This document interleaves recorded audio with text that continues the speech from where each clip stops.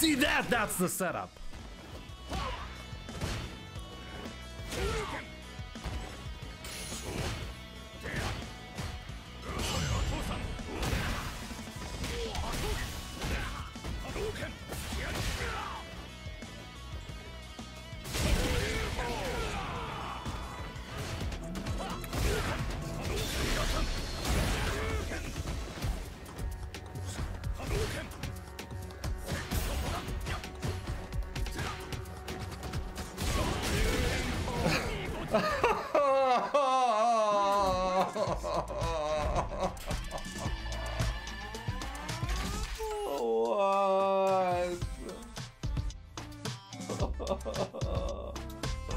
Please help me.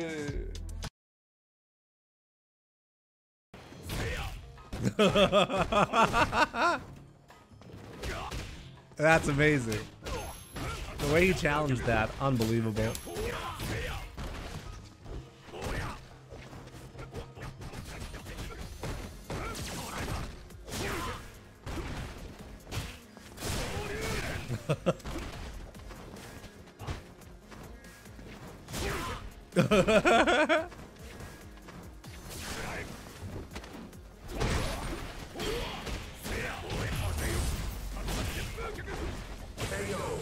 Oh my god, what? I can't believe what's going on. Oh, what?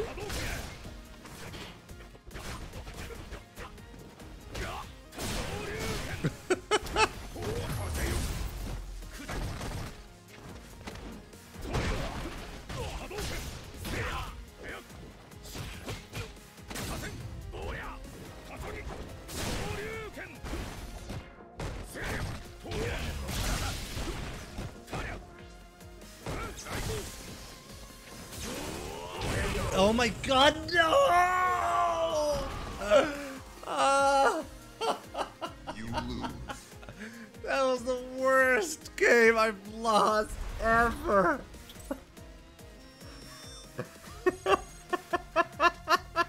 What just happened? Oh my god, what just happened?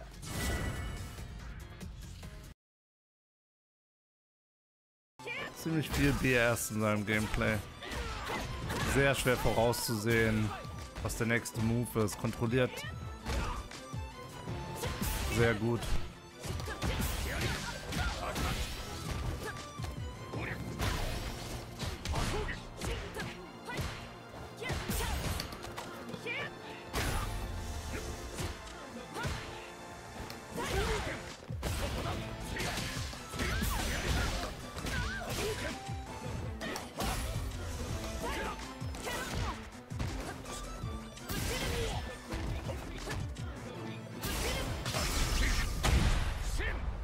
That was an autocorrect. Okay.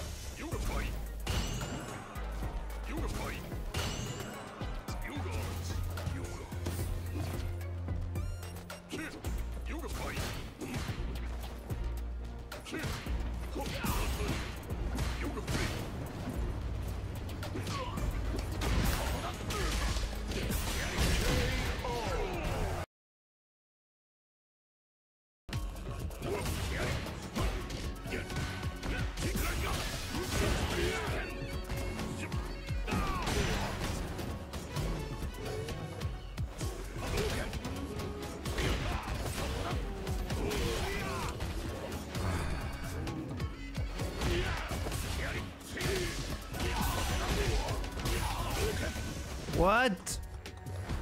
What?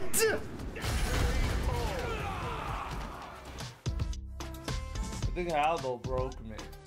Every time I play Halbo, I lose confidence in life. He's getting wrecked. Ooh! Spam that sweep. Sweep that spam.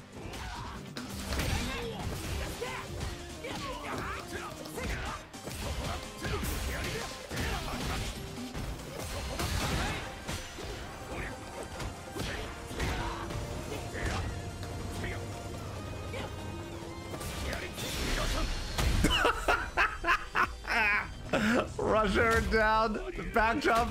Out to air level 3. There we go. Oh, no. Come on.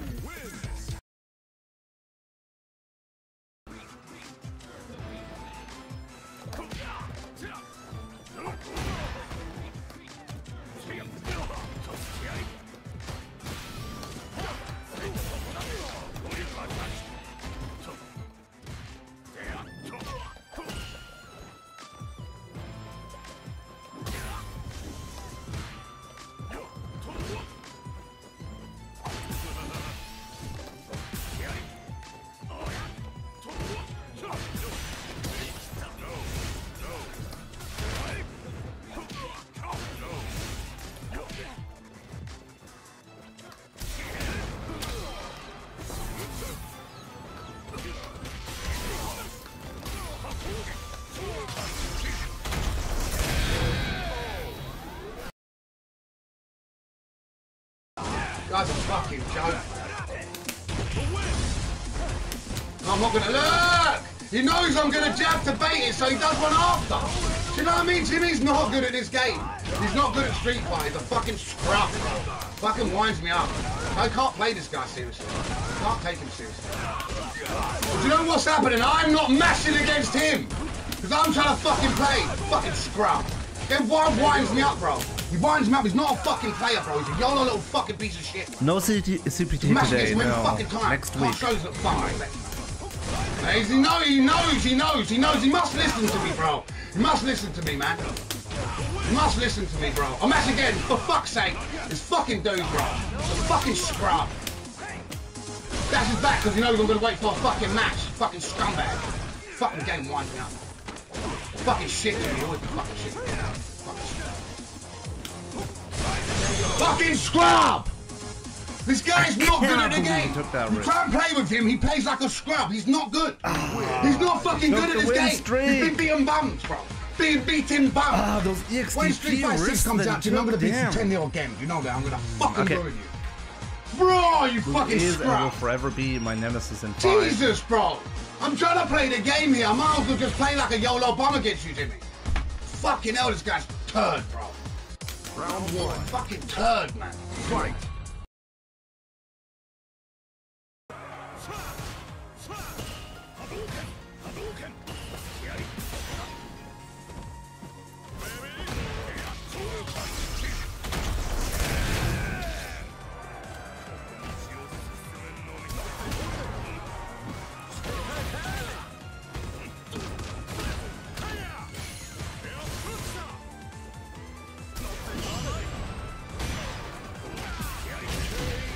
Nope.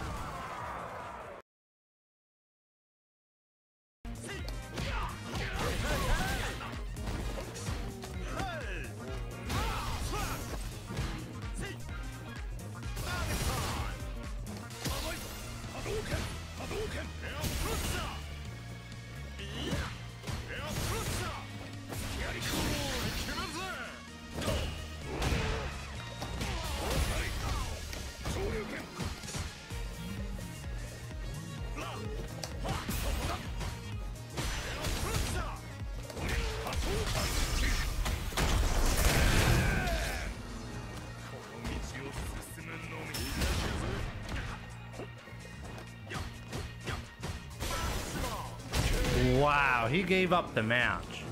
Can't believe that.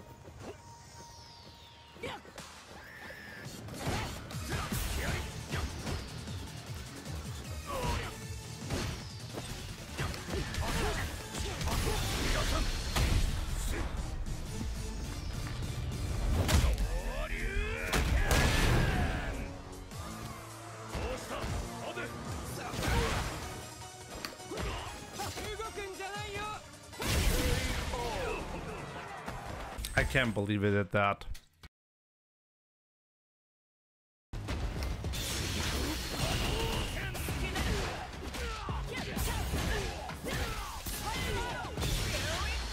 He's gonna be defensive again.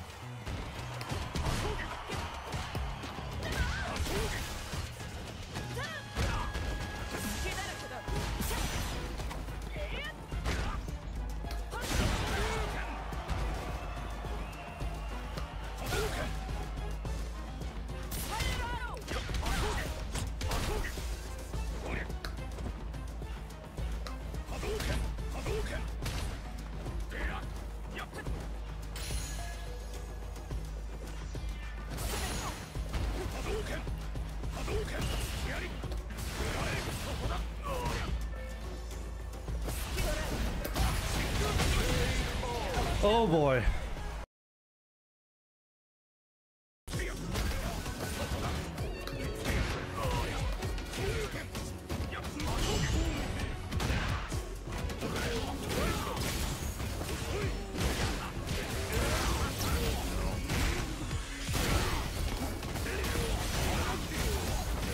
Hey, wait, did I just die?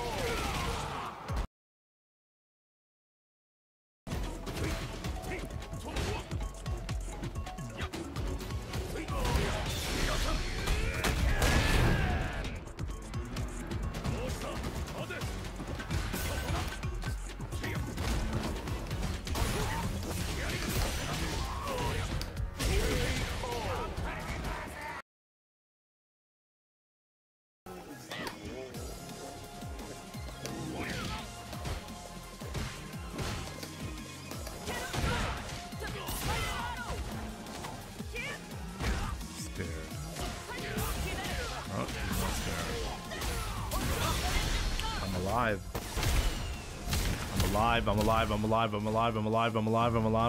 alive. Told you so. What? GG's, shake my hand. Shake my hand.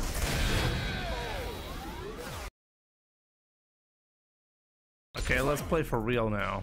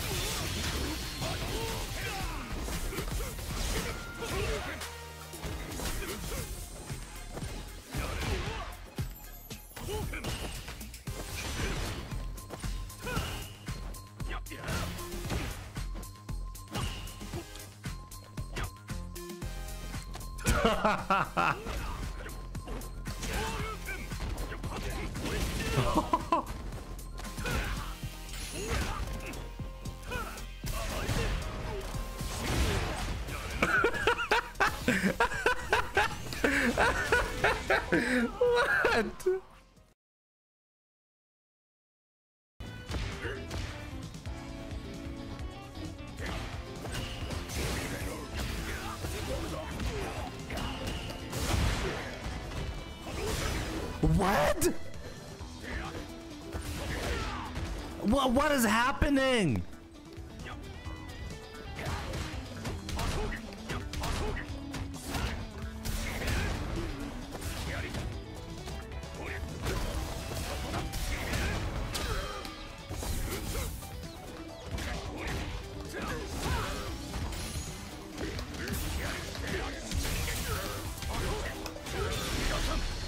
What was that?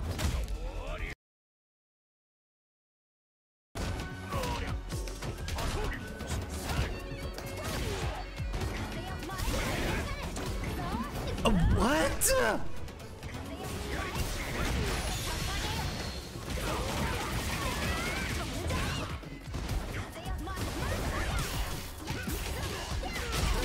Oh my god.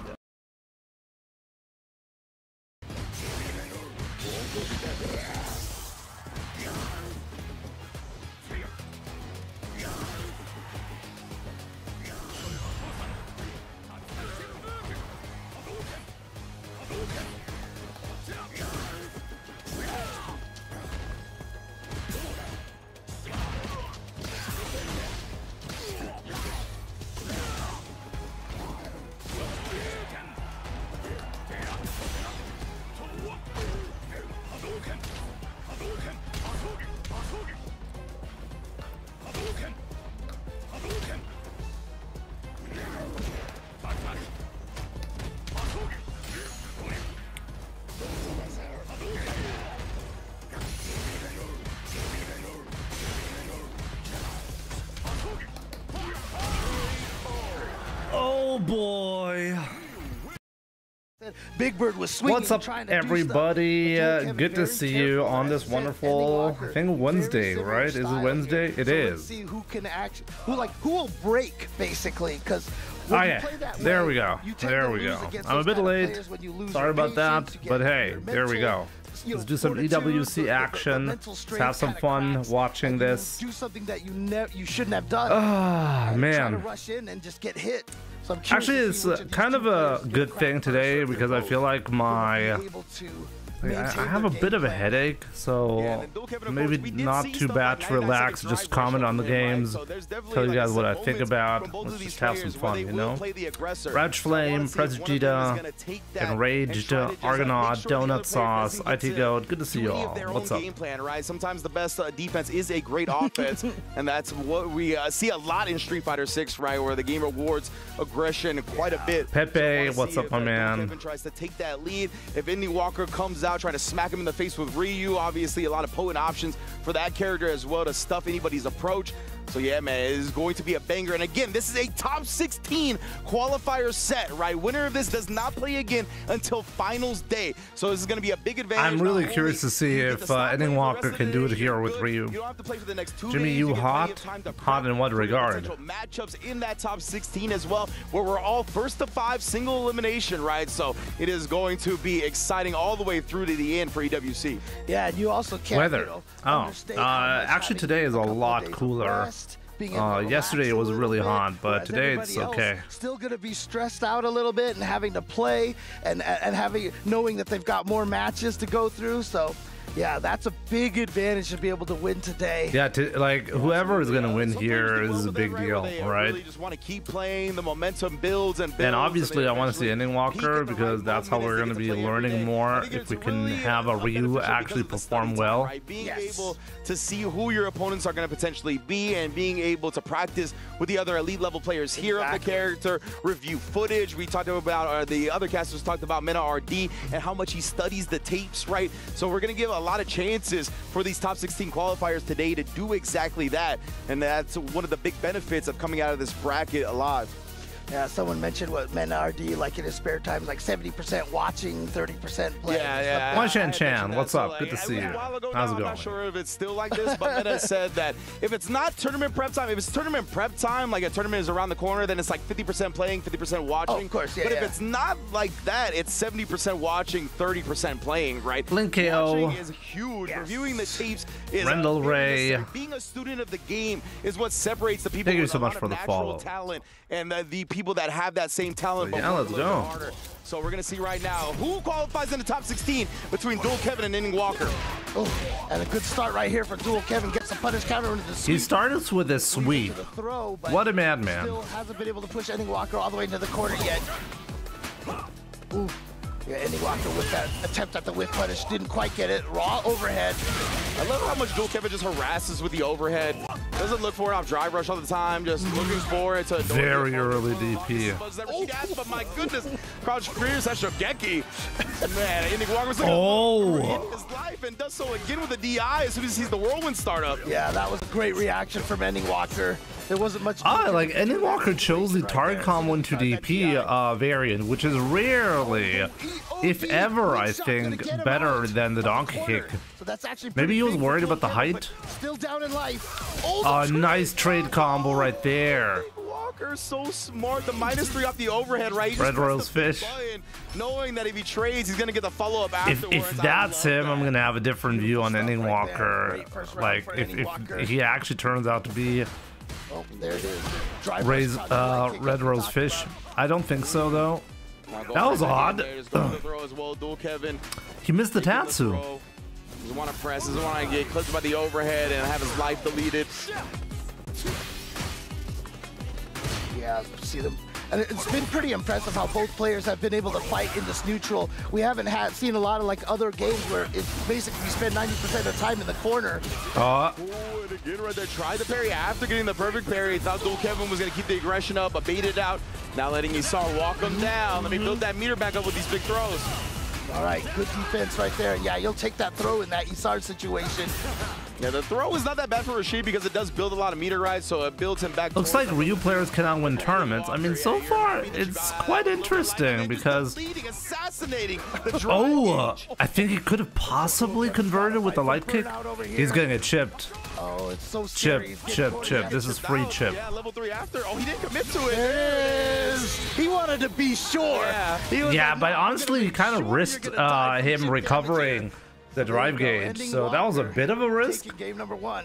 Indeed, man. Ending Walker. Yeah, those level 3s do so massive. is Ryu top tier? I think Ryu is undoubtedly a good character. Like you can genuinely play him as your main character without a secondary. I don't think you need a secondary.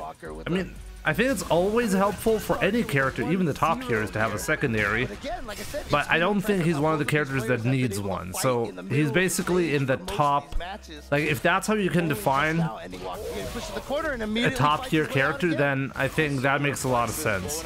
Ryu is capable, but it doesn't mean that he's completely broken. And it seems like, for the most part, a lot of top players still prefer Ken and Akuma over Ryu. He's still not played as much as the other two characters. Use that OD win shot again. He's been able to use that a lot of times. Try to predict Ending Walker's fireball timing. Oh, Kevin, I think he wanted the level 2 after that throw. Instead, oh, that was big. Oh, wow, what? Oh, he made him burn out. That's actually huge. But level 2, good luck with that. Look at the chip damage. Oh, he went for the, oh my god, the level 2. Oh, but no. Wow, that was a great attempt, though. From the beginning. That was not bad. Well, from Dual Kevin, right? He's not overcommitting a lot. He's not taking these big risks. And that was a great recognition that Ending Walker definitely had a chance to reversal, and that's exactly what he did. Ooh, a little too far away. Yeah, this is a great bait. Do the light Hasho because you expect a great player to attempt a parry. Oh my god! Perfect parry and the one hit of solar plexus. Whoa! That was, yeah, different. Oh, too far away. Beautiful stuff from Ending Walker with the extended walk back. Definitely throwing off Dual Kevin's rhythm. Seen him be able to successfully harass with that forward heavy push. But it seems to me that after a period of novelty, Ryu is back to mid-tier. Like you said at the start, you know, Dual Kevin does a good job pestering with those overheads. I don't think that you can claim a character is mid-tier just because he's not played that much. By Dual Kevin here, but yeah, just I don't think Ryu deserves to be called mid-tier. I think Ryu is a very capable character, but he's just not better than other characters. Let's just put it this way. I think that's like the most fair statement that I can do regarding Ryu. I mean, I'm going to be biased, right? I'm a Ryu player. Oh my goodness, Ending Walker, he tried to bait out the throw. Dual Kevin didn't actually get him right, but the crouch medium kick still caught him regardless, trying to walk back. That was so smart from Ending Walker, though. He's got the Denjin charged as well.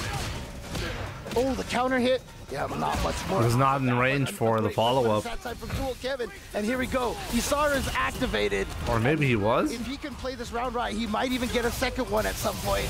Oh, the overhead connected just in time right there. Allowing for the scary part is if Ending Walker hits him once, he's dead. Any bar until that combo is over. Any hit will kill him here. So Dual Kevin got it. That's it. GG's. Ending Walker. He's gonna do as much damage as he can here into the level 3. This is done. As much damage as he can. You mean he's gonna kill Dual Kevin, James? Level 3, Rashid's. But he did make a mistake though. after the overhead, the most damaging variant would have been to instantly go for the OD Denjin Hasho. When it comes to this game off that drive, And for some reason he did a drive rush cancel first, which is not optimal. Yeah, it's such a Why did he do that? It was kind of risky, like because Ending Walker missed the optimal conversion, it was kind of close. Well, some characters they do, but for the most part, most characters' overheads do not start with any scaling at all off of the drive rush. So everything that happens afterward is going to be as much damage as possible. Oh, it's first to 3? Oh, thank God. Impressive stuff from Ending Walker right here. So what the couch expected, right? Ending Walker to be the shining star of the group. Lil Kevin now, he's got a roar back. He's down 2-1. Let's see if he can dig deep. Or excuse me, 2-0. He's got to take it 3 games straight. Gonna be tough to do so against Ending Walker with the way he's playing right now.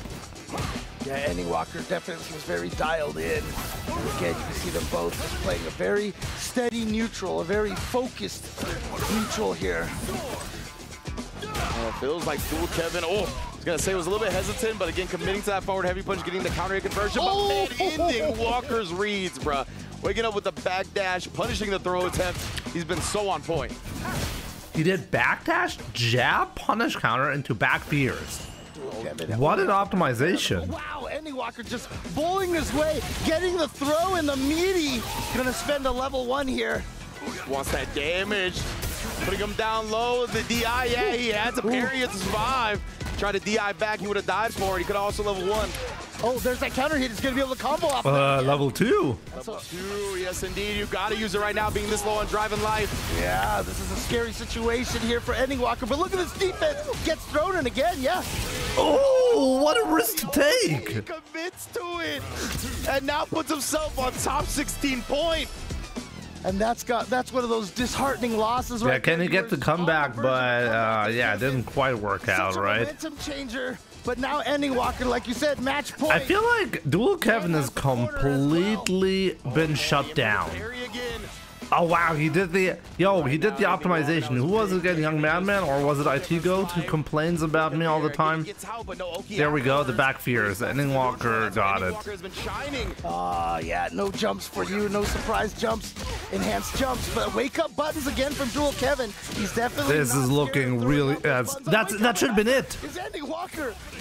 He came up just short on that one. Just check the drive rush here, and the hesitation blows up the wake-up timing from Ending Walker here. He's got 2 bars on deck. It's not going to be enough to kill. He tries to make something out, but Ending Walker not going to bite whatsoever. DPs him out, and DPs himself in the top 16. Wow, what a call-out right there. Very dominant performance. That Dual Kevin was gonna neutral jump there, or just playing patient and just see Jimmy me. The back of his head. This is an option. He might neutral jump. Honestly, mid screen I couldn't care as much as the corner because it leads to the beautiful heavy donk kick DP. Top 16 and won't have to play until Sunday. True.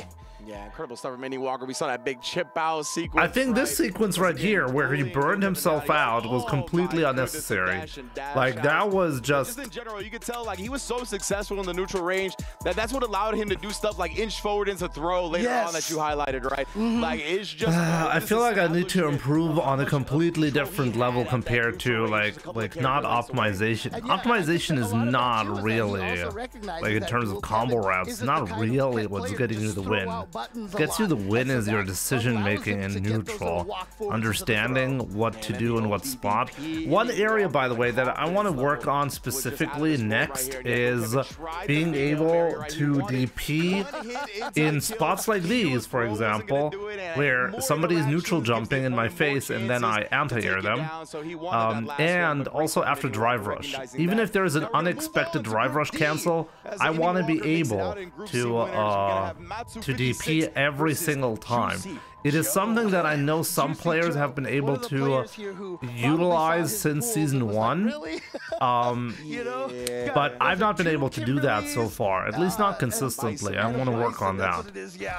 And that is just a tough draw for a JP player here. Yeah, exactly right. JP, I mean, it feels like one of his tougher matchups. You need to improve by not losing. That is definitely true. Like, Kimberly has a lot of tools that other Am I gonna win EWC? Now that's the best question, right?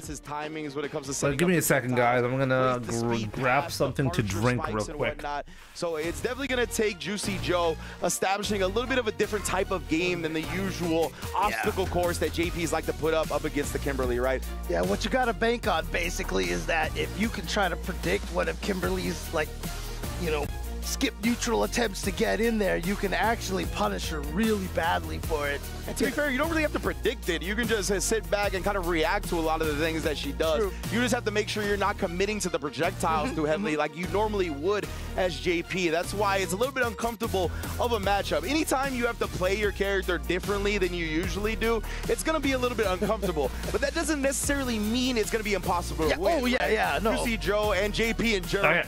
Great normals, great ways to play outside of just projectile warfare. So it's gonna be interesting. It felt like Juicy Joe. I feel like I saw a little bit of the shaky hands. I was about to say, yeah. Right? Yeah. So he knows the gravitas of the Esports World Cup. He knows the pressure that is on right now. Ask any Walker for me how he DPs on the right side. He earned it right here with an amazing Plays on pad. at Capcom Cup. He's Playing earned on his pad qualification makes through it that. easy So to obviously, Juicy DP Joe on just either needs these side. opportunities to I shine, never and he's struggled gonna with make any the most side of on it. pad. I mean, honestly, Juicy Joe, his trajectory, his career trajectory right now is really interesting because those who know, they knew about Juicy Joe. Like, he has been doing some work, but he wasn't, I feel like, quite on the big stage. Like, people didn't know him as well. And then Capcom Cup happened, and he got past the pools, and he got really far in the tournament. And everybody all of a sudden was, I mean, I loved when you saw the audience at Capcom Cup, people On like, levelist as well, right? But it's a bit. I'm actually considering changing the shortcut that I use on the right side specifically for DP.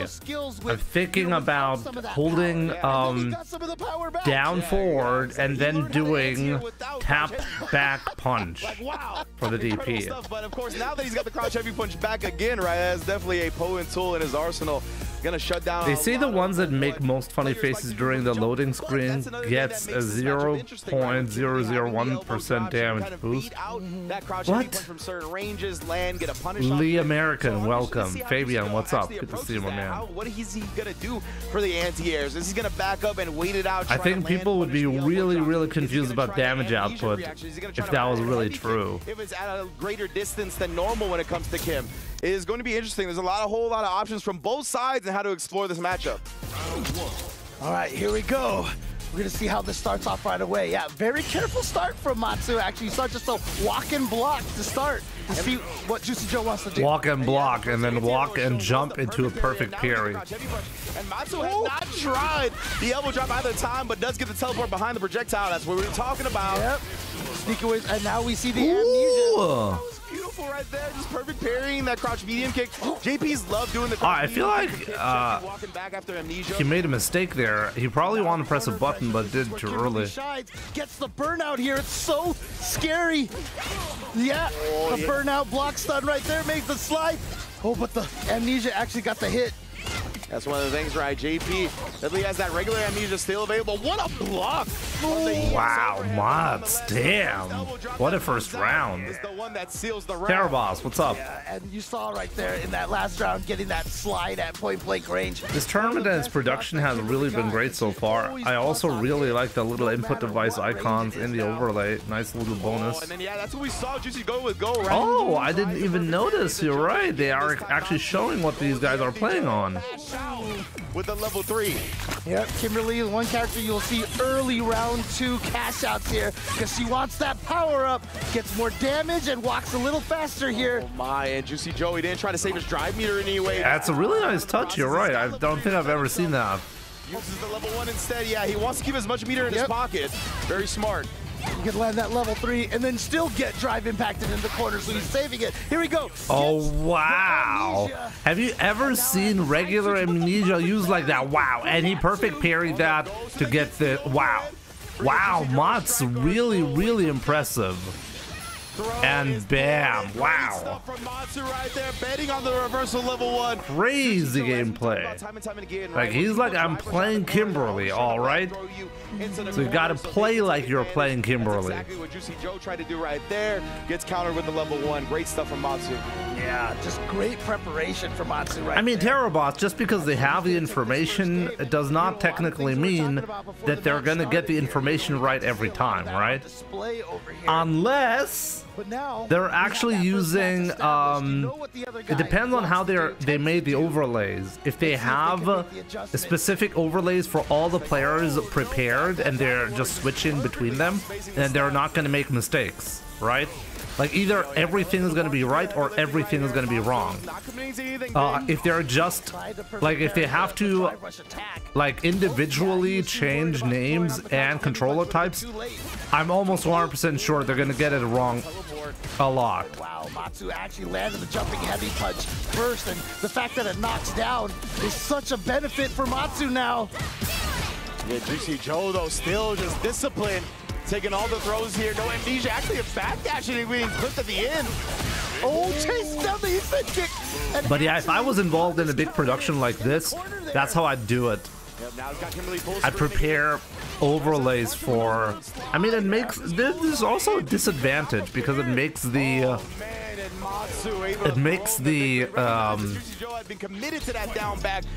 Like the navigation of the of OBS pretty annoying. Well, unless you group them. That's hard to say actually what the best outcome is. All I know is that Mots is just completely annihilating Juicy Joe right now.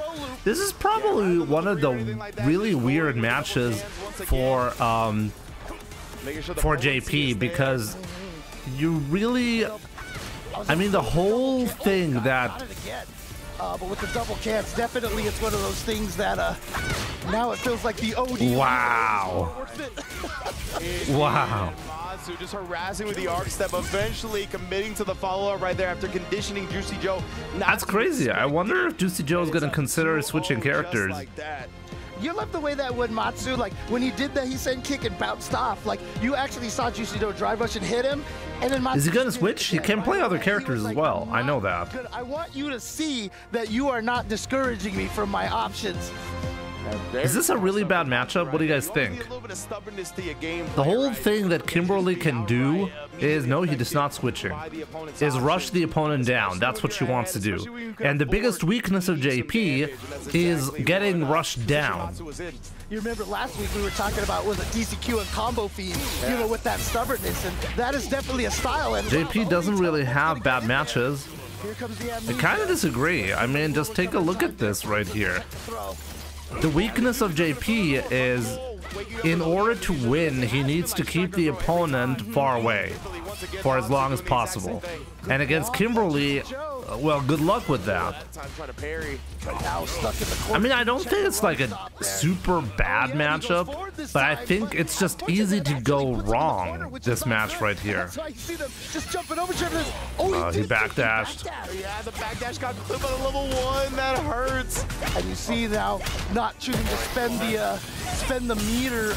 I'm sorry, spend the can. That was really 200 IQ right there. Oh, good luck. Sliding on in here.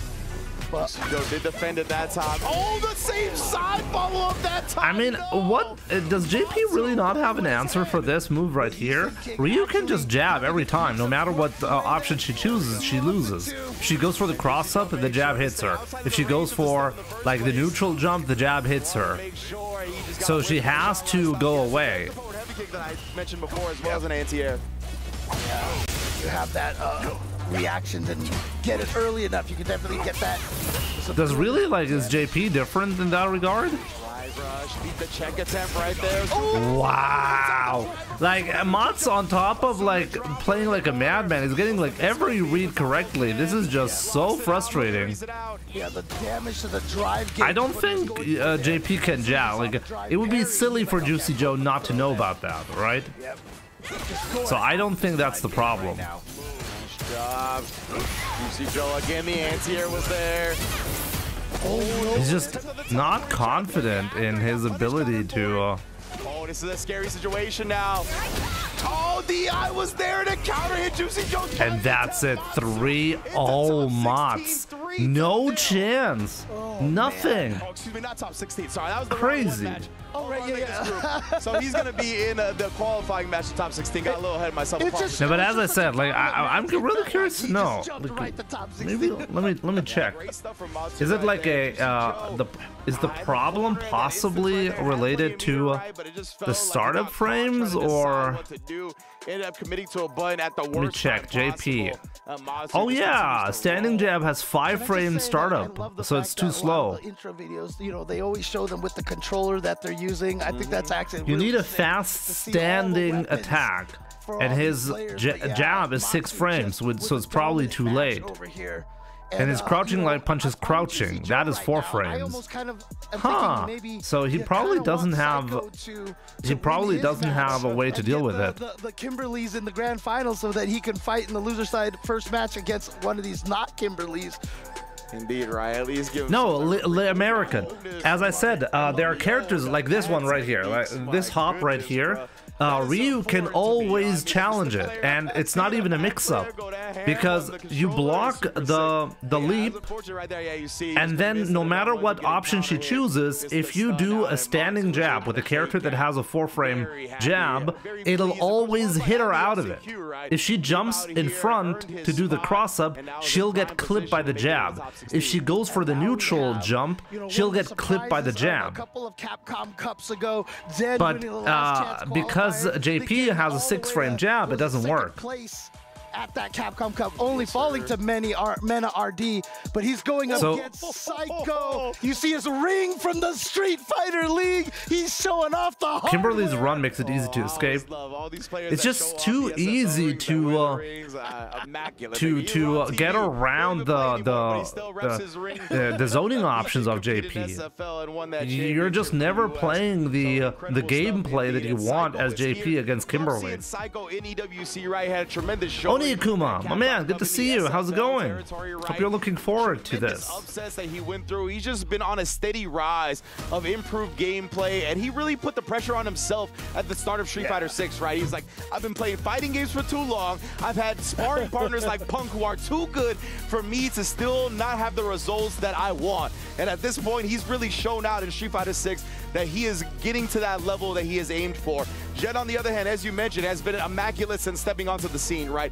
The first time we ever got exposed to him was that LCQ run where he went on to get 2nd place at Capcom Cup. Since then, he has been a monster. Yes. He is one of the only players Wait a minute, who is this? RD problems in Street Fighter 6, right? So yeah, it is a testament to his skill in this game. Psycho on the other end as well is going to be a clash of 2 players with a whole lot of momentum. Yeah, wait, Psycho? You know, we're gonna when see did Psycho?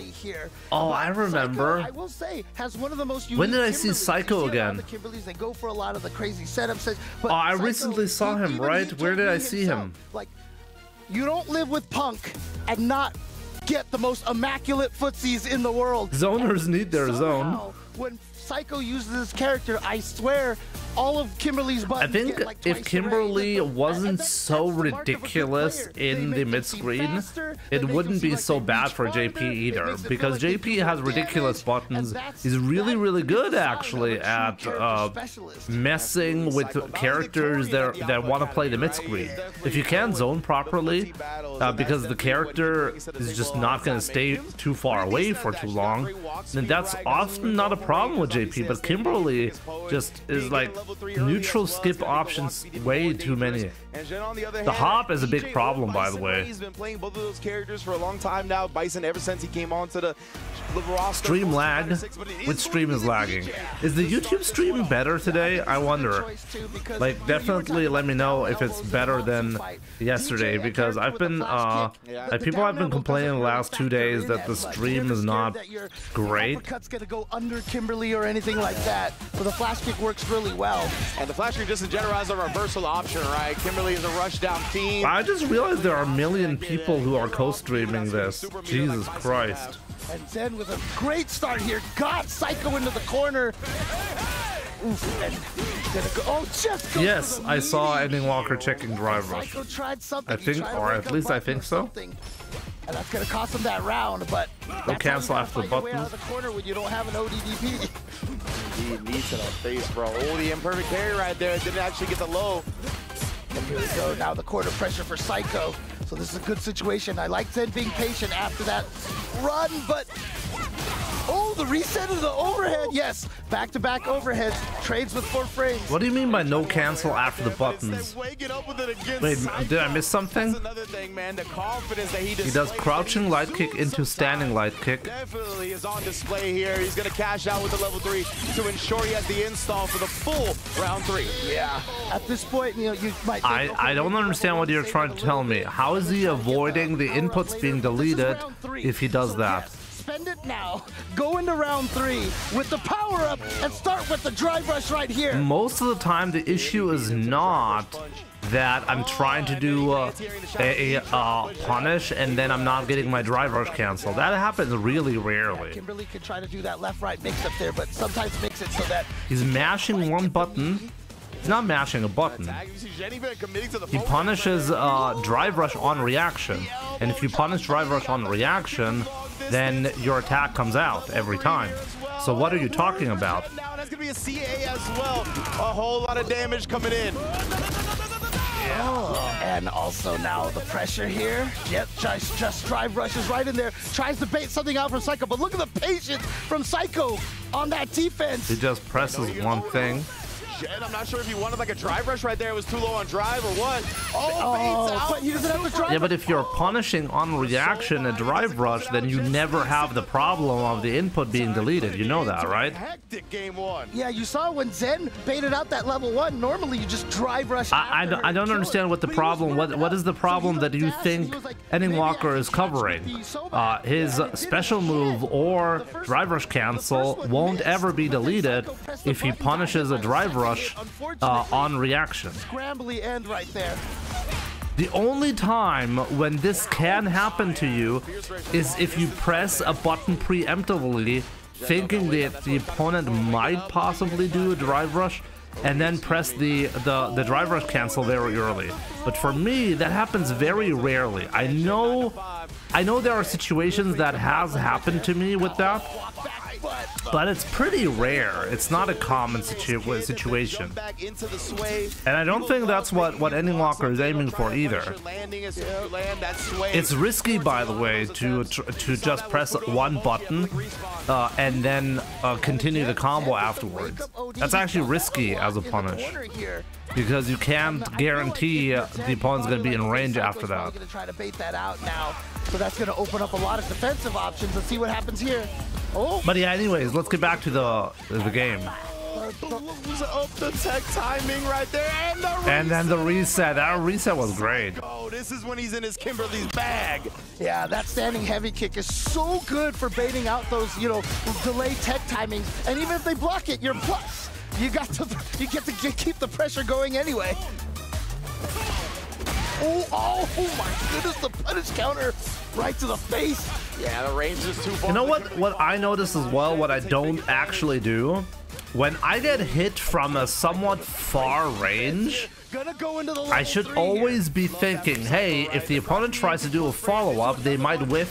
So I should, just in case they whiff, press a button right when they do the move that could possibly whiff. Because if they hit the move, you're not going to get your input because you're getting comboed, right? And if they whiff, then you'll auto whiff punish them. And that is something I actually never think about. Is this gonna kill? He's got the can. It's gonna kill for sure. He didn't even need the can. Great stuff from Psycho. Man, yeah, it is a wild games between these two. Let me tell you what. It's hard. Wait, does the level 1 do more damage if you have the can? Issue with the double can. Oh, right back down and right back up. You already. The alley-oop to yourself. I love it so much. I didn't even know that. Wait, does it actually use up one of the cans if you're using a level 1 super? Can you choose what version you want? And what a time to do it, right? When everything is... You can choose whether to use a can on the level 1. The fact that Cycle is able to... Wow, I'm learning something new every day in Street Fighter. Damn. Oh, jabbed out of the air. Actually, good conversion from Ben, but wow, wake up level 1 right away. Interesting. Obviously that So he did not use a can there, right? Or did he? He doesn't have a can, right? Avoiding the follow-up that Psycho was trying to sneak in. No shenanigans here, bro. And remember, Jen listens to hip-hop. He got the rhythm. There's no question. For sure. One man got the young lean blasting through the headphones right now. Oh, wow. He tried to parry in that situation. Gonna get punished down the throat, but this time does check the run stop. Nunca te acostarás sin saber una cosa más. That's a nice way of saying it. And again, he's doing a lot of trying to bait out these slides. Willing to burn himself out to apply this pressure to Psycho in the corner. Yeah. You see the jump back right there. That is dangerous. Kimberly can chase that down. What does what does nunca te acostarás mean? The driver's cancel into the crouch medium kick plus frame. Slide Hezzy into doing it again. Now we got the CA. That's big damage. And he has the chip potential right there. He was just gonna go in with the light vagabond right there. Yeah, indeed, and that wouldn't have. You will never sleep. Jen trying to do something.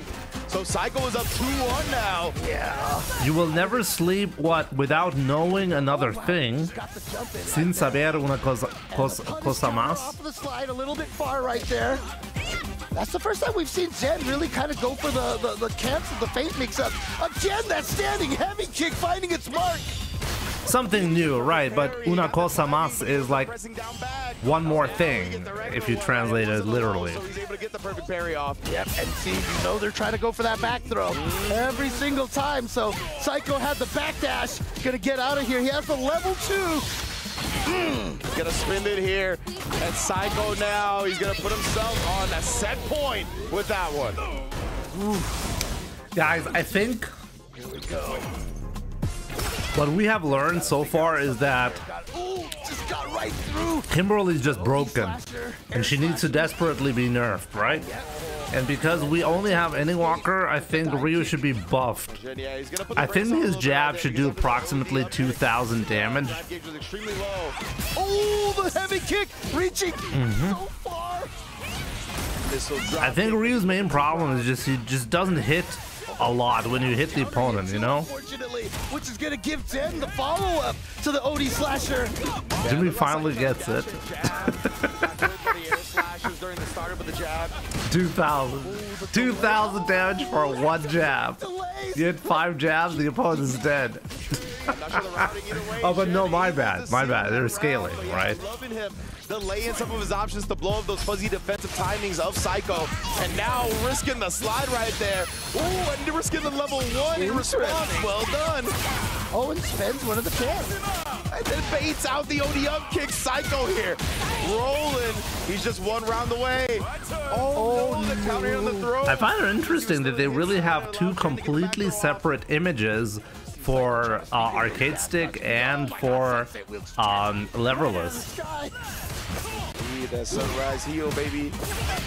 Oh, the crouch medium punch. Able to cut off Psycho's attack. Yeah, that's gonna be it for this one. 2-2. The young lean blasting through the headphones. The sad boy is Psycho, not Jen. All right, tying it up 2-2. And as you said, this has been a wild match. I mean, it's a wild set. What are you expecting if you're seeing Kimberly versus DJ? We'd have it no other way. Oh, wow. Immediate drive reversal even from Jen. Ooh, look at that. Just with the button. Oh, he actually pressed the button. I wonder if he was trying to check that. Yeah, unfortunate. Oh, and the keys to the full target. Psycho off guard. Yeah, that's right. Take his turn early. Yeah, that's the risk right there. You could go for the frame trap if they block it. Oh, the check on the drive rush right there. He drops the combo. Oh no! But Psycho doesn't actually. Then the Menace Slayer. But the problem is, Jen burned himself out. Yeah. Let me see what the score actually is for today. I kind of missed the score. Might try a jump out again here soon, but no. EWC. As soon as he got his drive meter back, got counter hit for it. No. Yo, he still got clipped. Is he dead? Oh my God, He's dead. Wow, he's dead. From Psycho to take this round back. Yeah, if you see those 2 cans out there. So Noah beat Latif, Angry Bird Nari-kun, Angry Bird Noah, Wake up or on block, actually. Mena. Oh, Mena 3-0'd Riddle. Damn. Oh, and then of course the backdash baiting up. And Kawano. So Meta is undefeated so far, and so is Angry Bird. Angry Bird lost one match, but hey. Oh, another one. That's gonna. Oh wow! I almost thought that was just gonna kill straight up. Gets the sweep, and now the crouching medium kick. But look at how much work that Psycho has to do. And wow. Yeah, the match point both. When you're that low in health and you know the throw. I think the loser of this has to go against Mats. Oh, the counter. Or maybe not. Final round presented by SMB. You already know whoever wins this one is getting into that top 16. We're going to be getting Xiaohai versus Punk soon. I'm looking forward to that. The Riddles games were close. I mean, I assume so. But still, 3-0 is a 3-0, you know? And that's it. Wow, Zen taking it there. This did not look comfortable, though. I mean, if you're going to play at Kimberly, look at that. He's like shaking his head. He's like, he knows that. Oh man, Kimberly, that's a wild ride that you have to go through every time. Yes, indeed. Yeah, that will be tomorrow. Of course, we're not going through any of the losers matches today. We are deciding that top 16, the 12 qualifiers that are going to be in the winner's side of that top 16, all decided today. And we're going to get that next match in a minute here. But yeah, man, so many hectic, scrambly moments, even down to that final decision that happened. Can DJ be classified as rushdown? So many of these, right? But that's the type of game. I mean, I think one of the crazy things about DJ is that you can make him effective on in many different ranges depending on the matchup. And we have Shady in chat, right? He can tell you all about that. They better buff DJ. He barely won that. Shady, you and I, we both know. Kimberly, you might as well flip a coin to decide who's going to be winning that one. Are all bonus damage. Indeed, right there, yeah. Psycho recognizing. This was an incredible set between the two, right? We see it right there. Yeah, try to wake up with the DI thinking that Psycho would commit to some type of pressure sequence that would get blown up by a counter hit DI, but didn't happen. He just played it safe, let the cans do the heavy lifting. And right there, like the active frames on the crouch medium kick were enough to where like we saw Jen backdash and then move forward and then get clipped. And I think it just threw off Psycho's timing. And he tried to do something afterwards. It was a very funky situation to recognize in the moment. Jen, you see the, wow, that was an immaculate cancel. I saw him start with the hand and he closed it with the fist really fast.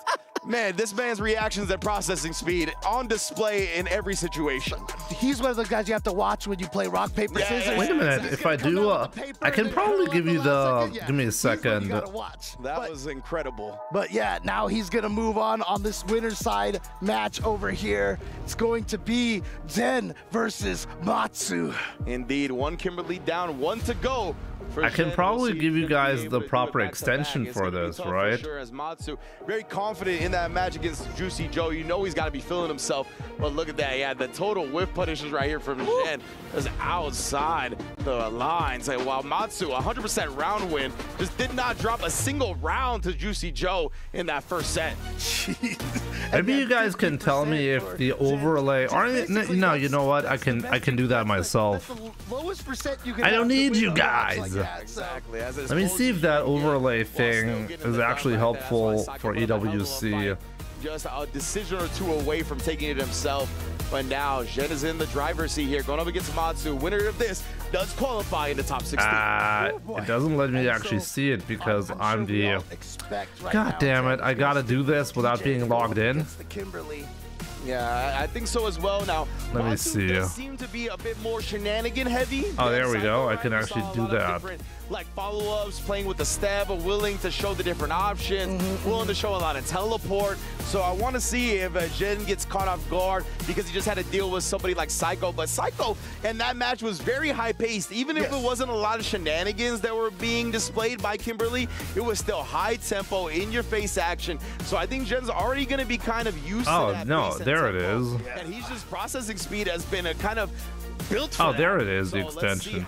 Yeah, you can see the schedule between these two. Yeah, we were saying like, oh, these matches are wild, but I think maybe the more accurate wording I was looking for was kinetic. These are very kinetic matches. Like stuff is just constantly happening. Oh, so yeah, you can see the schedule and more. Here, thank you all for joining us at the Esports World Cup. This is day one. where we are going to determine 12 of the 16 final participants on that Saturday. We're going to have that first of 5 single elim to determine the champion, of course. Trying to get all these players settled in right now, though. We saw the thumbs up from both sides. Jen's going to put on the headphones, and we're going to get into this one momentarily. Yep, but you see. Okay, no, it does work. It does work. Right there, so that is indeed what we are going to get here. Yeah, especially just having the wake-up kicks invincibility option, only having to use the drive meter for it. Bison, you got to use the super to have a reversal. That's just going to be very tough life against Kim. So that's why I love wait a minute, who's that now? Mots versus... Represent those wake-up kicks plenty in the set as well. Wait, wait, Zen has to beat Mots? Oh my god, he goes up against 2 Kimberlys? So I wonder if he could take it. Isn't that disgusting? Imagine, wait, like, if I was playing at EWC and I had 2 Kimberlys in my group, He gets no forward momentum off that. I think I might as well just cancel my trip. And then whip punishing the funky slicer. Put that away, fam. Yeah, isn't that crazy? Like Kimberly is such a rare character to see, and you happen to run into 2 Kimberlys in your group. You have to play 3 players, and 2 of them are Kimberly players. Yeah, well, that God. right there. It was a smart risk to take from Matsu. Shady, I agree. DJ is so weak. I think his jab should do approximately 5 billion damage to make up for his weakness. Psycho played this match. Yeah, absolutely, man. I just look at this. Poor DJ. I think they should make his drive rush faster. I don't think it's fast enough. What do you think, Shady? That's his weakness, right? You're just so scared of the stand heavy punch into the run that he was trying to just jump out of the corner. Oh, give him a command grab. Burnout. Indeed, here and Matsu. Now I'd say, look, I'm not trying to be silly here. I think command grab would be absolutely silly, but I mean, if you do drive rush, I think they should just teleport DJ right next to the opponent, like within 1 frame. Shift in the. So you're like full screen away, you do drive rush and then instantly grab, like you're basically in grab range at all times. Actually threw the empty jump. And then give him a command grab. Man, I guess he really was committed to the. That sounds actually pretty good. And Matsu just committed. Give him a full screen command grab through the drive rush. Look at the camera view of Kimberly's overhead, like what she sees when she does that. A drop yet again here, ninja skills. Dude, Zen is make him a Saiyan. He's recognizing that Matsu's trying so hard to make him a Saiyan is all I'm saying. Oh, he has the anti-air ready to go. Oh my god. Going everywhere right now, Brian. Again, the steps, if it's not going to be a full commitment, we're going to try. You know what I think is really, really bad? When you have like 2 players who play completely differently. Do they play completely different? Oh my god! Jump back into it as soon as it sees the approach. 3 straight jackknife maximums. Bro. Maximum. Oh my god, what a decision making right there, but the level 1 gonna catch. Decision making. Right there. Oh, to the face. That Odie, I'm sorry, the drive rush roundhouse. Oh, just outside the range. His timing was just a little bit off, but Matsu still shuts down the approach regardless. Now putting double can out. Oh my goodness. Yeah. Got the punish counter throw as well. No follow-up. But nonetheless, he's still maintaining the offense. Oh, he tried to perfect parry the elbow, and that made it so he missed the chance to punish it. He got the corner, but he is got a long way to try to go. Oh boy, no, Zen. Matsu with the There's no decision, just straight low tier playing versus top tier Kim. He was willing to take the risk as soon as he got his drive top meter tier back. Kim. Even if Jen gets like a CA, he'll still have drive meter. He'll still have life to fight back in that round. Again, the risk reward match. For real though, Shady, what do you think are like DJ's most difficult matchups? That is safe, but it is the I feel like I rarely see DJ nowadays, but whenever I see him, he still looks strong. But he's just taking the drive meter damage, not really trying to get that punch. I mean, every time Zen or Xian plays him, so that caused the oh. right there. And now Oh no, the timing was just off right there to get the explosion. Oh, chip. Recognition from Matsu right there. The elbow directly into the level 3 for the chip damage. This cameraman is making his paycheck worth it, dude. Absolutely. So powerful. We've seen Matsu use it so no, but like for real. The production quality and everything about this event is seriously setting a new standard. You know how many times, like within the last couple of months, we've had moments where we criticize the production quality. I've not noticed a single mistake so far. And even if there are like minor mistakes, I mean, whatever, right? But if it happens all the time, then that's where you're like, come on, man, come on.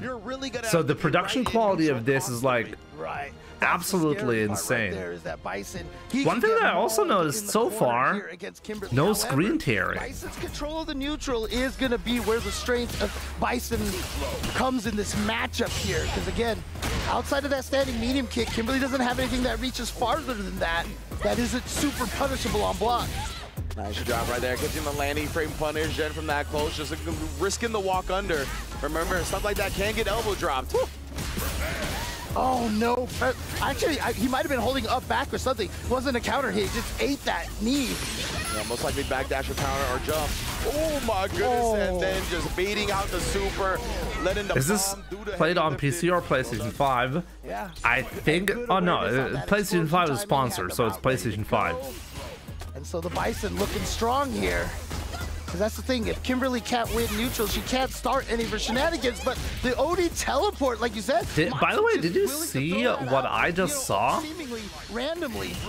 Oh, and I wonder if they automated the process of showing all of these this information. Trying to pop off with these invincible reversals. Ooh, didn't get the combo, missed that link. Let's check the run attempt though. Yeah, here we go. The jump actually caught the recovery of crouch medium kick still. I thought he would have been able to recover in time, but no, sir. Matsu here, spin that can, put yourself on set point. Yeah, there's no reason not to spin that, even if it wasn't. If Mats wins this, he's gonna move on, right, into top 16. Double can. Oh, wow. Yeah, conditioned him with the tick throw last time, then changed it into the Kinshasa, the big knee to the face. Yeah, trying to attack the drive gauge right now, but obviously they... Ooh, there. Okay, I like that. I like that. Use that opportunity to build two cans here, and it's going to pay off right here if he's going to get a setup after the run into the light kick. Without both here, trying to catch Jen. It's causing so much drive gauge damage. The end of the DI with that follow-up. That was so smart. That was so smart. That was really smart by Mats, by the way. Okay, so one more hit, and that's gonna be it. It's getting scarier and scarier for him, but gets the walk under from point blank. Okay, still one hit, still. Yep, there it is. So things are... Oh, great follow-up there, and great, like, brave interruption, but paid off. All right, the switch paid off here. One game in the books. He made a good decision to change to Bison. And Shady is enjoying this right here, you know? Losing on DJ and winning on other characters. It's perfect. She was safe in that situation. It's all Shady ever asked for, is a strong DJ player who's losing. He was okay, I might have saw the wrong meter on the wrong sides. But yeah, Matsu here. Trying to close it out still. Jen is up 2-1. Oh my goodness, to the other side we go. Ooh. Standing heavy kick, that delayed heavy kick timing that we saw Psycho use a lot of, more so than Matsu. And now Jen's trying to dig into the... Oh, great interruption. Oh, okay. Didn't throw when he saw that. Oh, wow. He actually recovered in time to tech. I thought that was going to be in time to actually throw him. Oh, wow. No escape because of the perfect parry first. And now the punish counter throw. The bomb is still there. Gets a hit. It's going to blow up. And he's going to be able to kill here. Damage here. Wow. The change to Bison. I mean, Yo, Isaac, what's up? Of how different Matsu and Psycho play. The DJ worked for Psycho, but the Bison is working for Matsu. And again, having multiple characters on Bison is top one. How strong is Bison? I feel like he's not much talked about. Like when he was released, people were like, "Hey, this guy is too good." Catching Matsu flinching. Oh my goodness. Level 2 is not going to be good enough, but I agree. Take as much damage as possible right now. Oki is here as well. Bam! Wow. Now, I mean, I'm starting to see what Shady is saying, you know? Maybe the problem isn't Zen, but DJ. The first game that Zen won, you know, was kind of a slugfest. And then all of a sudden, game 2, it's like, okay, I got it all figured out here. Can he keep that up here in game number 3? That punishable. Indeed, and now we got the corner. Ooh, caught him trying to jump a backdash after that first. Wow, what a reversal. Is he actually gonna do it here? That's wow, unbelievable. Counter damage. He's on set point. One round away from bringing it back 3 games straight. I am making the biggest stink face right now. That was so much damage on that throw, and now the start for Zen. He smells blood, so he's just going pure offense right now. Another throw here, Matsu. Not for so long by taking those. Just find an elbow escape. He's gonna wake up with the level 3 and he's gonna be right. What wow. from Jen here? He's still not dead though. You saw Matsu just reel back a little. He's like, how did this go so wrong all of a sudden? Wow. Wow. Matsu was completely destroyed there. I mean, remember, like, the other day I talked about first to 3 not mattering much because most of the time when you have a 2-1 or 2-0 lead, you're not gonna lose the set anymore. Well, it just happened. And it's crazy too, because, you know, before the first match with Zen, we were just talking about how strong and consistent he's been. Yet a lot of people, I don't think, are sitting here looking at these brackets and thinking, oh yeah, Zen has a chance to win this. You know, like if you ask for people's top 5 picks, I'm not sure how many people would pick Zen, but he's always here. He's always in that range to threaten.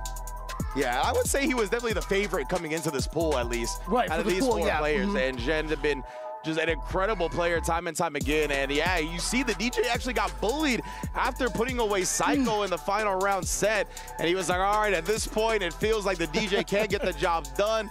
Let's bring out the man that's got some amnesia for himself, and Bison was able to do it all the way. JD, your IQ must be tested. Because I was saying too that even like, you know, the advantage that Bison has is that he can win the neutral a lot. But I don't even think that was really what was it right there. Like Zen just was. Wait a minute, was Shady qualified for Capcom Cup?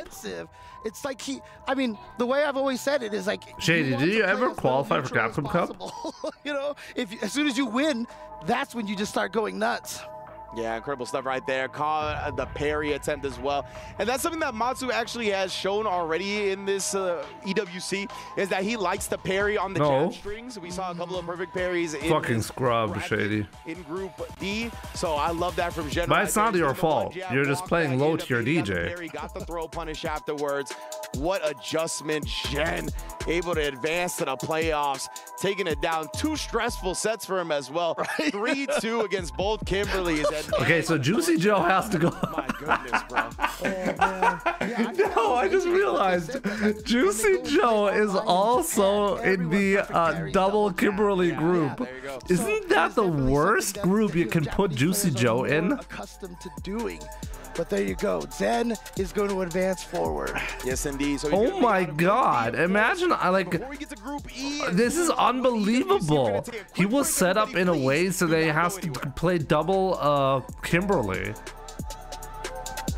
And wait a minute, it's even worse than that. If he beats Psycho, he has to go up against Mats again. He has to do the double Kimberly set in order to qualify.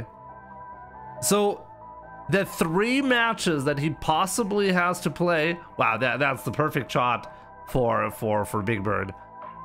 That he has to play 3 Kimberly sets in order to qualify for top 16.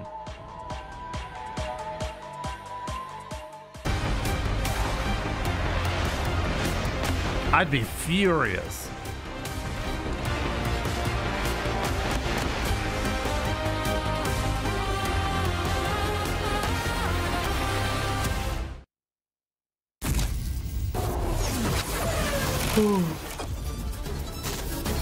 Unbelievable.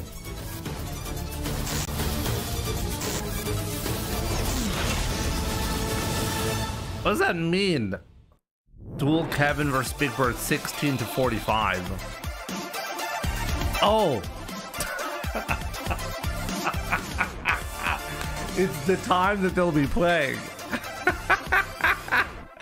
The score between Angry Bird. Oh man, I'm so stupid. Guys, I'm fucking stupid. Oh man. You know, sometimes I'm happy. I'm okay with laughing at myself because I think the streamer world would be a really cruel place if I couldn't. Now, I think the main problem right here was just Shady's comments, you know? Like, I got to his level, so my brain started asking questions on the same level that Shady is talking, you know? Moin Moin, was geht bei dir? Roga, was geht bei dir? Heute mal ein bisschen Easy Mode, nur zugucken statt zu spielen. Ist auch gar nicht so schlecht, weil ich habe ein bisschen Kopfweh heute.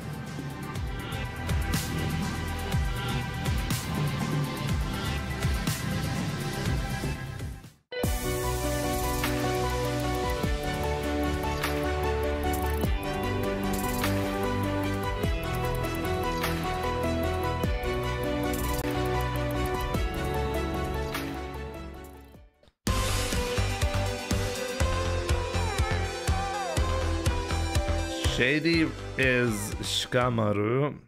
You Rock Lee, brother. Is that so? Who's like using Naruto references nowadays?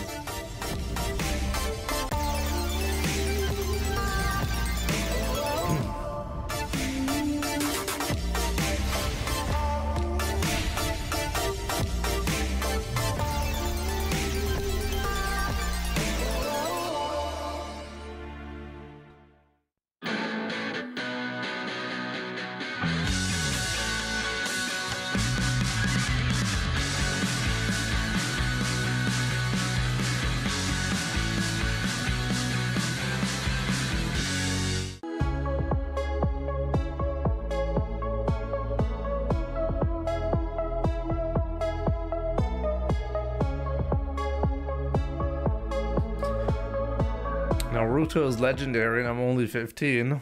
Yeah, you can only say that because you are 15. Esports Arena because we've got CS2 on deck. I'm joined by James Banks, and I just want to know what's happening with the club championships. Talk to me.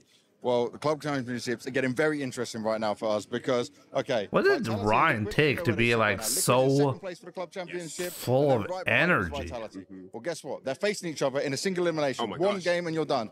And I'll be honest, Liquid right now, not in the best shape. Last time they did play against Vitality, they got beaten 2-0. It sounds bad. Darth Bimmy is on. Both games went to overtime. There was a lot of fight in it. But Vitality are just another level and beast of team. Where I feel like it's kind of rough. But what gets more spicy with this, mate, is that Vitality must win the event if they want to have a chance of overtaking Falcons and Liquid. They have to get all 1,000 points. And that's also off the back of if Liquid and Falcons fell along the way.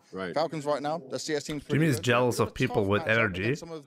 No, like, no disrespect to Ryan. I think when it comes to like these types of events, you know, he's the perfect guy to hire. It's very hard to beat Ryan when it comes to the professionalism, you know. Interesting. Falcons leading the charge as we speak, but anything could happen here. So yeah, jump up, lots of respect to Ryan. He's in the runnings. Everything's to play for here at the esports. He's the top guy when it comes to the production quality. If you're looking for someone on the microphone for a professional look, then he's the perfect guy to hire. The club championships are moving, but we are moving through.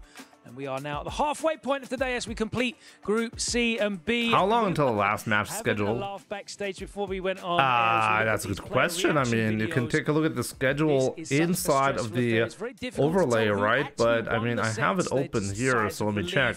Leaning back in their chair, Zhen with the fist bump there as well, of course. Unfortunately for Matsu, couldn't get the job done there in the winners final as we saw the conclusion of Group D. But let's wheel it back a little minute and wind it back into Group C, guys. And of course, that is how we started the block, as my tablet has just locked itself. So we really appreciate that. 5 p.m. Zen is playing, so it is 5 p.m. for me. So and these are two very if I scroll down, young talents out there right now. Shuto, of course, ever present in Street Fighter League up until Japan, midnight for me. Great deal as well. Jesus. We know Ending Walker's been traveling. Justin, these two players, they really encapsulate the exciting energy that we have around Street Fighter at the moment, and they're both kind of veterans, even though they are very young in years, aren't they? Very experienced players. I love the fact that you mentioned that they're young and they feel like veterans, because especially with Ending Walker's case, it feels like he's been playing Street Fighter before he was born, right? And the one thing I do enjoy about Shuto was that he tried a surprise pick with Marissa, and it worked the first game. Are we please gonna have Justin Wong on the microphone for the commentary? But Ending Walker I would love that. Hold that lead and just kind of like force Shuto to like look at Justin Wong when it comes to the commentary. Like the discrepancy between his presentation and the thing, like he's like an he's like the opposite of Punk, always optimal, right? And it feels like you can never scare him. Absolutely, he's got great composure, and as you said, that comes from that experience. Like visual appearance. Kind of off, but when he opens his mouth, only genius talk comes out of it.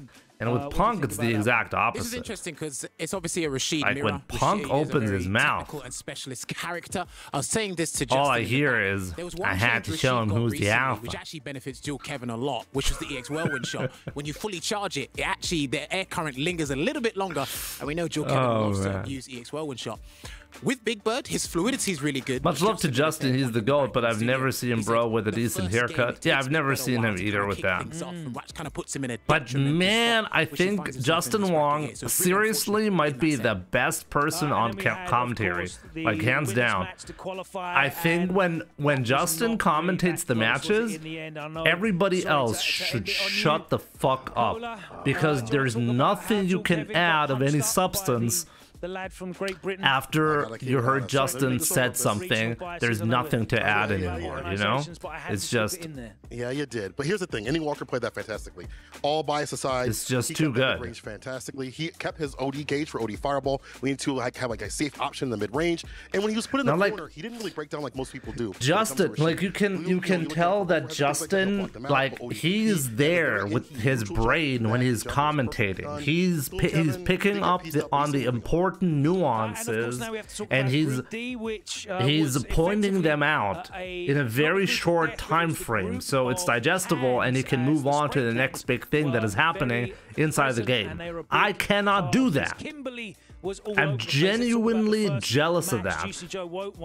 I think that's a gift. Cleared that one out 3-0. Matsu, a player that we haven't seen a great deal of outside of Japan, but he was very impressive in the LCK. Oh, Yipes. If you want to have the hype, gotta have Yipes. In a match that I think favors Kimberly a little bit. Yipes is one of the few people on commentary who genuinely make me laugh when he's commentating. He's the one having to spend it. Like he says these absolutely silly things from time to time, and it's so simple humor sometimes, you know, but it just cracks me up every time. Juicy Joe had nothing against that. The forward heavy kick, neutral jump, forward heavy kick going back, even the cross up.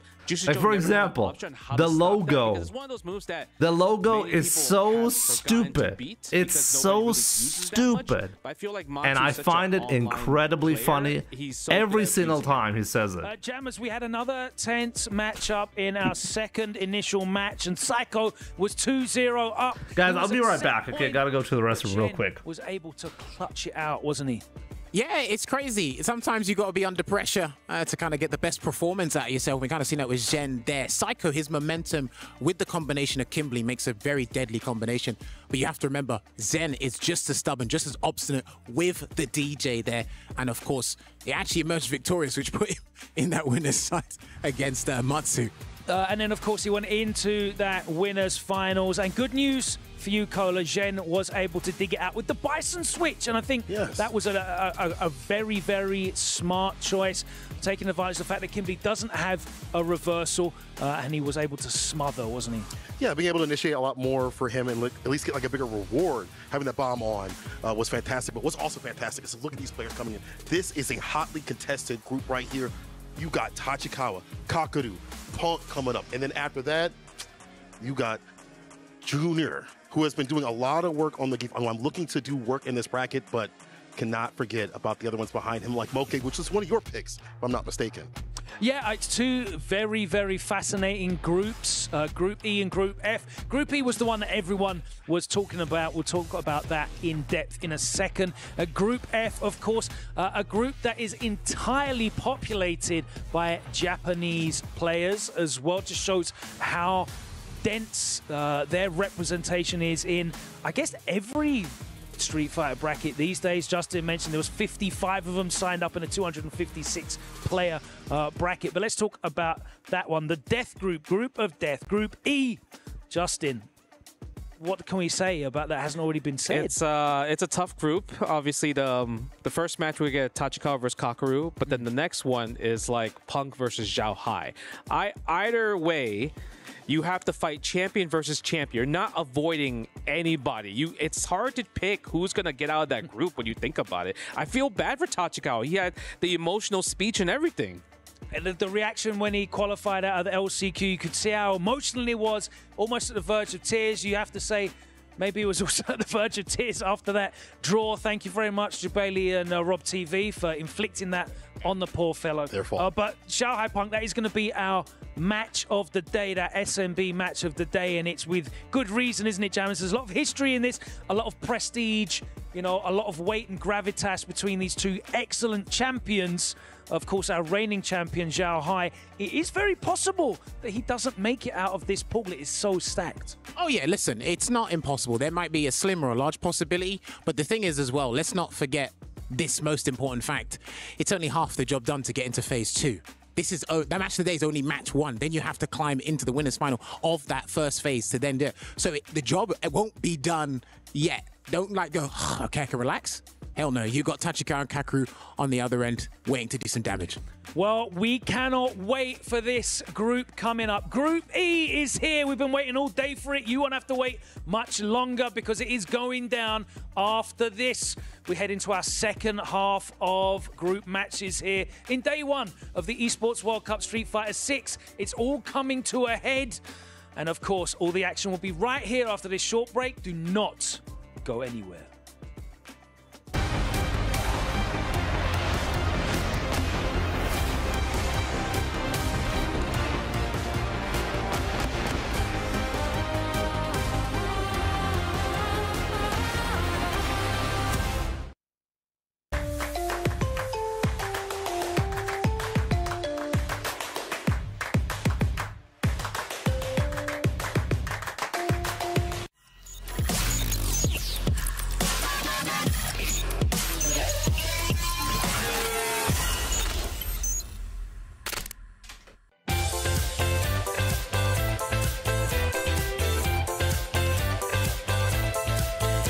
Show continues in 2.5 minutes.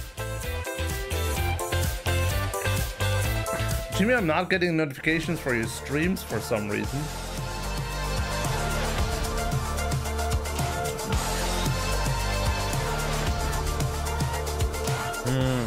Maybe I've been noticing on YouTube there's been a really weird decline in views for like the last day or two. And I'm not quite sure why. Maybe there's like some kind of glitch, I don't know.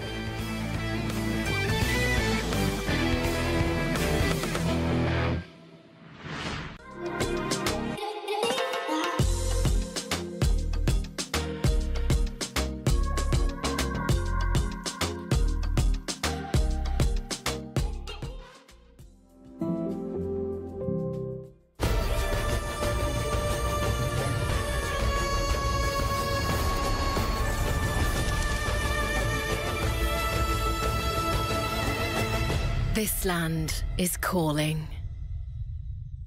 I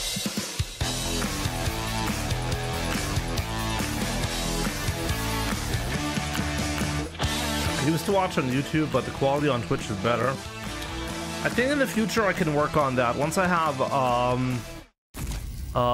fiber internet, I can work on that. War es zu lange offline, musste ich wieder hocharbeiten. Das dachte ich am Anfang auch, aber beim ersten Tag, wo ich gestreamt habe, waren die Viewerzahlen sehr, sehr gut. Also glaube ich eigentlich nicht. Irgendwie die letzten 2 Tage gab es immer wieder Probleme bei YouTube.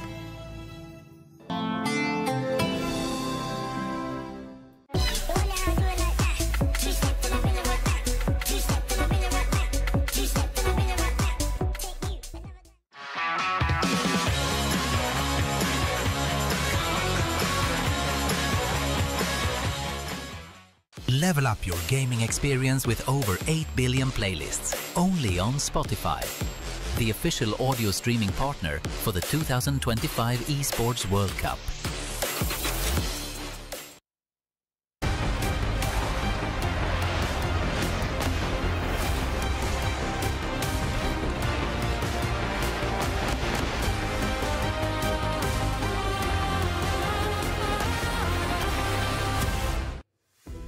Welcome back, everybody, to the Amazon Arena as we continue on with Street Fighter 6. 2 more groups have gone the way of the Dodo C and D. Well, they're not fully Dodo-wise. There's still game to lower bracket to play in there, but our winners have been locked in. Ending Walker and Zhen move on. They'll have a couple days to rest up, watch all the competition, and set themselves. So is it really Zhen? Is that how you say it? Ending Walker and Zhen, as you said, they do move on, but just that fast, we about to move on, because it's time to talk about the group of death. Are you kidding me? Group E, we got Xiaohai and Punk and Tachikawa and Kakaru all in the same group. Kakaru, the reigning and defending Capcom Cup champion, $1 million winner, and he also won Gamers 8.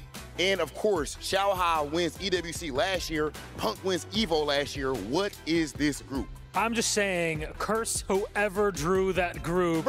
Whatever hand lifted those names. It's actually a pretty amazing group, right? So whoever is going to come out and from that group is not going to get shocked anymore, right? Hey, you're trying to throw it. Jumping back on Tekken 8 again. But I can guarantee you. When did I do that? You see me drawing this group?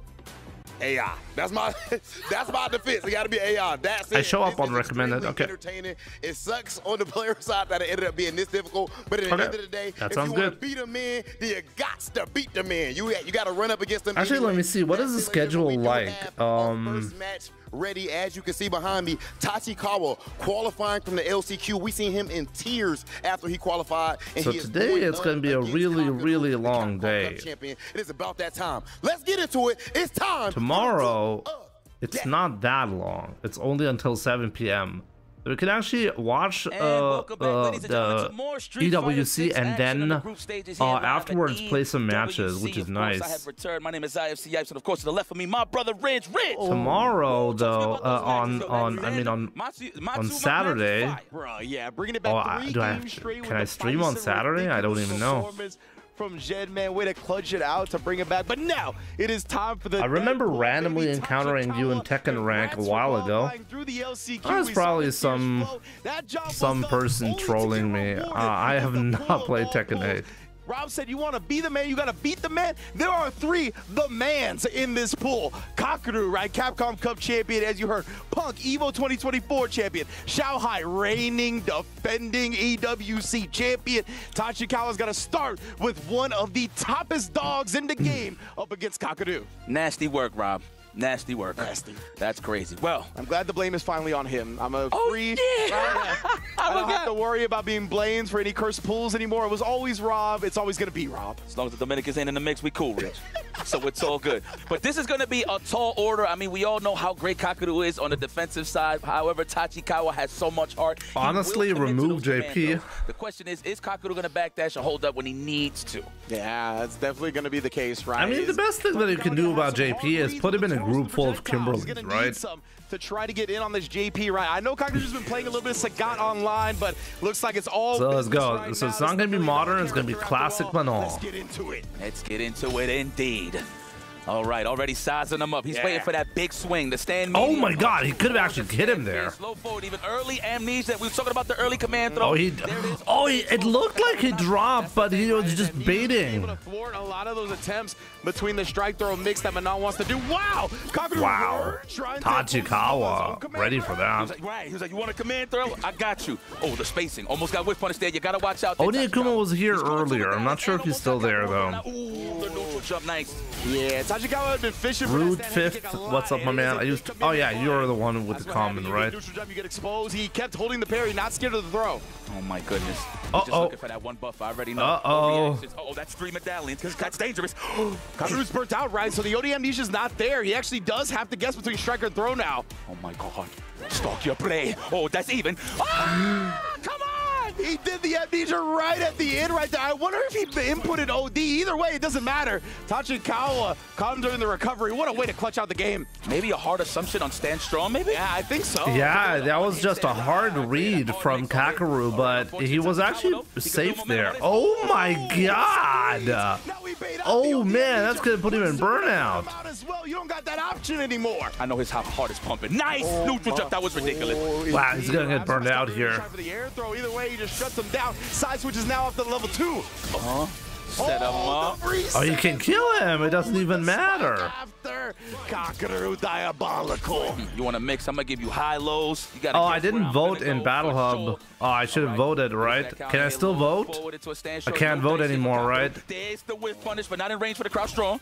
Indeed, right? Yeah, that heavy kick from Tachikawa. He's been trying to establish it. What a perfect parry upon the landing, and then once again the OD amnesia, and that's a big commitment on the attempt. So punished outright. Dude, I just learned something. I didn't know that was it for the command though. You get amnesia command though. Your internet is stupid, bro. Why you say that? Only to Chango. Actually getting past JP, right? He's gonna need to try to put him low on drive again, like we saw before. Oh, you guys played and you got destroyed? Only. That's amnesia. That'd be strikes hand throws. Oh, there we go. Make it count. We do have a level 2. Too late to vote. Yep. No, not yet.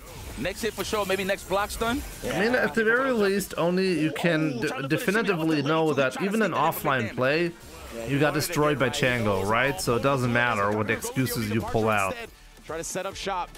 Nice. Indeed. Shut him down with a crouch medium punch. Nick Furious, what's up, my man? Good to see you. Very solid performance there from the champion. That is a Capcom Cup champion, reigning, by the way. Yes, indeed. $1 million decisions. I love it. Why do they keep saying it's raining? They're in an arena. It's not raining. For real. Let's go. The good defense. I love it. He's not too worried. He's still healthy in the drive gauge, of course. Early start on the round. I think I have brain damage with my comments, okay? I'm sorry. I'm just going to shut up. He could go with that. Don't have to deal with this command grab thwarting, or the OD amnesia thwarting the command grab mix-up, but nonetheless, he's got faith in this Manon. Wow, he got 1,000? Okay. To be are you good? They keep saying raining. Scratching the kneecap. It's not raining. There it is. 2 medallions for the Stallion. Almost close to the counter. Looking for that counter hit. Wait, am I a girl now? It's time to put him in the blender. What's it gonna be? 3, just harasses with a low for now, and then the heavy kick we see that time. Oh, what? Don't know what happened. He ended up getting back thrown. I thought that was a bait at first, but I don't know. It all went wrong for him, and now Kakaru, some frame kills. We getting fancy with it. You already know you ain't gonna survive. Wow, that was odd. He's gonna make it count. That is what you call punishment. Oh man. That man represents the Zeta division. Stair Fighter 6. He knows what it is. Everybody knows what it is with dealing with this man. Tachikawa, though, however, doesn't care. 4 medallions, though. Oh, I like that. That's a tick throw. Love it. Do it again. You got mad life. Oh, he tried to bait something with that. But he got to be careful on the punish with the level 2. Indeed. He doesn't go into it just yet either. Oh, good side switch. The driver's check attempt. Tachikawa didn't even do anything, but still got hit by the spike. Oh my god. Oh, what is this damage? Surviving through that. More smooth on that carpet. I see you, girl. Okay, Tachikawa got to take his sweet old time. Don't get a little too overzealous. He does have a level 2. Got overzealous right there. Great check from Kakadu. The overhead, the block. Nice. At least at the part to the left of time. No combo. Oh, it's just putting the ghost out there now as well. Making Tachikawa do something, commit to a jump, commit to a twirl to get through it. I like the jab, back dash reset. Yep, it's all about that should be it. Definitely going to spend that cash. Absolutely. This should be enough. Maybe it's not? Oh, yeah. That's another one for the good guys. Nah, it is good enough. You know what? Hey, at least taxes are on time. JP, ladies and gentlemen, manned by the Capcom Cup champion. Hey, he got that's gonna kill. Under his belt, right? When the game is in. I just hit 2-0 Kakaroo so far. Even though they were the bad guys, I feel bad for Tachikawa though. Like, he had such an amazing LCQ run to qualify, and then he has to go into this group right here. Going for that counter hit, the throw, no. He was back in on the technical for Tachikawa's side. I do feel the worst though for Juicy Joe. I feel like it's like he genuinely got put into the worst group possible. He's trying to be careful about his approach just to get clipped anyway. You know what? He could have neutral jumped and caught that. Even if it didn't get a punish, he would have got at least some blocks on. It's so good. He's just trying to avoid. Oh, the delay once again. We with the longer startup button as well, blowing up all of Tachikawa's defensive timings and blowing up the match points. So many perfect KOs now, damn. Yo, that's kind of crazy. They got to see the perfect KO in the background on the stage. The one who received is like a double remind them got watched. Okay, perfectly spaced, no real punish there. Kakeru. Actually just chose to probably walk up and oh man, amazing whiff punish. He's dropping a lot of the combos though. The ranges that he's been standing at, been making it so difficult for Tachikawa to do anything. See that he just surprise attacks. Oh man, he's still working on a double perfect, and I think he ended the last match with a perfect. So he's working on a triple perfect right now. Oh wow, Tachikawa is like, I'm winning here. I prevented the triple perfect. Next sequence, don't let him get the 2 balls, finish the job. They could have done a DI. Surviving just barely. But now you won't. Right now it's his world and you're just oh! What a punish counter. Oh, gets the command throw as well. This is when you start. Oh my god, one hit. Yeah, I know. Yeah, Tachikawa. I think just Kakaroo winning 3-0. Big reward. Wow. But yeah, that's the thing with Kakadu, right? He's not going to take an unnecessary risk like that. He knows he's just going to chill out with you on a pixel. You're going to have to come to him eventually, never putting himself at risk to get jumped in on. Incredible stuff. One thing I want to highlight from Kakadu is the spacing to stay away from the stand roundhouse, low forward, and the standing strong. Now, mind you, obviously Tachikawa is looking for the ghost, right, for the projectiles, but that is the mirage that Kakadu is giving to Tachikawa to make it more comfortable to jump. And he I saw that musty leverless. But credit to Tachikawa. It looks like he was gaining momentum as the match went on. But to be honest with you, in terms of flipping the switch, in terms of readapting, Kakadu's just on another level. Yeah, he is one of the best in the world at doing that, right? Like, one, he can look completely different. Oh, wait a minute. From round to round as he makes adjustments and figures out the style of game plan that you're going for. It's all good. YouTube is still there, right? His complete control. Even with Tachikawa had those glimpses of home. Jimmy, next year, okay, you should be there, and I will be your sponsor. Again, for what? Kakadu's defense, man. Like, puts the player EWC. No defense, like real reverse. I mean, yeah. For the LCQ to qualify, or do I have to qualify before? Stay so poised, fighting a dangerous character like Manon, especially with already 4 to 5 medals on deck, earned, rightfully so, from Tachikawa. But that's not here nor there. We got. I mean, I'm planning owning it. I'm planning to really try my best to step up my game within the next couple of months. You can expect a lot of playtime from me. So we'll see how far I can take it. You that much of a baller, bro. Punk as well in the building. You want to sponsor me to go to EWC? I might take you up on that offer.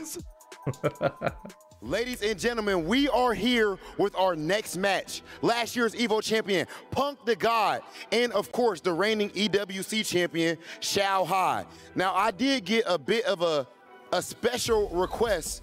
Xiao Hai, Punk, can we actually get an impromptu face-off for this interview? We need you guys right here, face to face. Yeah. I'm gonna grab something to drink real quick. That, of course, actually You can make a team also. You want to sponsor a team to go to EWC? What do you think you're going to the match? I can think of a couple of really great players. You say that one more time without going to the match? No, I'm asking you. So, of course, you guys have some history going into this match and everything. Of course, he's fresh off winning EWC. You got a very tough draw, the toughest. What are you thinking going to the match? I'm thinking I'm going to win, and I just want to know if Xiaohai's nervous. Xiaohai, are you nervous? Oh my goodness. That fits perfectly with the question, because Xiaohai, you won last year. It was an incredible moment, incredible run. This year, you're in an insanely tough group. How are you feeling? Your first game of the group is Punk. You nervous at all?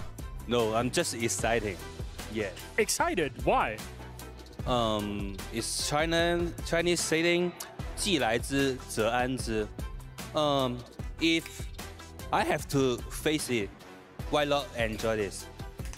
He's gonna have fun taking everybody down in the group. He's here to have fun and win. I don't see the PlayStation 5 in the table there. Is it under it? Can we get a handshake here before the match? I mean, if ladies and gentlemen, Punk the God versus Xiaohai. If you know, you know. He's straight as Xiaohai. Are you nervous? This is a callback to when Xiaohai called him out back during Street Fighter League. And right now, we are officially having the grudge match. Onikuma, you gonna play as well? Group of Death, Punk versus Xiaohai. Let's get it started.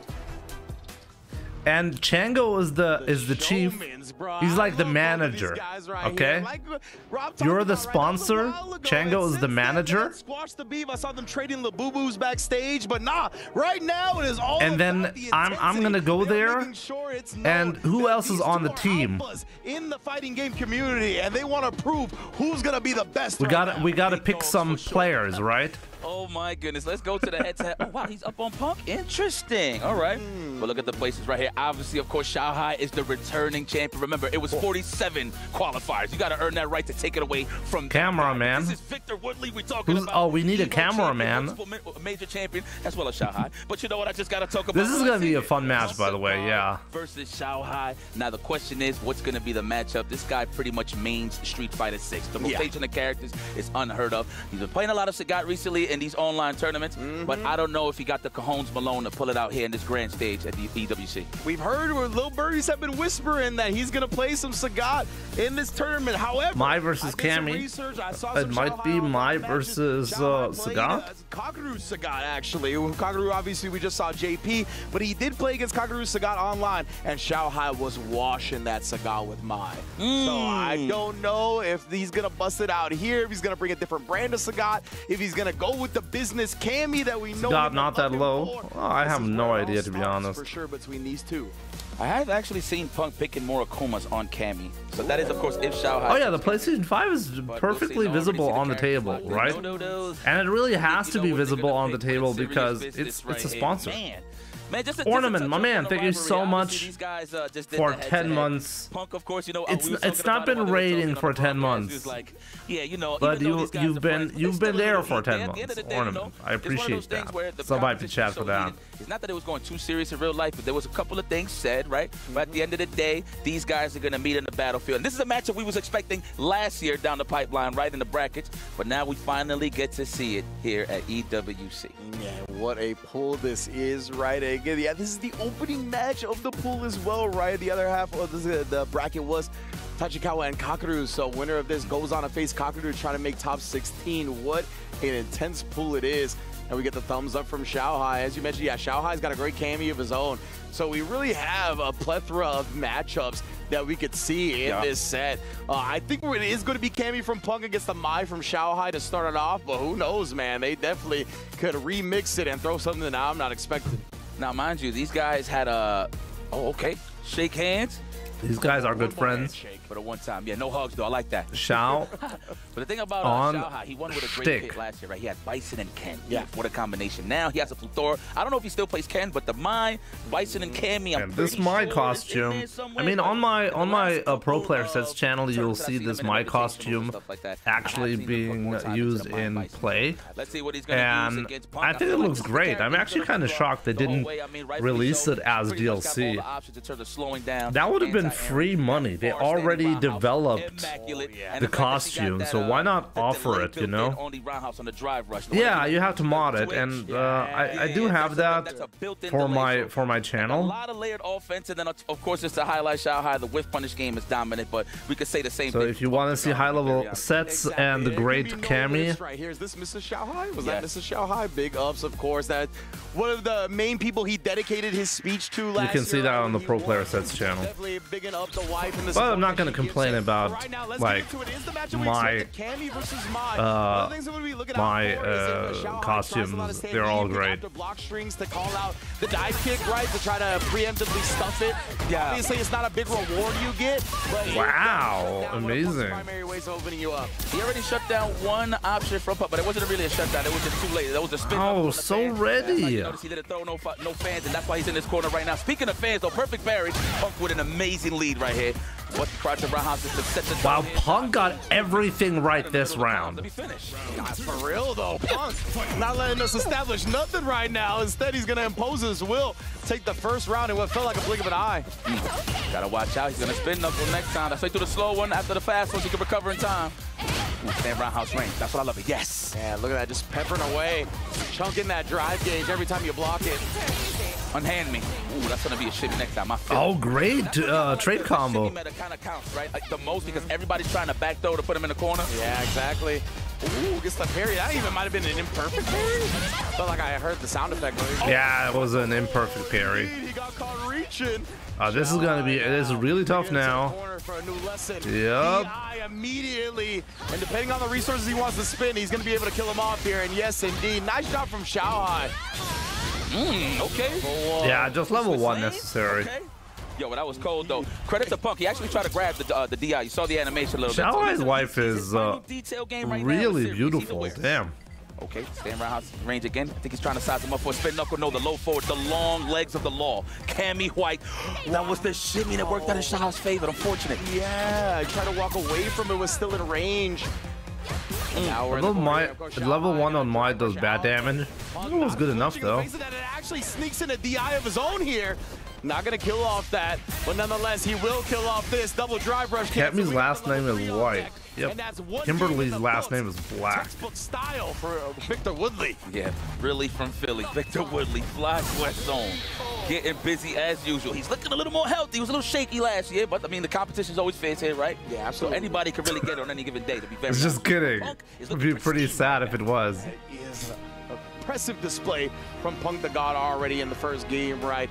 Looking confident, very much trying to be the aggressor in this situation as well, not letting Shao Hai just establish. Kimberly Black versus Cammy White. That ducking animation that my guy, it looks like she's fan. Kind of with the animation when she ducks. So it looks like she's about to let the fan go. Nice, caught the wall. Does mad damage, does it do mad damage? Only if it's charged up though. Yeah. Ooh, tried to react to the fan with the DI, but Shao Hai didn't charge it at all, right? So he was just able to recover and DI immediately. That time, spin knuckle straight through the second fan.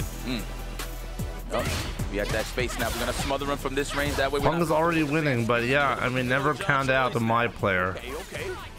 I find it interesting, like if you consider how strong Mai is, that she's not currently that competitively like. A lot of people like to press successful. I like how they just maybe I'm forgetting some key victories. Some momentum here, possibly. Yes, sir. Okay. But yeah, both players here try not to overcommit. Taking it nice and steady with a throw tech as well. If you do EX core circle back punches, it does crazy damage. No anti-attempts. Them boys is fast. Oh, and again, no anti-air. Allows him to sneak him in, and he blows up the fuzzy defense with the crouch fierce. I like that a lot from Punk. I can't believe this dude is not playing Ryu right now. I hate when this guy isn't playing Ryu. Who's that dude? Hockey. Rhythm and his button presses right now. That was immaculate, efficient kill as well. Only no anti-air, no trust in PlayStation 5. He straight sniped it. That was legit. Look, I'm not the biggest fan of the PlayStation, okay, but I still really believe that the main issue. Did you just teabag him? The main issue is not the PlayStation 5.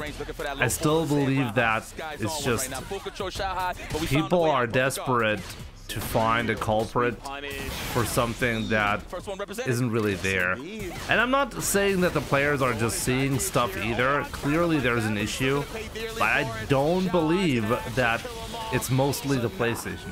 Not today. You don't get to like that. We had way worse console generations with actual issues with input lag, with clear frame pacing issues. We don't really have that easily detectable on the PlayStation with Street Fighter. What a way to bait out the checkers and then get the whip punish. I would love to see some more deep dives into what the actual problem is.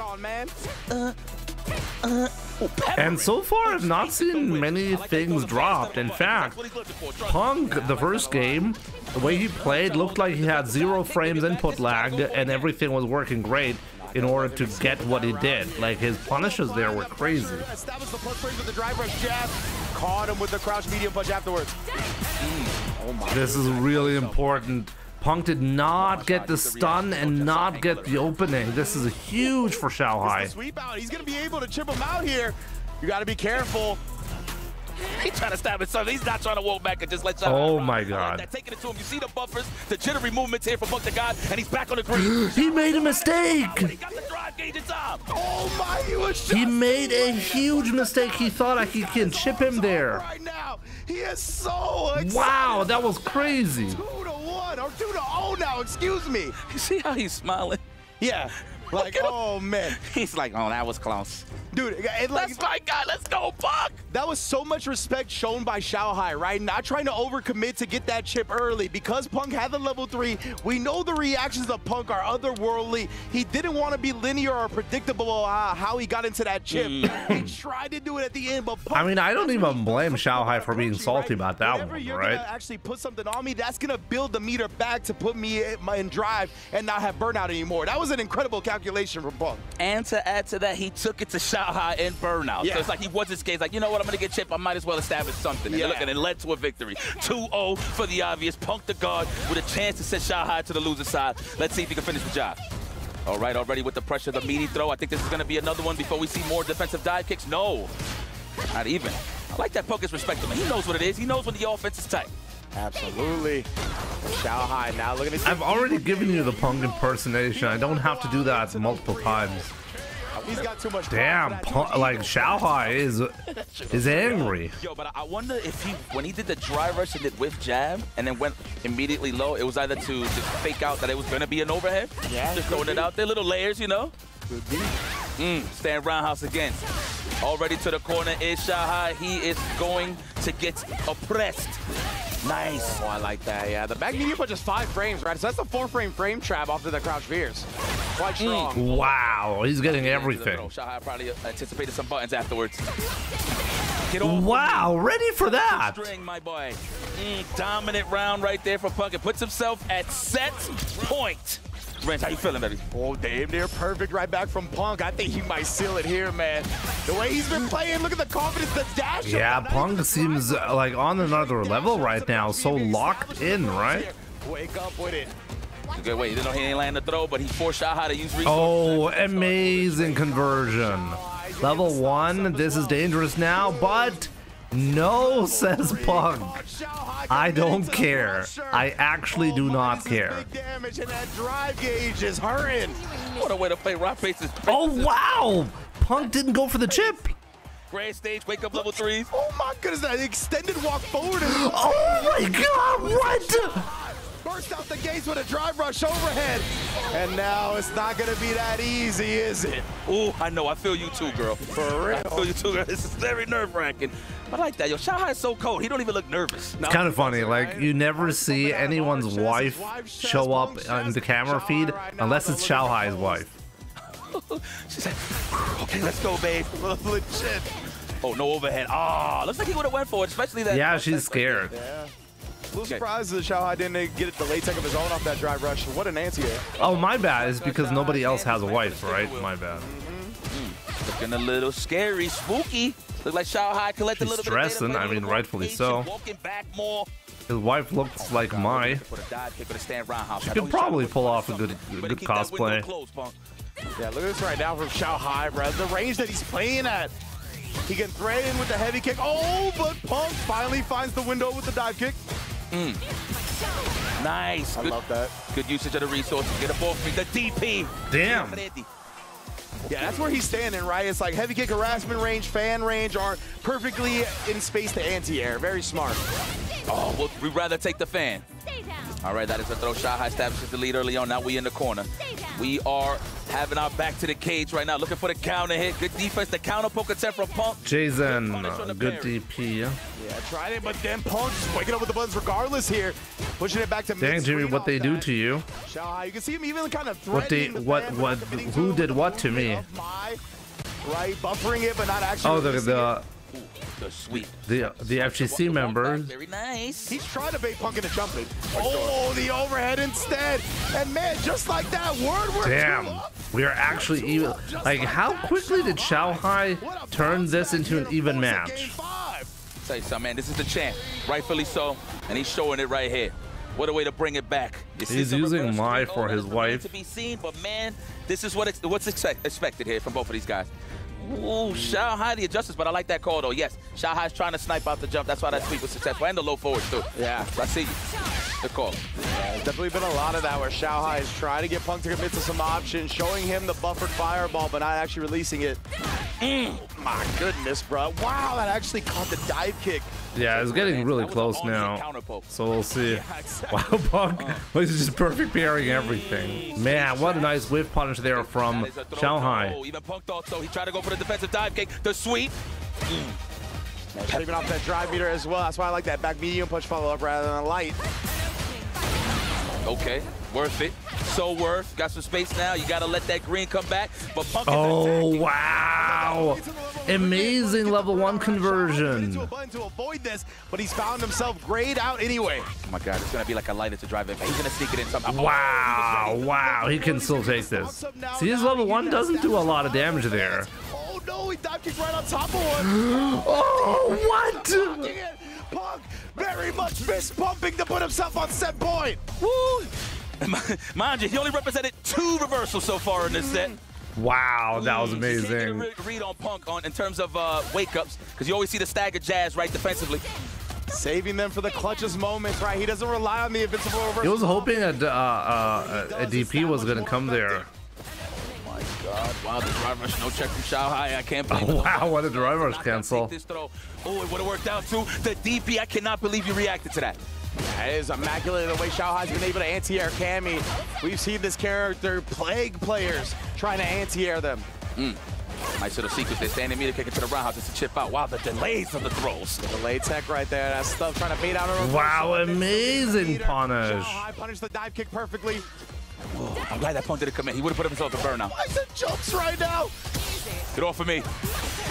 Oh no, very thirsty Shanghai, but you know, he don't mind that he got that much space to play with. Looking for the counter hit. Still plenty of real estate to his back. He's just spamming sweep and it's working somehow. I don't think he's got to worry about the stun just yet. Getting more plus range, and Punk's just taking the throw. He knows Shanghai is going to sit there and wait for it. Surprise drive impact, don't do it. So next hit is going to kill though for Punk.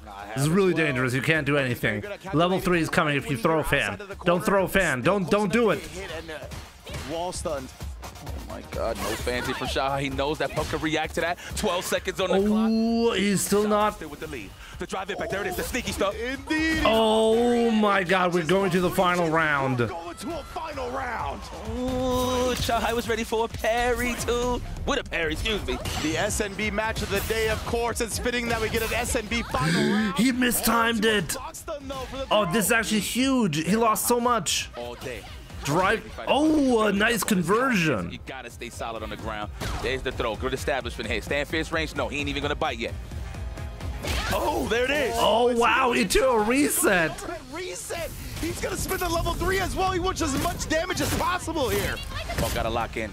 He gotta lock in. The problem is, like, Punk only needs 2 hits here. There it is. Good stuff. Oh, he didn't get it. There's the punish counter. He needed that. He needed that hit stun. Oh. Is that it? Punk is standing up. He's celebrating. It is gonna be 3. It's not killing. It's not. He's not dead. You cannot. Make this. No way! No way that happened! What are you standing up for? Shouts to Ricky Ortiz for that one. Oh my god! Dog, you gotta finish your food. What are you standing up for? I wasn't sure, man. I wasn't sure that it was gonna kill. Bro, there was still crumbs on the plate. Shanghai's even shocked that even ended up that way. I am shocked that Punk did this miscalculation. I looked at the bar and I'm like, this is really close. Maybe he's dead, maybe not. It was scary though, man. That OD hooligan plus some damage afterwards. It honestly scales more than you think when you start with that OD hooligan throw. And it caught Punk by a wow, what a set. What a set. With a pop off like that, bro, you would think he would finish the job, dude. This is live right now, yeah. Yeah, you literally were headsetless as that set ended, bro. Are you kidding? What? You know, I love that Shanghai was just still poised. You see, that's professional. Absolutely. My man kept his hands on the wheel. He was like, nah, I ain't dead till I'm dead. Till I see it. I can't blame Punk. He got mad. It's kind of good we're getting his wife's reaction. That's definitely the highlight. See the arms raised too. Man, at the end though, that was crazy. That was an incredible what a set, yeah. From both sides. Oh, DP would have killed. Lord. And Shanghai with the 3-game comeback as well. This was 2-0. And the reigning defending champion. What do you mean by DP would have killed? Birkin bag and pulled out a 3-game comeback. Could he have done a follow-up after the charged spiral? Oh my goodness. Well, besides the little bit of an error there, it was a great set. Let's look at this again, man. Like, so we're gonna get to the final round right now. Here we go, right? Hooligan. Oh my God, here it is. Oh my God. There it is. Let me just see it. Wow, you would think he's in the yellow. Could have wasted all drive and done charge DP. That's what set it in, of course. Punk joked because he didn't want to get chipped out. Yeah. Oh my God, that is going to haunt him for a very long time, indeed. I mean, obviously, don't take nothing away from Punk, but man, keep your cheeks glued to the seats, my boy. Oh my. There we go. That's the reaction. I ain't even gonna front, bro. Yeah, for sure. Woo, it's crazy. Match already, man. Let me tell you what. I feel like we all need a breather after that one, but no chance. Jeez, why some players just jump out and celebrate too soon before the KO screen? Especially players who have that much experience. If you have that much experience, you know that this is a really close call. And you're playing for a lot of money on the line here, right? I also will never understand that, by the way. And I can tell you, like, I've seen some really weird shit in the FGC where players will really not take anything seriously. And I think I have a tendency to take things too seriously. But, like, for example, when I went to my first Evo in the Street Fighter 4 era, I noticed that, like, I mean, I went there through donations and I took it really seriously, and I was like tensed up all the time and just trying to perform well, trying to go to sleep early on just so I can go to my pool early in the morning and I had enough sleep and everything is perfect, right? And then I look at other players, like serious players, competitive players, with sponsors and everything, and they're like, oh yeah, I wasted my entire night. I was at the casino and I was gambling and I was drinking too much, so I don't feel that good for today. And I'm like, what are you doing, my man? What are you doing? Because it wasn't an immediate chip out from the fan. He could have survived a little bit, right? But I think it was just so much hecticness, so much lack of discipline, really. Like, I can't imagine that. I mean, look. I'm also sometimes, like, my wife comes into my like while I'm editing, and she's like, are you really working, or are you going through Twitter again? And I'm like, yeah, okay, I'm gonna go back to editing, you know?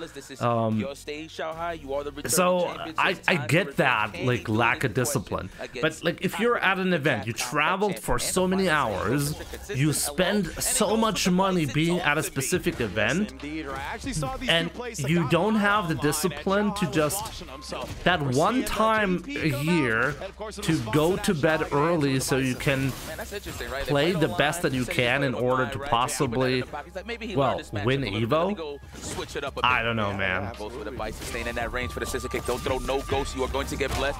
Who blesses JP the most in terms of whiff punishes is Bison, due to the fact that he maybe nerves, drinking and gambling. Maybe nerves. Okay, at least that would be a bit of an explanation. I like that he's going for the crotch. Maybe you're right. Maybe it's actually just to counteract like the nerves. Spaced as well. Xiaohai.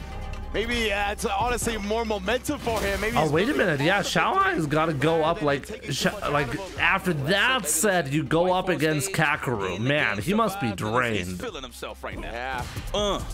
Standing media kick for the establishment. But it's still making things worse. True. He actually is very familiar with this character as well. I've seen him play Bison. True. Okay, that's an overhead straight roll. No. See, I like that. The crouch is short to recover. I'm pretty sure that was a low forward. I didn't see it. Yeah. Definitely was. And now Kakeru to establish something in the corner here, using the OD Ghost into the level 2.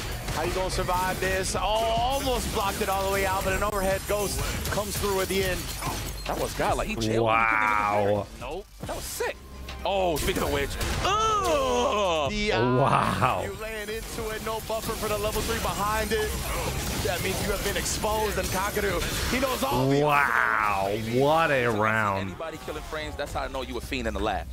Everything is just going to connect accordingly. I see you, Kakeru. Man, I'm still flabbergasted. I ain't going front. Here we go.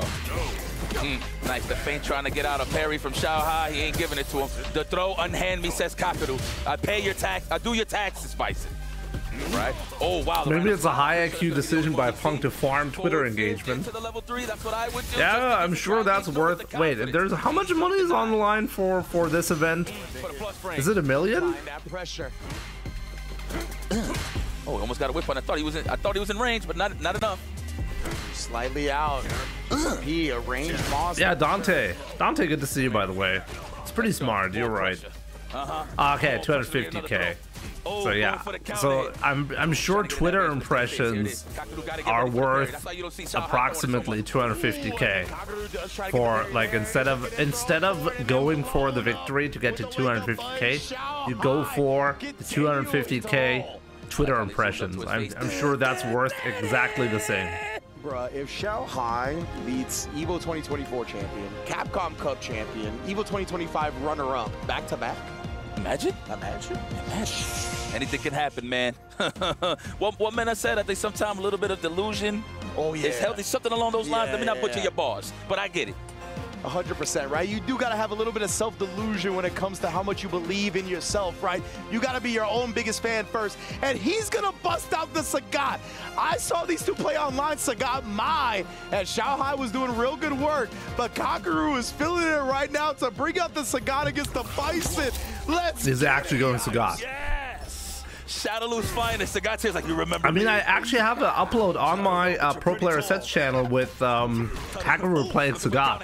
Check it out. Sub to the channel. That is so plus. You gotta respect it. That's a jail right there. I was gonna say, I know you've been playing this character a lot. I'm gonna let you cook. Definitely, wherever you see, you just follow. I got you, my boy. This is tough right here. So the easy thing about fighting Sagat is, of course, great damage on Sagat's side, but he gets walked in easily. It's not like a low forward into a drive rush, right? Can't cancel it, so it's gonna be tough to actually check. So Kakeru has to just wail on the drive gauge and push him out and try to sneak in those Tiger knees while Xiaohai is ducking. Get those plus frames. You're seeing it right now. What? Been what he wanted, man. That hurts. I don't know. Maybe you understand it. Media King try to go. Probably try to do a Fierce Tiger shot from that close. Oh, and then the bomb blows up. He can kill him if he wants to spin the meter. Not gonna happen. Saves it for the next round and still clutches it out. My goodness. Damn. Can't walk away from string Sagat, but you got big damage, so it evens it out. Oh, nice. There it is. Back fist. Yep. But you got big damage. Oh, that's optimal. Stealing that. I didn't even know that worked. We'll take that. You already know Kakeru, one of the biggest lab monsters in the business. Oh, drive rush after that. Okay. Oh, I'm stealing all of this. Oh, Oh, the Zoologico is open. The Tigers is out. Oh, my. I was gonna say. Oh, wow. He's spending everything. Okay. My goodness. ACL, you out for the season. CTE afterwards.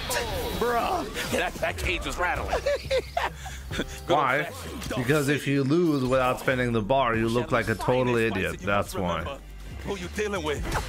Oh, there you go. Standing medium kick. I promise he's going to whip punish that next time. Speaking of which, he's going to try to concuss the memory back into Bison. Feel me? That's OD.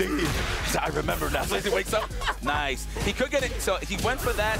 He didn't get the back fierce. He could have done Tiger Knee after. Oh, he still got burned out for that. Damn. That's only a punish counter. That's great off of the tower combo. I would do it. No, with confidence. Not gonna finish this yet. Remember that freeze the burnout timer too.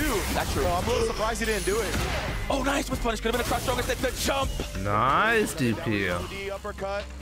I mean, if you're playing a non-DP character, being able to anti-air like that's pretty impressive.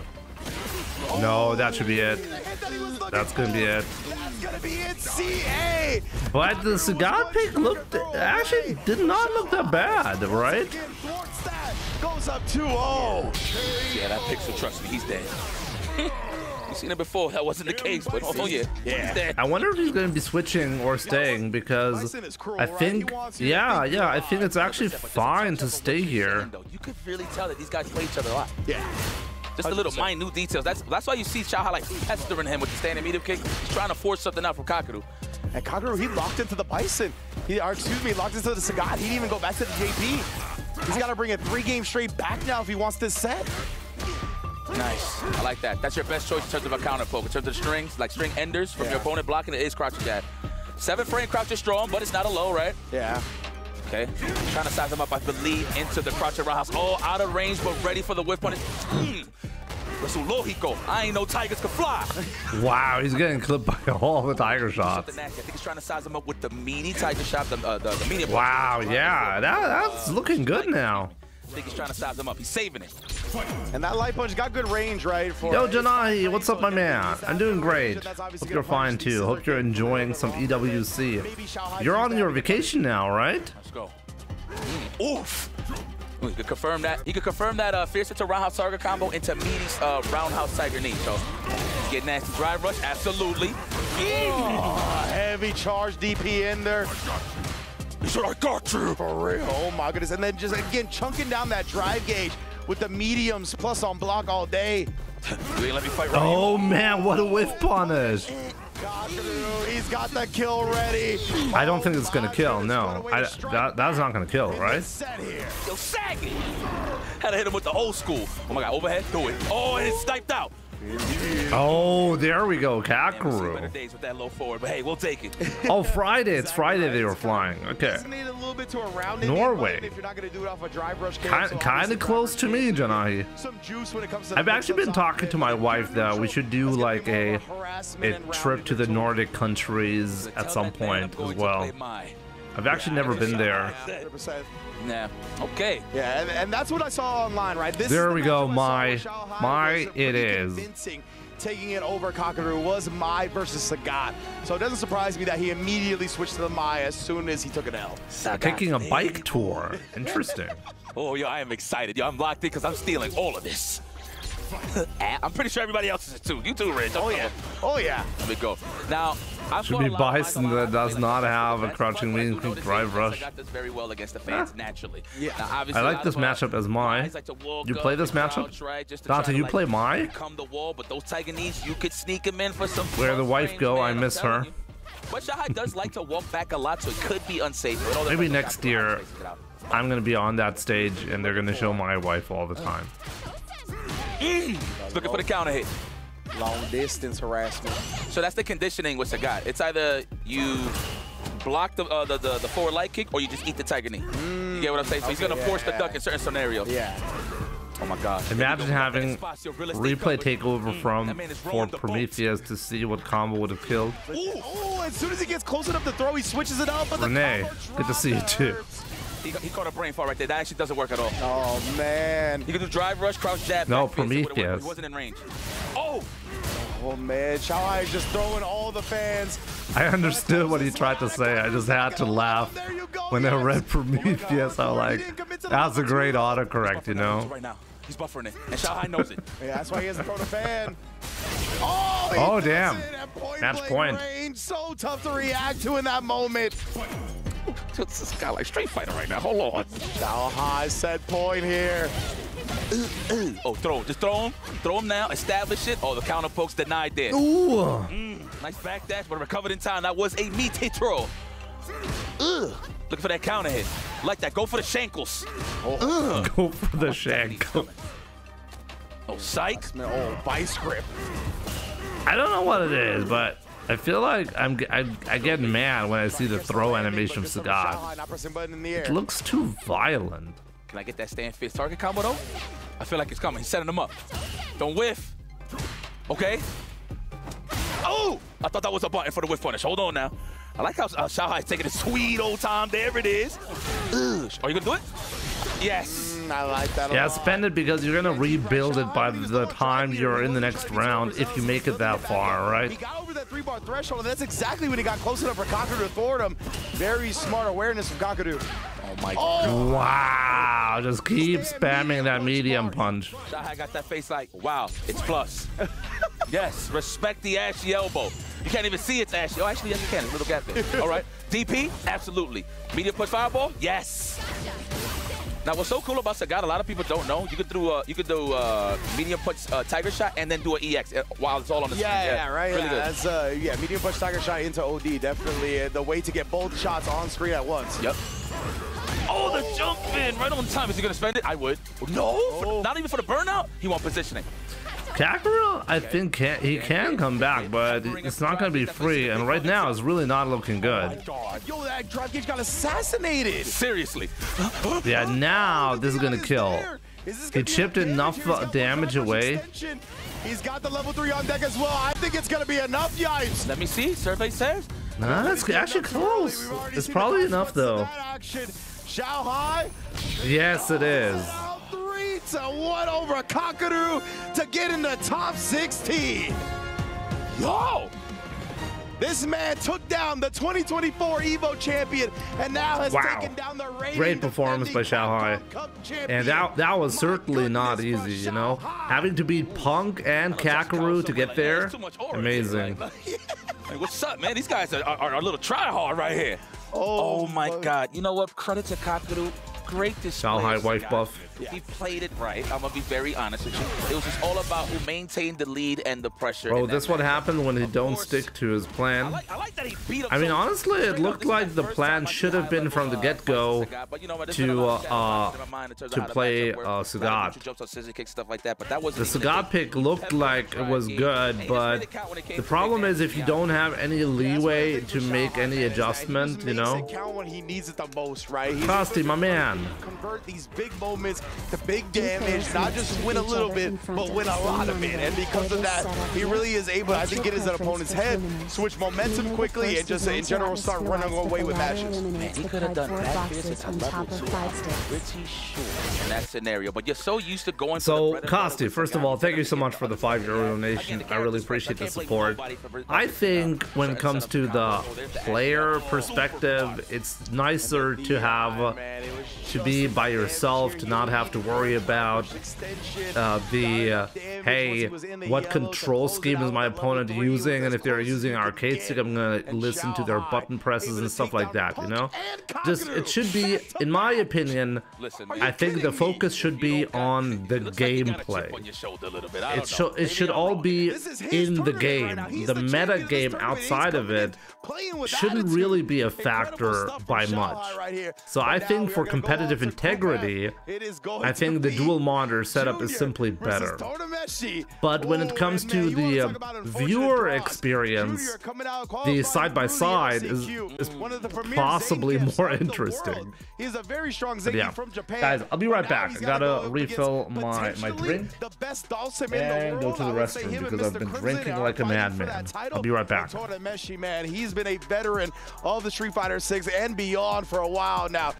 And I've always been extremely impressed with him. So it's going to be a tough task for Junior to get in on the character. But we know if Zangief gets in, it's a whole different ballgame. Yes, might turn into a one-player game indeed. That's a great call because historically, Zangief gets washed by the power of yoga. But it's a new day. It's 3 out of 5. We got all the time in the world to walk him down.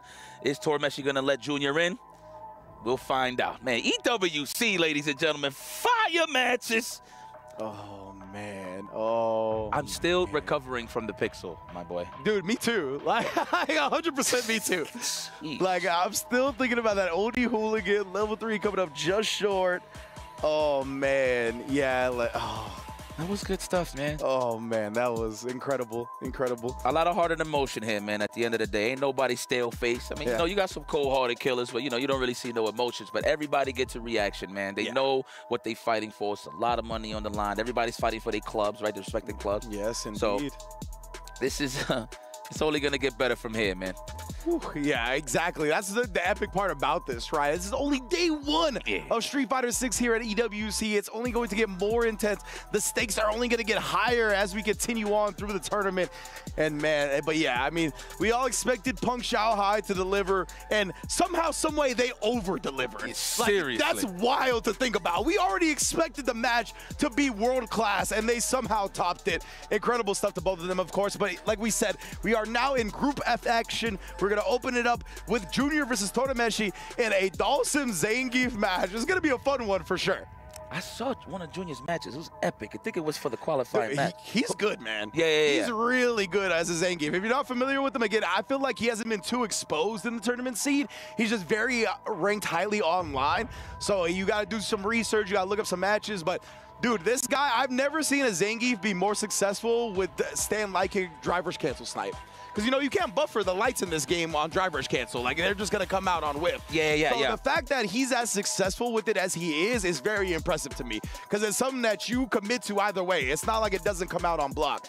So, but right now, maybe he's got another character, because that kind of looked like a blind pick to me, the way he was covering his mouth and whispering into the TO's ear right there. Possibly. Well, this is how I look at it in terms of how I know if a player is good, right? And I've never seen him play. When Junior was playing, a lot of the Japanese top players was actually like giving them advice. They would take the headphones off, be like, yo, hey, bro, just chill, whatever. I'm pretty sure that's what he was saying. But I seen like Tokido talk to him, et cetera, and I'm like, okay, this guy got to be the serious deal. They want him to qualify. Yeah, exactly. So this is awesome to see that he's in the grand stage. He knows what this is. And you know what's so cool? A lot of these players last year was watching this at home, pretty much prepping for this event, and a couple of others like the CPTs, like the EVOs, right? So it's kind of cool to see, you know what I'm saying, that their dreams is coming true.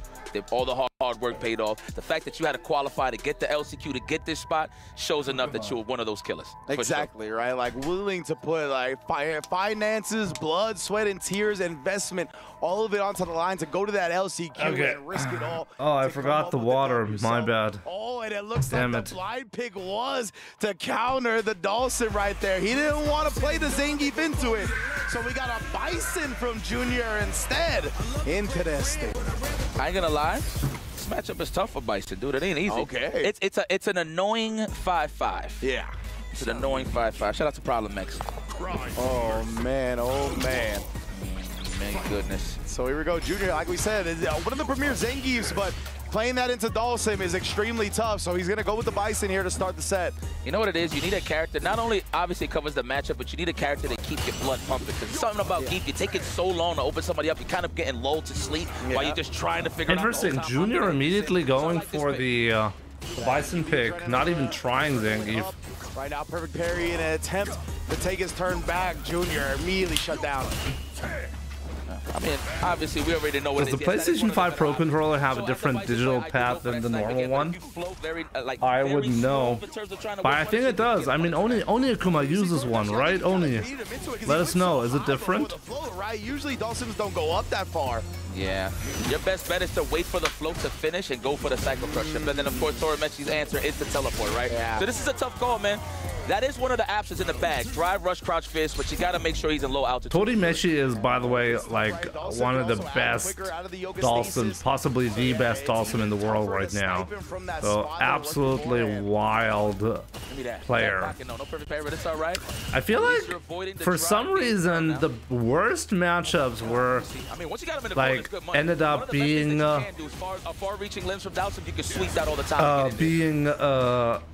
played really frequently, like the Geef players getting the one Dhalsim.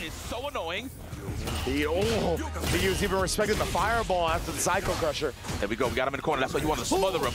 Oh. He needed to punch that one though. Crouch fierce, it's a jab back fist right there. It's pretty cool to see Dhalsim, right? I agree. Maybe he can snipe. Oh, wow, he was so high up. He's just in the rafters and then catching him with the throw attempt. Gonna cash out the level 3 here. It's gonna put Junior on life support. Good luck trying to get in on this Dawson from there, fam. I'm losing that Mar watching this. Jesus. My goodness. All right. Stand fist. Look at that, huh? Peppering him from full screen. That's what Dawson do best. Uh-oh. Oh. He waited this time. Nice. Oh. Could have been the back fist, but he wasn't sure if it was going to be a counter. Oh. Oh, my God. He's the last survive, though. You got to get a hard read to survive. Yeah. He was waiting for the drive reversal, but it didn't happen. Yeah, right? Yeah. Options covered. Now, mind you, I've seen Messi play like Slip Nemo, and he does very well. Yeah, very well. So. Oh, okay. Junior, how you gonna do this? Okay, that is a good answer to get in, but again, you're putting yourself closer to the burnout, so you gotta think twice. Yeah, and then on top of that, right, Messi, we got the back dash into a punish counter, which puts you even closer to burnout. I think it's very, very scary to play this matchup. Take your time, ride it out. You got 80 seconds on the clock. There's not much you gotta worry. It's not like It's Bison's anti-air that lets him continue the combo on the ground. Too risky. Teleport. No. I mean, the air-to-air requires a hard read compared to the crouching fears. Crouching fears can be done late on reaction. The air-to-air has to be done earlier. Man, it's taking a long time to kill him, but you know what? Slowly but surely, Dawson delivers slow deaths. Oh yeah. With confidence? It's not gonna kill. Okay. I mean, he got space, so I like this. Nice. Oh wow. Man, yo, cut the chit chat, JR. If you lose this, go back to Russia, my friend. Yeah, straight up. You're gonna go out swinging. This is tough. He could do it, but it's just too much download he needs. Personally, prefer the standard DualSense over the Edge for Street Fighter 6. Right, he waited till the yoga float ended, then sniped him with the OD Psycho Crusher. Yeah, but what is different about it? Of course, good read. What is different about the Edge controller? Thought it was gonna be a back throw to reset neutral, but it wasn't. Except for like the triggers. Let's go, Yoga Man! Damn. It doesn't seem like it matters much whether you're playing Dawson, Bison, or... My goodness, bro. Yeah, push him back with the space, but nice drive rush back in. No follow-up, though. Man. Oh, man. Waking up with that. Meshi has no fear. A little bit bigger with the back paddle. Okay. Going back to Russia. Yeah, you got to think about it. I mean, look, I would say dial it in. 2 games. Yo, Joss. It wouldn't be a bad idea to welcome, my man. I mean, it's a terrible matchup for Zangief. Let's be very honest with you. But I don't know. It's one of those things where if he only picks this matchup versus him, so I don't know how seasoned it is, you know? Yeah, exactly. It's looking a little bland when it comes to the drive rush, right? Hitting those forced knockdowns and not getting anything afterwards. You figure that if he's played this matchup a lot, he'd have something to follow up with. For example, you can change the analog sticks with the Edge if they break. Drive rush do nothing. Okay, but what actually breaks for me is the D-pad. Can I change that? Oh man, right now, Meshi, the way he's switching up the timings of these floats, these jump fierces. Oh, look at the drive gauge. Oh, wow, dash under, really? The forward dash, damn. Oh, he made a mistake. He did mess up his combo there. But you gotta, wow, he just did it wrong. You know what? You can't let Meshi get away like that. Decision making is godlike. Hold on. Man, yeah, now his Dawson is serious business. Okay. Wasn't familiar with your game, Meshi. Yeah, definitely, man. Veteran of SFL. I've seen some immaculate stuff from this dude. Okay. There's the fireball, of course. Lay the landmine. Whoa, he just did a raw. Oh, check that. The bomb, you're in. You're in, my boy. Oh, but it doesn't seem like a threat, right? Legit here, and baited out the super. Felipe, and cost 200 pounds, yeah. Feels like he can do no wrong. Shouts to the buffs. Damn, set it up. Go up, tired. Oh. Afterwards, yeah, it's gonna break up the attempt at another perfect parry. And that is it. Damn. Nothing went in JR's way. I think the raw mine was an actual mistake. I think he wanted to do something like a jab to hit him out of the air, and then it was supposed to cancel into the mine. Is this top 8? Nope. This is for top 16. Went for it about like 6 times and then failed every And single I think they can still make it for top 16. Man, there it is. I think that was it. Yeah. Yeah, right. I was like, all right. Let's show the one time he does it. Because, yeah, every other time, right, Meshi was just able to vary it up. Yeah, I had great stuff right there. Not getting caught reaching like that. Just waiting to see what was going to happen. Destroyed by Sim. Matchup, man. You know, a lot of people, you know, they tend to say, well, you know, a lot of the you know, the scrubs online and stuff like that, they'll say that Bison dominates. You just say It's not really scrubs. about the character, really. I mean, granted, in terms of the tools, Sim got it, but it's the player that makes the pictures work. You know what I'm saying? At the end of the day, Tora Messi, dude, he was so aggressive. Like that one scenario in the corner, he did dive kick. Obviously, couldn't get no offense. JR trying to avoid the back throw, right? Or whatever the case may be. Teched and he backdash and got a punish, man. This guy's on one. Very impressive. Credit to Tora Messi. Yeah, in my opinion, it's him and Crimson right there for the best Dawsons in the world. Like, it goes back and forth between those two. And Tora Messi, I think, maybe has been more consistent throughout Street Fighter 6 when it comes to just his competition in I mean, Japan. what is the next match, by the way? I mean, let's check it out. Let's check it out. When is Tora Messi going to play again? Let me check out the schedule real quick. Literally every attempt that he tried to open him up, it was a perfect parry. Yeah, bro. Like, so that man, was unfortunate. That hurts, but maybe that's why he needed to go back to the Zangief, right? Could have SPD'd some of those perfect parry attempts, but of course, that's another time. Moke versus Gachikun is next. Timelines when we get the chance. And then it's going to be Junior versus the loser of Moke versus Gachikun. Good A squad and these denim jackets, bro. I love that. I love that remix on a esports jersey, you know? That's really cool. We're going to have some really good matches soon. Man, and shout outs to the haircut, though. You know, Gachikun usually wears a hat. You know, this is useless information, but he got a smooth cut. Just saying, is your barber Dominican in Japan? Who knows? Who knows? Nice lineup, but let's see this lineup right here. Last time, Moke. Oh, yeah, he's the victor. Okay, in Street Fighter 6, wow, they played that many times. You know what? I wonder. Gachikun looking so nice. If you want to be sponsored by Red Bull, you gotta. But either or, these guys look are nice. killers in their own right. What do I rank Dawson? I think he's a bit of a question mark because you don't really see him enough to really judge properly. You know what I mean? It seems like when Mr. Crimson isn't like super successful with him, but he's not doing that poorly either, right? And Tori Messi right here, we'll see how far he can go with his Dawson. In game on any given today's Wednesday, we'll see how it plays out. In general, you have the problem that if you don't see the character much, you have a general problem to judge. I got to see epic pop-offs, people standing up, did it finish the job? I love it. That's not. Did you see that if Punk did only level 3 after the OD hooligan, it would have killed? 6 especially, no doubt in my mind. And of course, Tekken 8, great showing. Yeah. Come on, you know what I'm saying? So, like, who says that? Did people already check? How did they check? It's not online. The iPhone just labbed it. Absolutely, man. And yeah, like you said, like no. How did he set up the damage to be correct? Whatever like that. The fact that he did that is what made the moment, right? Like the fact that he was feeling the emotions, wanted to celebrate defeating one of his rivals in Shanghai. That's. I mean, you can do it just visual, I guess. That moment memorable. So obviously, big ups to both of them, 100%. But we are gonna get this matchup now. Gachikun versus Moke. Winner goes on to face Tora Messi to qualify for top 16. And again, on paper, in recent memory, I feel like the Chun-Lis have been giving Gachikun a bit of a problem. Interesting. Wouldn't Punk know about that? That if you want to maximize the damage, you need to do level 3 immediately?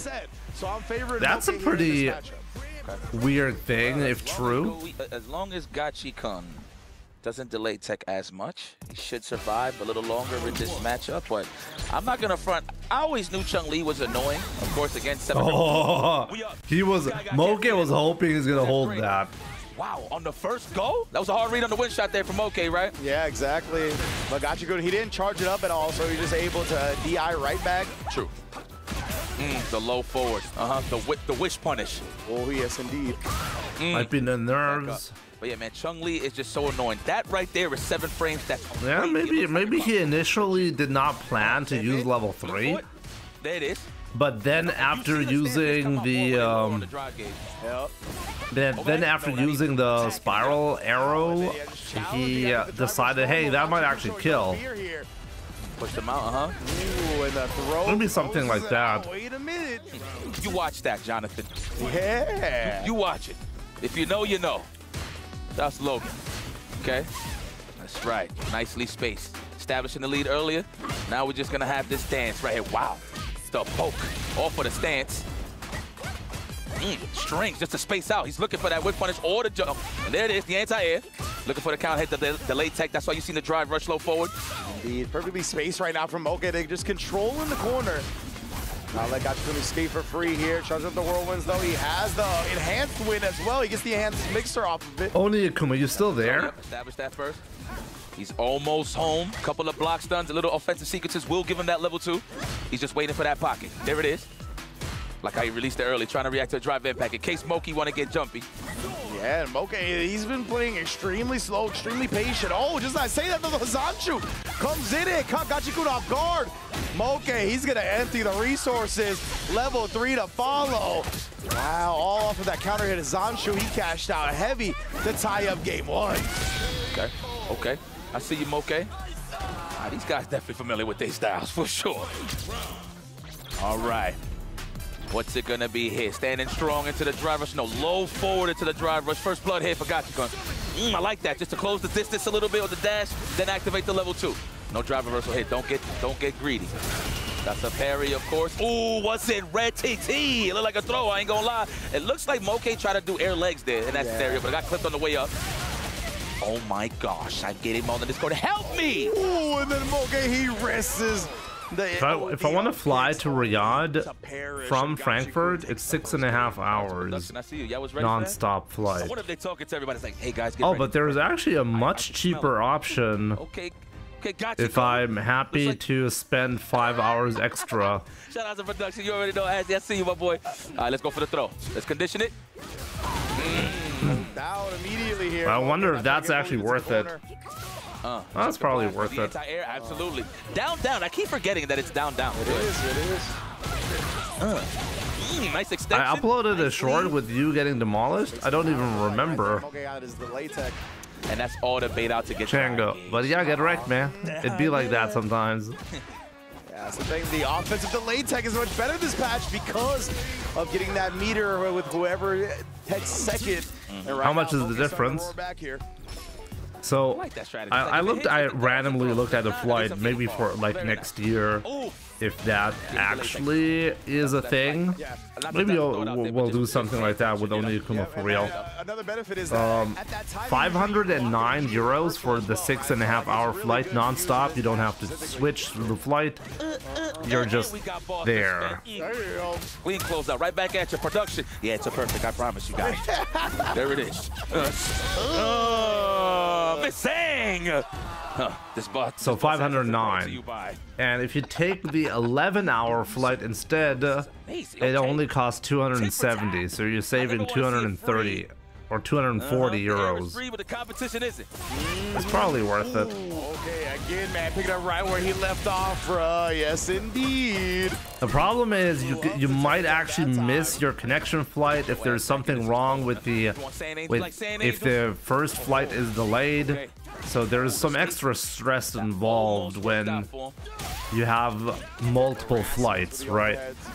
So that would actually really suck if you try to fly. Try to save some money. Watch the man fix his car. No? Caught swinging into him. Would have given the lane tech right there. Yes, indeed. Stop. Oh, looking forward a lot. And that time, Moke switched it up right. Immediate throw. Didn't want the delay tech. This is so even. It's unbelievable. Oh, he almost died. But it's all right. He's got to deal with the Yasar instead. Uses the drive reversal because he was going to get burnt out anyway. Now OD. Yeah, wow. That was a fantastic conversion from Gachikuni. Was going to throw at him, right? He didn't have access to OD fire. If it's only 2 flights, then it would be fine, right? I got that face like me. I'm nice. Yeah. I mean, you're going to have that flight, like, and the flight when you're coming back. So you're going to have 2 connecting flights. So, and each time you're losing about 5 hours. So you're saving 240 euros, but you're spending 10 hours extra on the flight. You know what I'm saying? Absolutely. They don't want to make too many. Actually, now that I think about it, you're spending 10 hours extra. The vast majority of the players subscribe to the theory. Oh, it sounds bad. Finally, they subscribe to the theory that playing the best is how you win the most, right? It's not about focusing on wins or losses. It's about focusing on playing your best, because that will be, the wins will come as a byproduct of playing your best, right? Fact. So a lot don't you think a perfect KO in 6 is easier than 5 and 4? Oh, it's definitely easier than 4, but 5 was pretty similar. Let's go. Let me get the throw. Oh, getting exposed there a little bit on the defense there on the delayed tech. And as I said, like you're losing 10 hours in the best case, right? If any of the flights are delayed, then you're gonna lose way more because you possibly won't even get a flight on the same day. You have to book a hotel or something like that. Wait, where are you actually gonna get stranded? Let me see. Okay. Wait, now I want to know. But there's no bar on the side of Moke, but he's about to get that level. Oh, in Turkey. Okay, he can do it. He can do it. There it is. This is a free. Oh no, he's actually gonna get the bar here. If he blocks this. Oh my God. Stop building it. He's not going for DI yet though. Oh, it didn't matter. He just goes for the mix-up and gets him low. The delay jab, good block. I would have teched. Yeah. Why is this so close? Unbelievably clutch. Really, somehow steals that game back and goes up 2-1. Wow. And shout outs to the music producers. Whoever y'all getting to get this, fire. I love some epic music. You got perfected. Okay, gotta try to get that counter hit, stand strong. Peppering them with those jabs to get that conversion. Now we in the corner where nobody wants to be up against the Chung Lee. Oh my, trying to catch Gachikun throwing, but he landed from the head stomps. Fully charged wind shot, you better respect me. I didn't think that level 1 from Chun was the right move. Oh, finally! Moke is actually getting rewarded for that DI. Low forward, you better watch your walk back speed, my friend. Right, trying to build that meter immediately for that you saw. But Moke right now just holding it down with this lead. We need like one whiff punish here from Gachika. Mainly a sweep just to get in close range to go for throws. Moke though, sniping him in the process.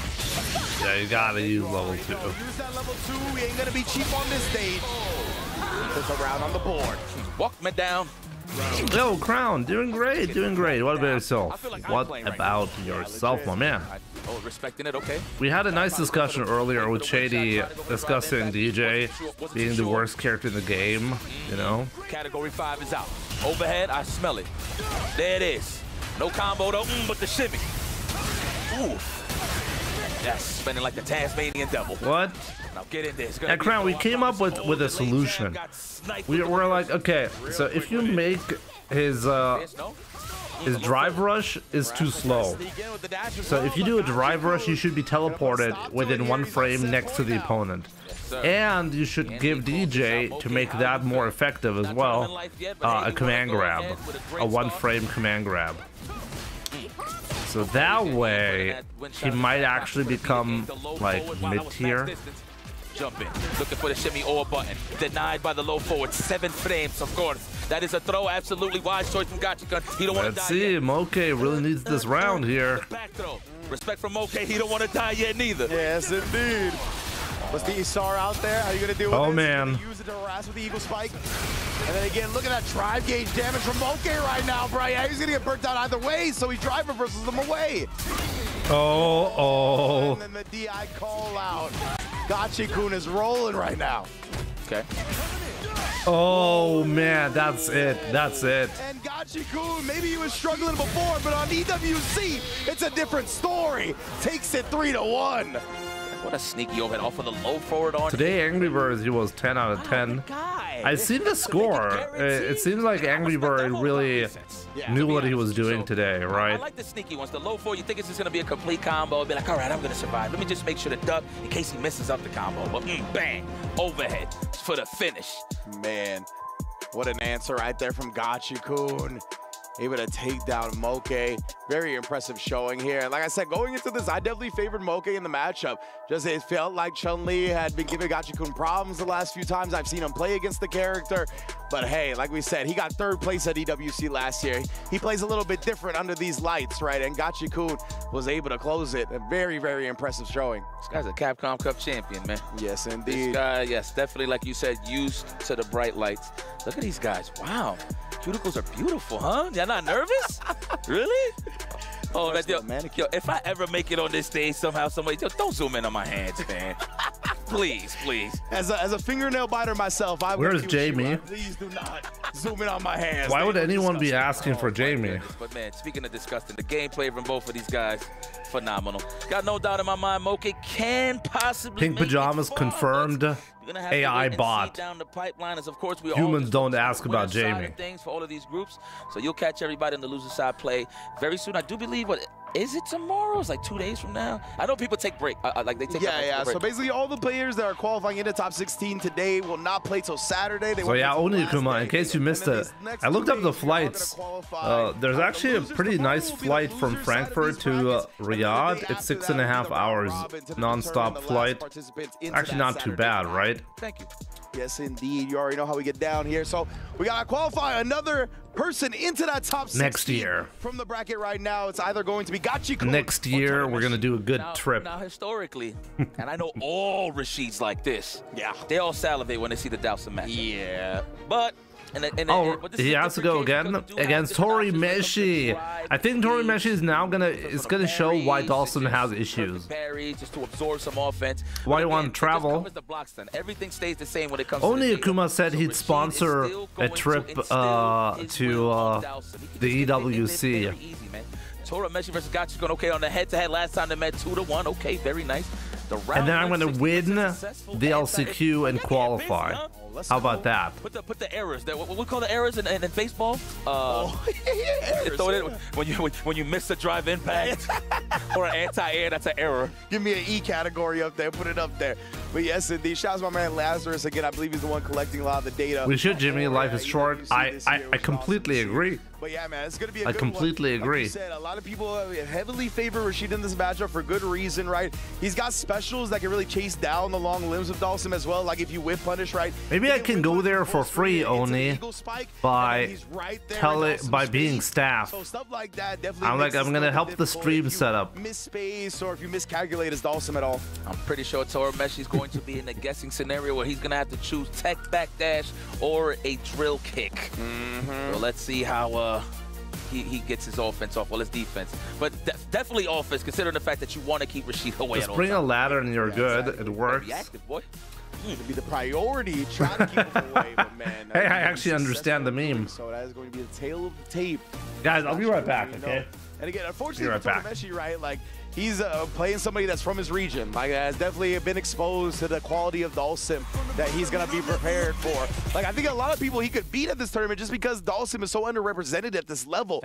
But Gachi-kun's going to be one of the few players that has practice against it. Let's go to Thailand. Well, good news for Tori Meshi. He got a game, right? Beating Junior, so but definitely you want to build off of this. Yo, by the way, I love this stage. I pick this stage a lot. Can y'all put my dome on the statue with the do-rag? I feel like I think it's time. It's safe to say we got to do it. Can somebody mod it? I don't know. I was gonna say, if I don't see that as the next can opener, I will be disappointed. I'll figure it out. I got you. Good for you. Good for you. Ooh, perfect parry. Man, no blocks done? We want to move. I see you, Gachi-kun. But Tori Meshi, speaking of moving. Yeah, he is staying active, bro. That's one of the things, right? He's a high APM Dawson. He definitely keeps it moving constantly. I like that. You're a gamer. Yeah, oh yeah, you already know. You're a gamer. We know about the APM. The attacks per minute. Get that. Oh, option surfboard. Bro, it sounded like he did OD air fireball too in the air. He got air thrown out of it. That was gross. Nice teleport right on time. Tori Meshi spent it all. Everything. Oh my God. Why you look so sad in burnouts? Tori Meshi, bro. Putting around on the board already. Oh, I can see it now. The skies are getting clear. She's like, oh, is this good neutral? It was cloudy, but I can watch this. Yeah. She's watching the stream. Oh, man. Wow, the way this stage progresses is really cool. I didn't even realize that. Gets more windy. It gets more dramatic. Love it. The Tiger starts chilling out with the homies. You know why that Tiger's so cool? Because the guy will bust that ass if that Tiger get crazy. Right now, just keeping Gachi-kun locked in this corner here. That's what I'm talking about, man. Tori Meshi, despite what the matchup may be on paper, he is one of the premier Dawsons, if not the premier Dawson in the world. Man, Gachi-kun's having trouble to even get his footing right now. The low again, and he's going to cash out.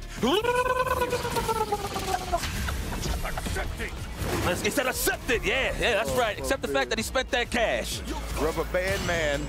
Ugh. Oh, nice. What a chase down right there from Gachikun. DI, he knows he can't DI back without dying, and the crouch jab as he lands. Torameshi. Oh, to a fast start, man. He's very good. That guy's good. He's very good. Oh, there's good. Oh, and then there's really good. Torameshi's definitely representing that quote right there. Shout out to the random attendant in Chicago. Oh, okay. Hello, Sim? Set, is that you? For real, right? That's how he's playing, just constantly making him deal with stuff. Whatever angles he's at on the screen. Oh, nice chase down. But then again, this is what we talked about, right? Torameshi's had these clutch perfect parries, and every time he's been cornered, he's been able to get out. But what a choice from Gachikun right there, outspacing the anti-air. I believe we need to switch up offense on Torameshi a little bit on Gachikun's side with delayed shorts once he gets close, right? So a lot of the mids was giving him that success rate on those perfect parries, right? Yeah. Ooh, sneaky. Oh, it's still in play. Oh, Torameshi is actually in the league. Oh wow, that's highly, like, that is crazy. Man puts both of his arms back with the flame. Holla, ooh, stand fierce. Did I miss a great match? Yeah, that's a throw respected. Wow, the wake up parry try to go for the parry on the mid as well. Again. Ooh, and then got caught reaching. Wait a minute. Gachikun starting to figure this one out. He's like, okay, okay. Now, I wouldn't be surprised if Gachikun down the pipeline picks a guy. That's what he was known for back in the day, people that don't know. Street Fighter 4, that was his name. I should commentate with Yipes. Looking for that counter hit right now. That was clean too, yeah. He was able to slide under the limb to get it started, but just as he did that, Torameshi puts him right back out. Trying to bait out a teleport, possibly. Oh, yeah, just to kill that angle on the float. Lovely. Yeah. What a bait. Oh, respecting him. He didn't know what he was going to do. I'm pretty sure Gachikun was thinking about hitting him with a mixer. Absolutely. Ooh. Oh, but he didn't get the conversion. Still not enough extension to clean it up. He may grab the ankle for full screen. Okay. Yeah, respect it. Yeah, now he ain't throwing him out there like he was used to. All right. All right, just trying to make him budge. I like these words with just random buttons out there. Oh, what? He was like, that fireball is about to disappear. I need to drive rush in it. That's right. Respect me. Holding the lead. I like that. Torameshi. Let the limbs I need to take that fireball. This is a very slow and steady round until that moment. Torameshi sneaks in with a teleport at the perfect time. Puts Gachikun on a pixel. Ooh. Yeah, good enough. Praying like you're praying. One thing that you have to keep in mind, if the opponent barely survives, that was godlike, then it's fine as also, because the likelihood of you chipping away a little bit extra damage from full screen away is very high. Wow. That was the first one too. Wow. Uh-oh. When Dowson shines, he knows about dehydration. Let me tell you, that's why he fought for that water. You see people teching right after those punish counter drills, only for Torameshi to backdash and get a punish. We saw that again here. Nice. Oh wow, what a chase down. That's right, buy some time. You want to touch grass again. Get in there, overhead, not yet. Nice, what a kick off. Yeah, gotcha. Oh man, all you gotta do at the end of the day is pop that level 2 and you're good to go. Hello. I'm loving the snipes for Torameshi though on the win shots, on the teleports. I mean, if Dawson starts winning, here's the problem. Here's the problem. If you have a character archetype, really any character archetype that is extreme, like Dawson, he's an extreme zoning character, right? If that character archetype becomes really, really powerful, it means that, like, you're gonna have a lot of trouble balancing out the rest of the cast properly, because you need to balance it out according to, like, wow, Dawson being very strong. This is why, like, the extreme archetypes often end up being really weak, or somewhat weak. You don't really want, like, Zangief to be the best character in the game, or Dawson. There's no floats, no nothing. Regular jump. That was a grandma jump. Legit, bro. He's like, I'm almost there.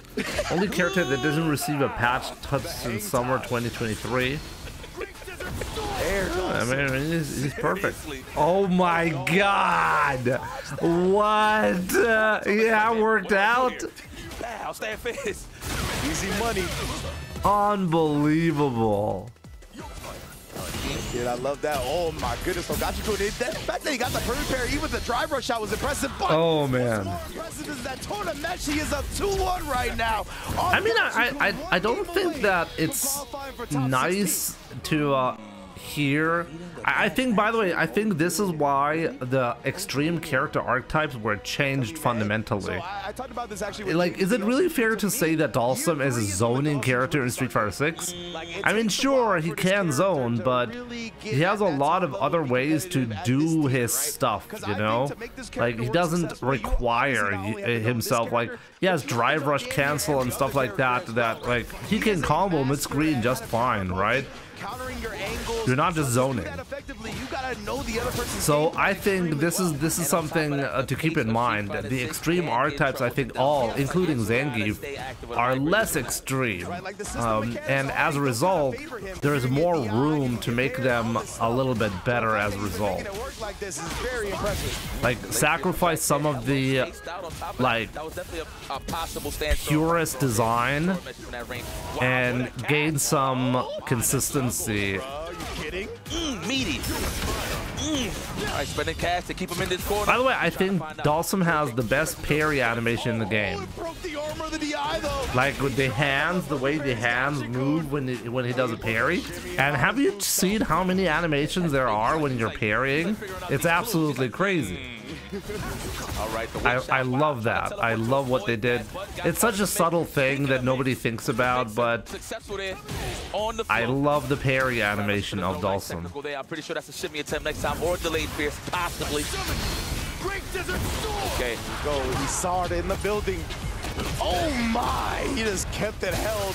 Oh, he was expecting the tornado to be gone by the time he wakes up, so he got hit. Because I don't think you could teleport out of that, like, without getting clipped. And maybe he was just supposed to be a super, and he didn't end up getting the super, and something else came out. I don't know what happened, but either way, we're going to a final game. I think he was expecting the tornado to be gone. But sometimes there's a case there for those situations you try to parry, but you miss a button. Yeah, that could be it too, where he tried to parry it, and it just ended up messing up that way too. Yep, so we'll see. Though that's here nor there. Oh my God! So lucky to not get punished there. The defensive drill kick's coming out now. I like that.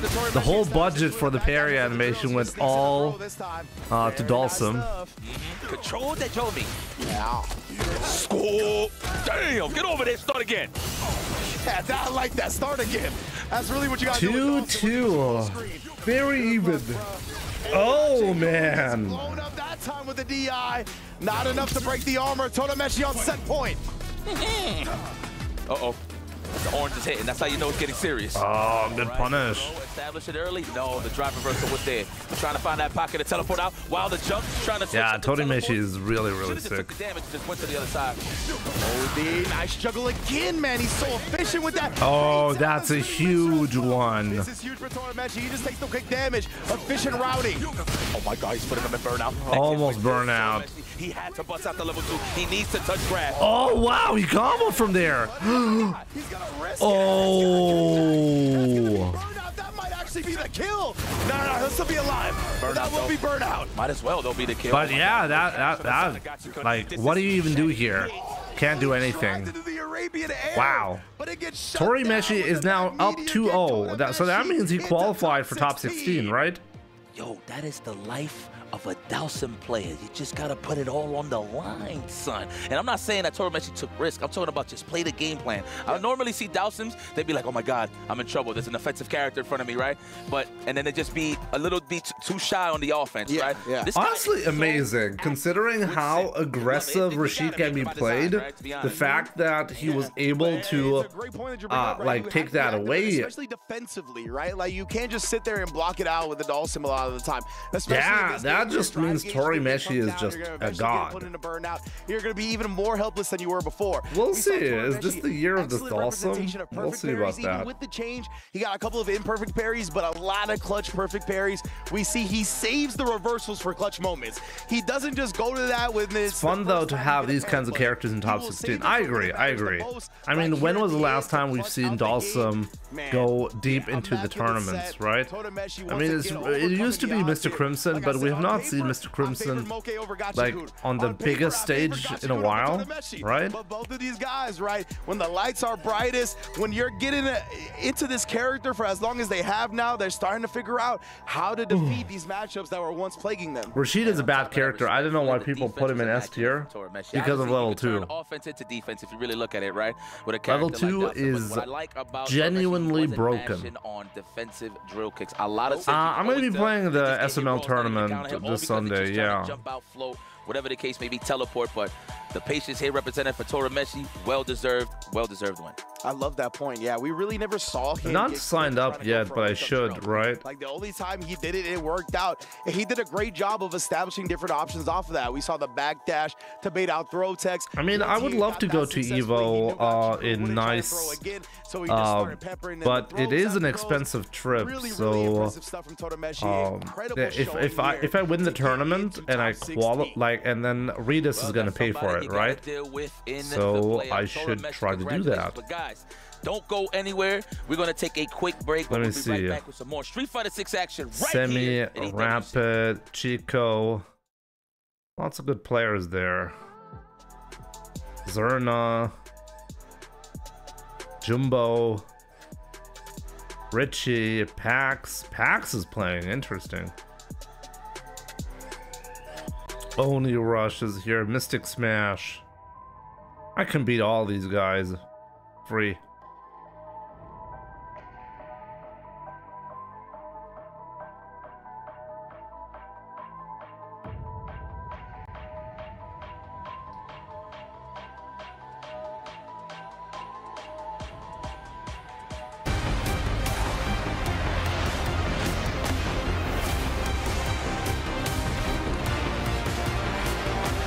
I doubt you could beat Zerna. Zerna is free.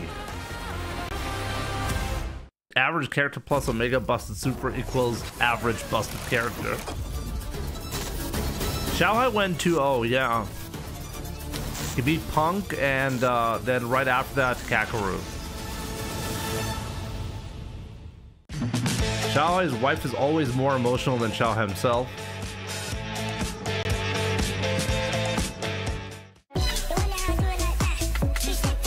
I mean, it's hard to blame her, right? Especially with the Punk match, it looked like Punk was gonna beat him 3-0. And then at the end, it looked like Punk had already won. He stood up and everything, right? So that was a roller coaster ride.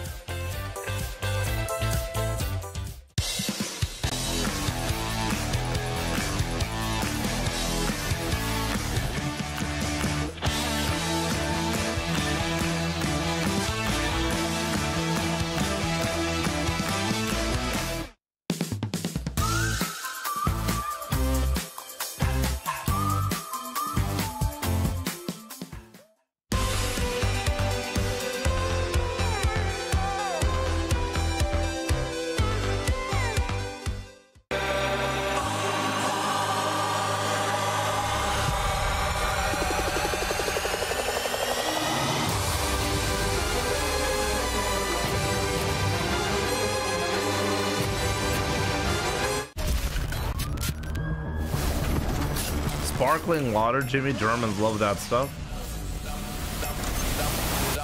Do we love that stuff? It is sparkling water, yeah.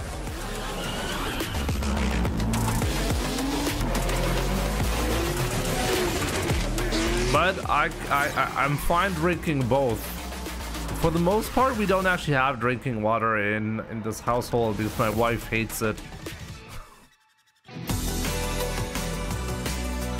Do Germans love sparkling water because it reminds them of meth? Ahmad.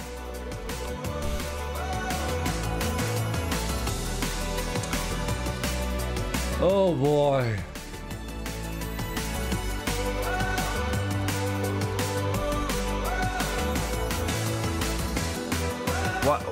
What is it with sparkling water that reminds you of meth? Like, where's the resemblance?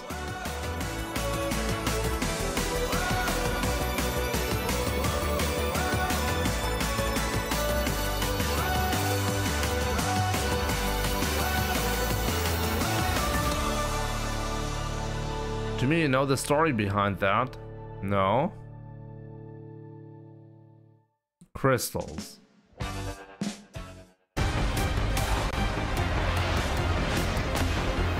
What do you mean by crystals?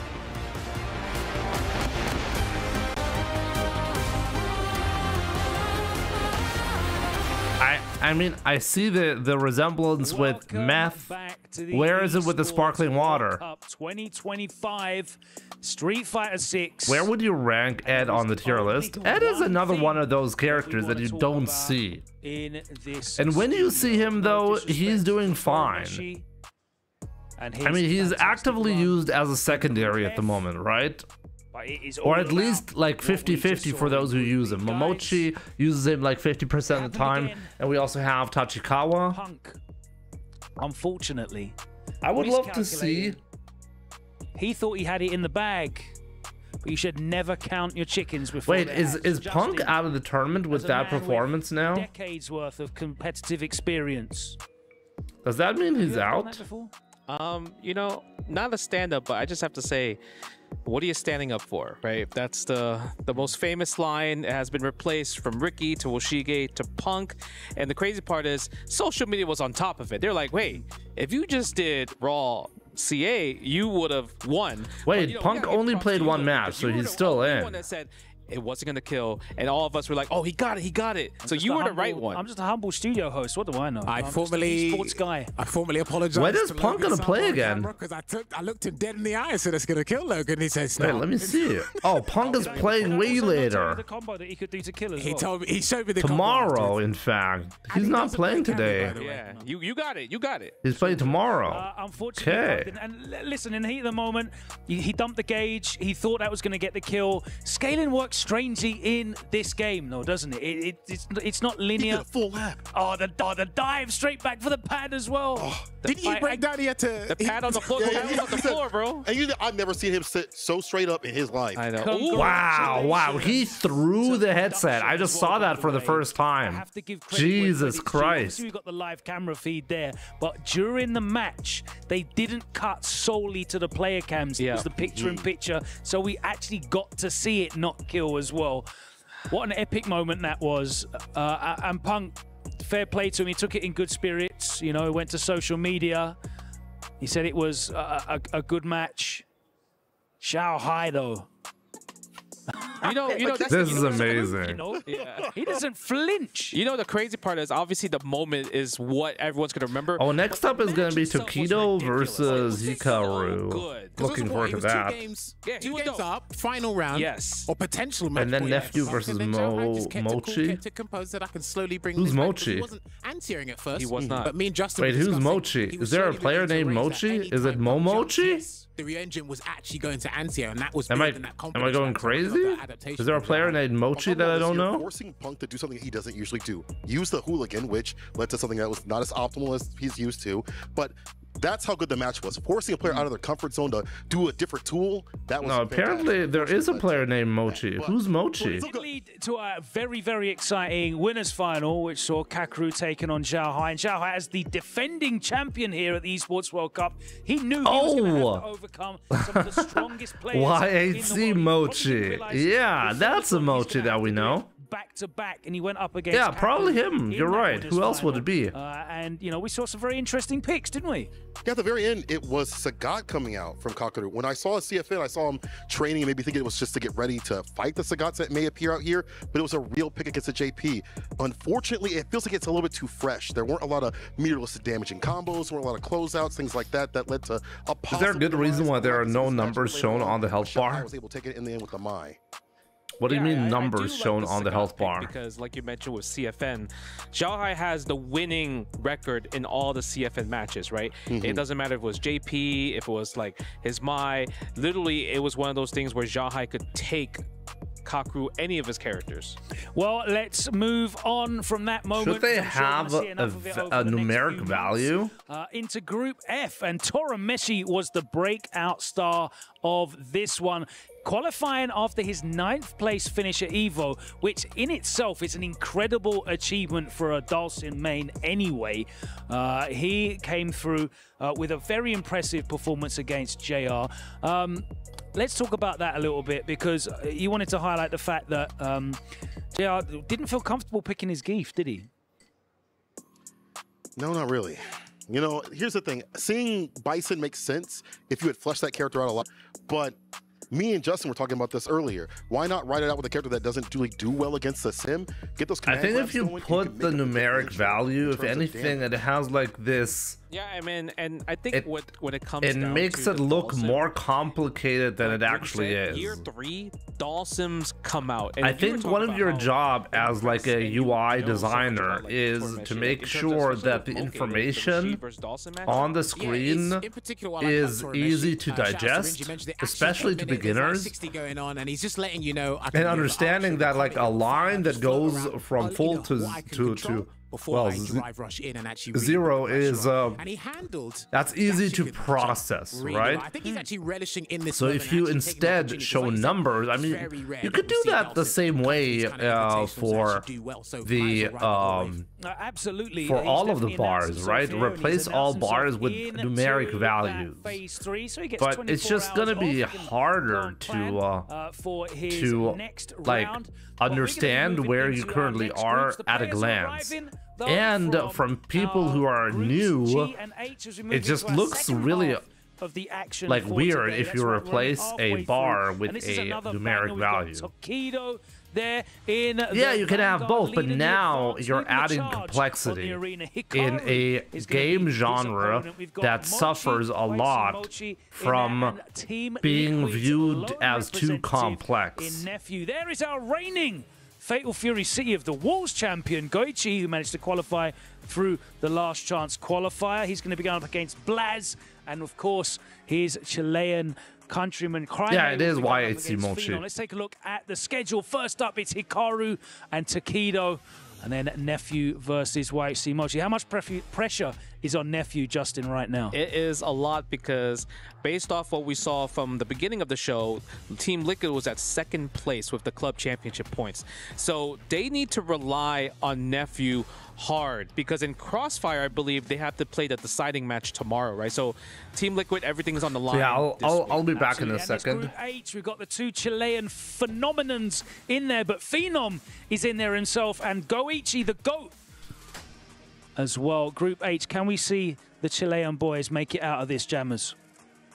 I can see it. It's a possibility. It's not impossible, but what I like about the young Chilean players is they're learning a life lesson very quickly. We can be good buddies, but sometimes in the world of work, I might have to compete against you at one point to get the job done. So I can't wait to see that. Kola, what do you think about this? Obviously very unfortunate, the draw, but do you think they can both make it out of this? Difficult, Paul? You know, for many other people, I'd say maybe not. The lights are heavy, so is the money. But these kids play like they don't care. You know, like they don't need to pay no taxes. Yep. They are focused on the fights and the fights alone. I think that actually helps them out compared to other people who are panicking and dropping combos and things like that. I don't think it's going to happen to them. Well, we have potentially had our match of the night already, but thankfully there is another 6 groups still to go, with the potential to deliver even greater action here as we move towards the end of Phase 1 at the EWC for Street Fighter 6. We'll be back after this short break as we move into the next 2 blocks. I promise you, the action is not going to drop off. We'll see you after this short pause for the cause.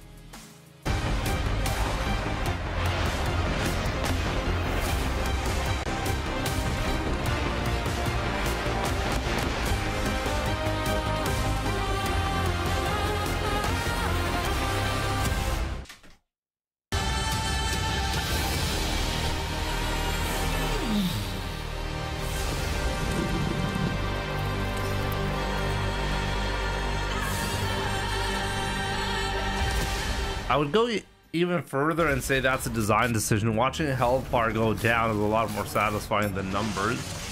I agree, but I mean, Costi made a good point when he said you can have both, right? But that's one of the points that I think you don't want to have both, because you need to make sure you need to have a lot of information besides the actual fight displayed on the screen. And you don't want to have it being too convoluted.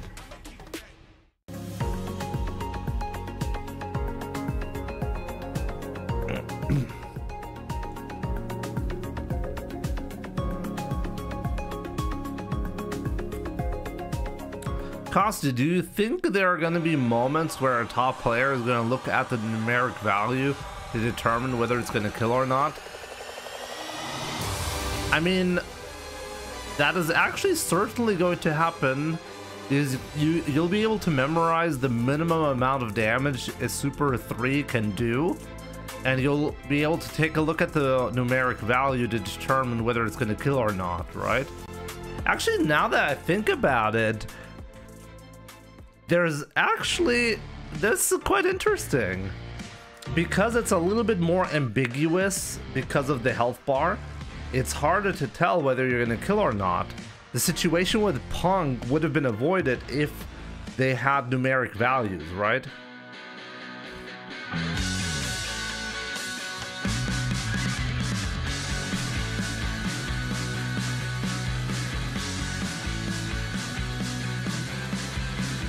Punk won a meme through the tournament, I guess so.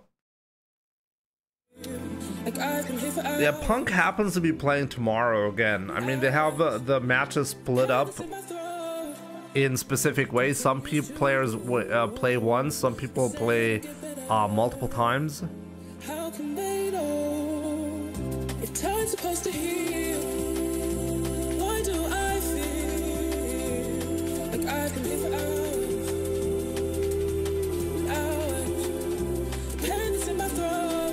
Should it be a skill? Now I think that's a good question.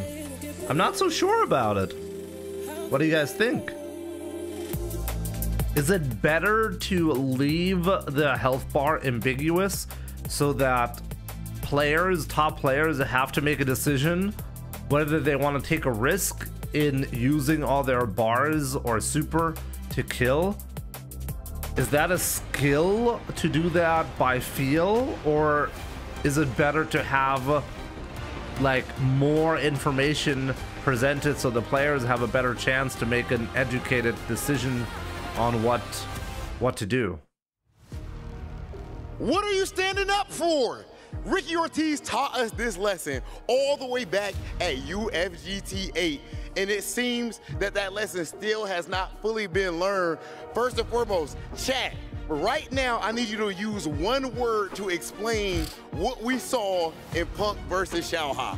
Unbelievable, bro. That's an instant classic. Okay, so if it's supposed to be ambiguous and the players should show skill by knowing the games in and out, then shouldn't we play competitive Street Fighter without a health bar entirely? I mean, you can remove the health bars in Street Fighter. I mean, if you're gonna play Street Fighter competitively, you should know how much health you have left and the opponent, right? I mean, keeping track of that entertaining on both sides comes down to the end. Could be part of the skill. He's popping off crazy. Y'all, I don't know if y'all can hear it on stream, but we can even hear the yelling and the pop off in the back. I'm getting hyped, and next thing I know, GG's. In the end of the day, my man Xiaohai gets it done, and now I think he is so. I mean, it's technically not ambiguous. I mean, I guess it is, but only in a minimal way. Trying to pull a Ulsan back to back, and then. How about Torameshi actually qualifying over Gachikun at the end in FF? I mean, Torameshi smashing Junior before that. He was in control the entire game, so made it over, and then it's just complete control. It's impressive, just means that you get a couple days to just rest up and watch everybody else and see, plan, prepare. That's something that I know not standing up early is a skill too. Love studying before your games. This is going to be very helpful for whoever takes the winner spot. But look, I mean, are you able to stand up or not stand up, even though you know you're the alpha? G and then H, Hikaru and Tokido, as you see them standing right behind us. They're praying, they're getting ready, whatever they need, because we're all hyped up for it to continue on. Rob, I think it's time for us to get started. Let's do it, ladies and gentlemen. I wonder how much actual health Xiaohai had remaining there.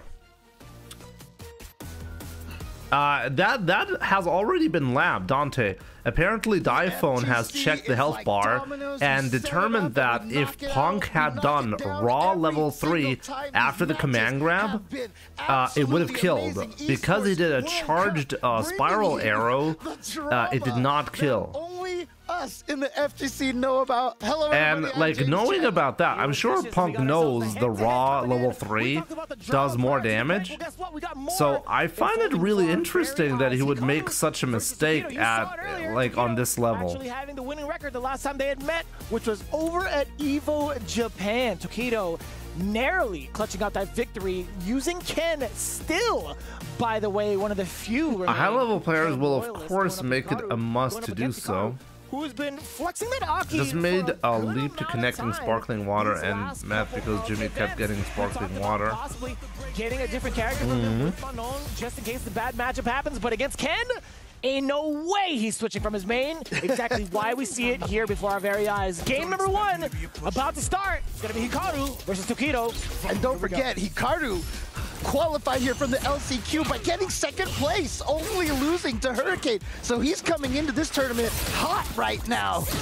Yeah, I'm really curious to see what's going to happen. Trying to snipe his way out from the other side. How did Tokido qualify again? Could lead to a big stagger. However, let me double back. Hold on. We do get the side switch now from Tokido.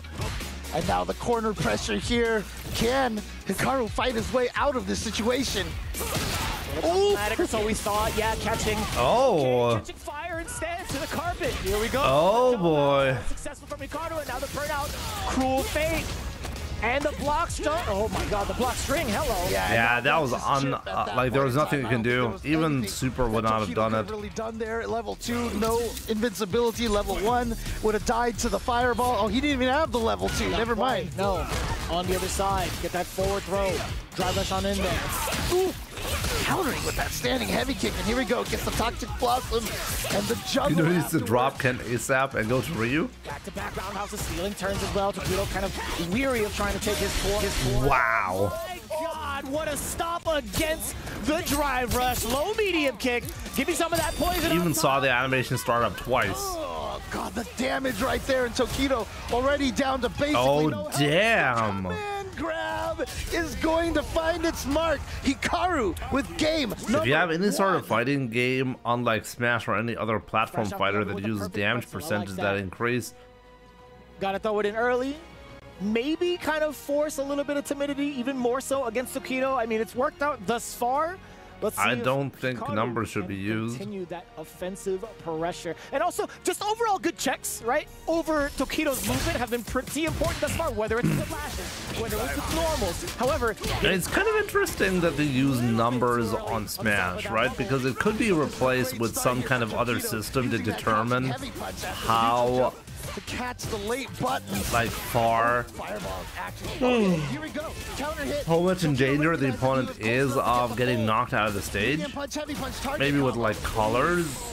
But that fierce just covers so like much a dot or something like that that changes in colors, going from light colors to dark colors. I don't know. That was buffered going into it now with the stagger. A little bit of a shake-up. I don't know what that was. I'll tell you what. Oh, again, Justin so mad right now. And here we go. Gets the hit into the corner there. The frame kill with the standing heavy punch. And Tokido just maybe I'm just wrong. Maybe it's not that they're showing the potentially be a thing. Perhaps knocking on the door, a couple of lights, a little bit of a stagger. I think one part of showing bars in general is in the first game, there's an immediate visual feedback of how much damage you're doing. Phenomenally, chooses to burn both of them. If it's just a value and the value decreases, you're not actually seeing that. Wow, that was amazing. On the way down. Tied up, very expensive. Albeit when will I compete in a tournament? In what? How many weeks now until? Oh, what? How many weeks now until we have the next CPT event? Should be soon. And so there we go. A good back throw for Tokido. So I mean, who do you think would win so far? He just happened to jump forward when Hikaru. I don't know. I can always see Mena winning. can always see Mena winning, for example. Claim this corner here. I mean, Xiaohai beating Kakeru and Punk, I think, is a top contender at this point as well. I think this is that is the most impressive that any player has done today. Long time ago, I'll tell you what, he's done that spacing trap to a handful of different opponents over at Street Fighter League Japan. Best believe remove the health bar. Instead, there is a blue glow around player models, which turns more red the more health you lose. It's such an interesting situation. Yeah, but then you're messing with the gameplay section, right? So now like. For some reason, I mean, he's decided to stick with I think visual clarity is very important, and consistent visual clarity is very important. The state of the character. Damn! Look at the damage, but more so look at the carry a little bit too early. Like, That's a punish you need to differentiate between different states, so you can't have like an aura that changes colors all the time when you have so many different colors used in Street Fighter 6 anyways, right? With the drive rush, drive impact, burnout. So it would mess with that. And there it is. By the way, Kosti, I'm not saying it's impossible.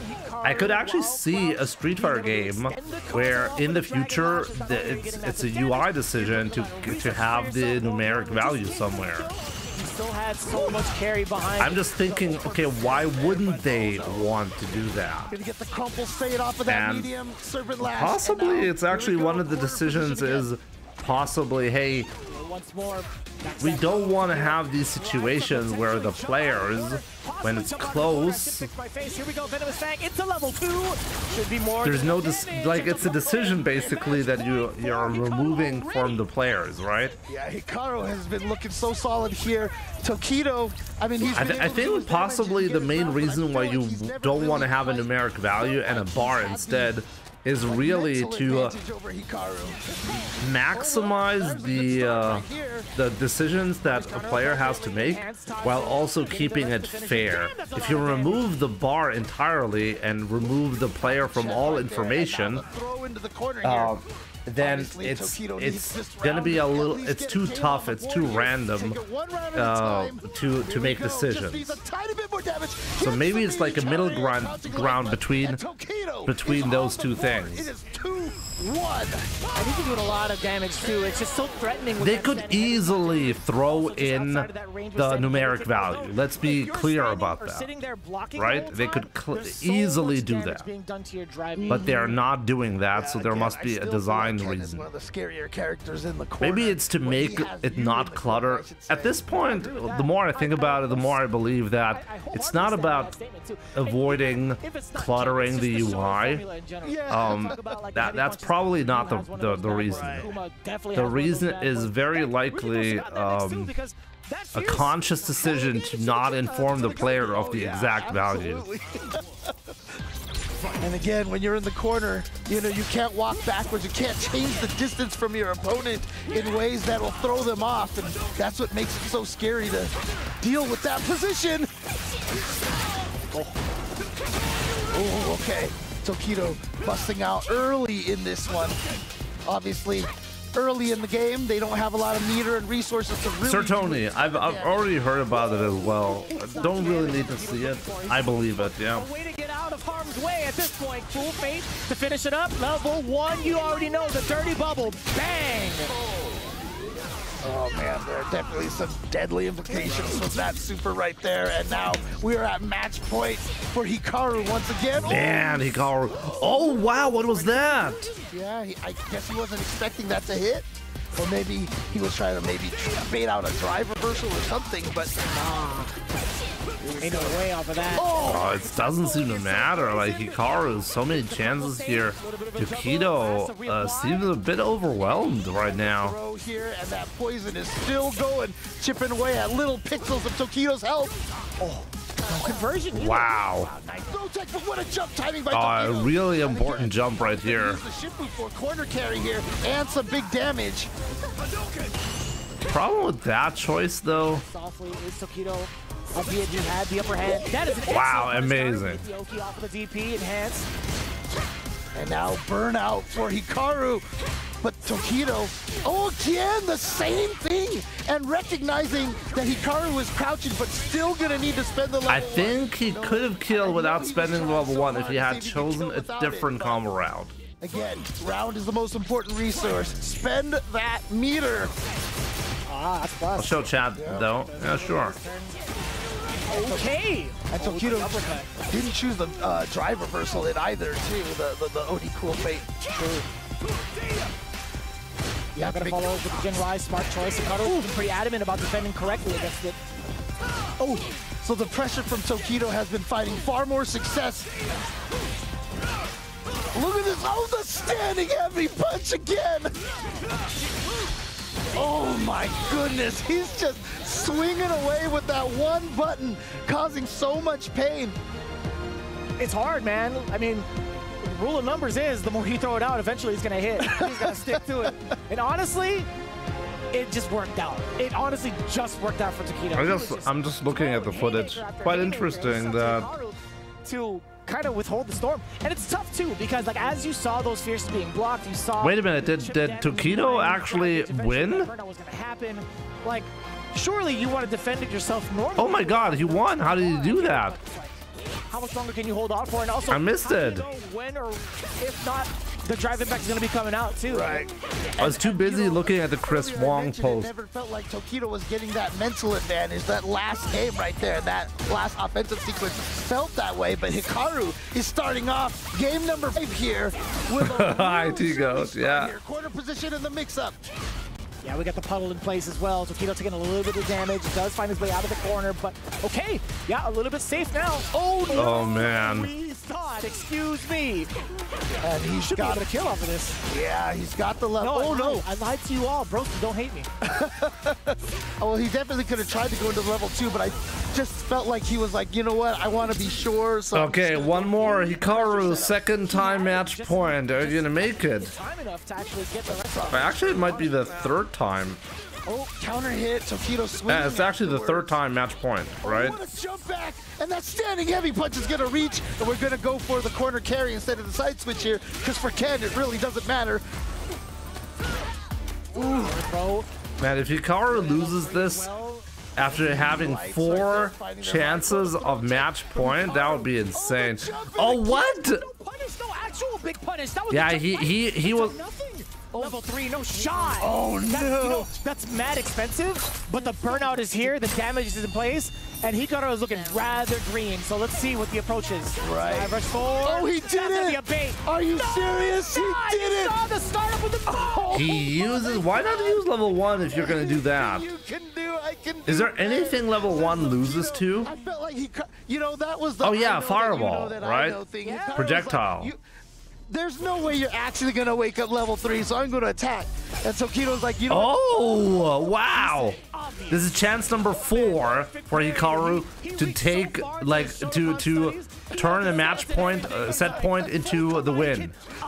Oh, man. Like, Tokido just doesn't want to die. And there's the cool fate. Yep. Got to make sure you drive reversal early, too. Oh, no, but Tokido puts himself in the corner.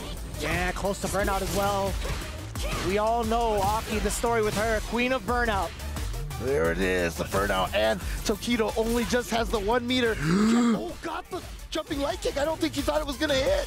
But now, here we go, corner pressure, and actually... Oh, wow, wow, this is not that bad now. Drive gauge back here now. Well, actually, no, it's oh! No way! Hikaru wasn't ready for it. Wow, Tokido was losing so hard and still won. That was a set. Tokido? Excuse me? A full reverse? Damn. Oh, man. Wow. I would say sorry, I did not know your true strength, but we've all known. He saved 4 set points. We all know that Tokido absolute has madman. One of the best, and one of the best his whole entire life. One of the few true candidates for being FGC GOAT. I gotta say, man, as we look into the highlights here, Hikaru looked like he was in complete control and complete dominance a good majority of the set, but there was something about Tokido, and there's something about this 3 out of 5, able to wake up. Yeah, 2-0, another. This is the second set that we've seen that was a turnaround. Talked about his control overall. He was already looking at match point. Tokido was at death's door at one point in this set. But the tenacity. Yeah. Wait, this was the first match point.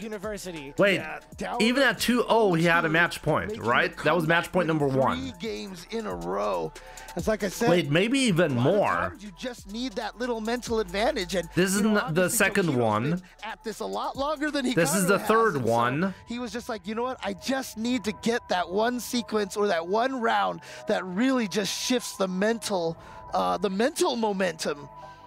Truly, and I like the ideas too that Hikaru was presenting, right? No, he had 5 match points. It's 5. The full level 3 upon wake up. Maybe even 6. If after the 2-0 he started with a victory, it's 6.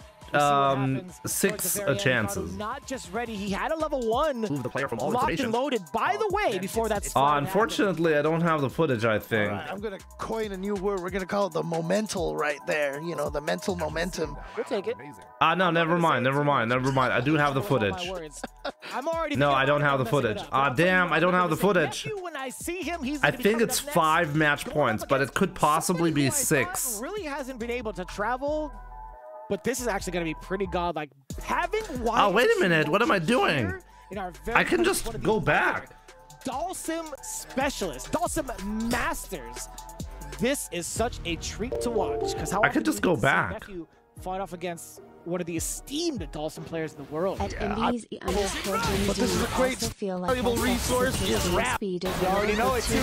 What's more, things like commentary gets reduced to describe what's currently happening instead of also classifying it. Oh, so it is. He lost the first round. Okay, so it was 5 match points.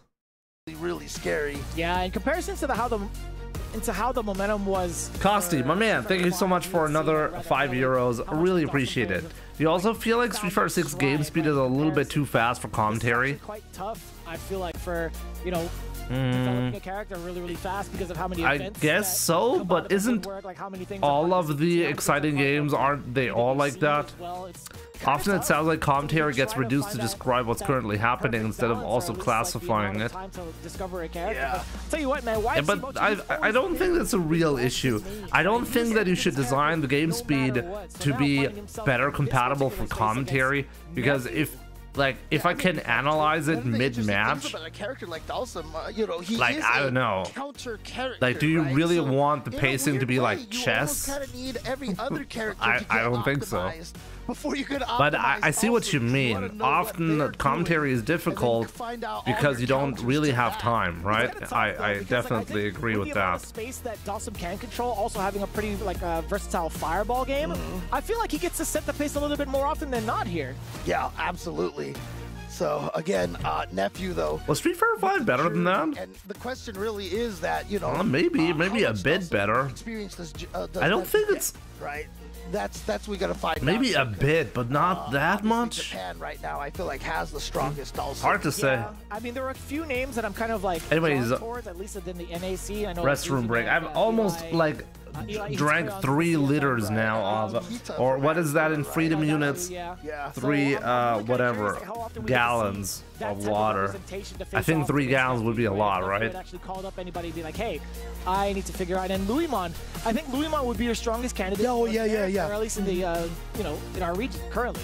Yeah. Because who knows if he's gonna be like in NA at a certain point in time, right? Or like hanging out in the DR, etc. Right? So, but it's tough. But I mean, honestly, Nephew I've been talking a lot about those players on the cusp of getting into that Punk, Knuckle Do, Mena RD, that kind of level up there. But Nephew, I think, is kind of there, right? So he's obviously taken some huge majors in the past.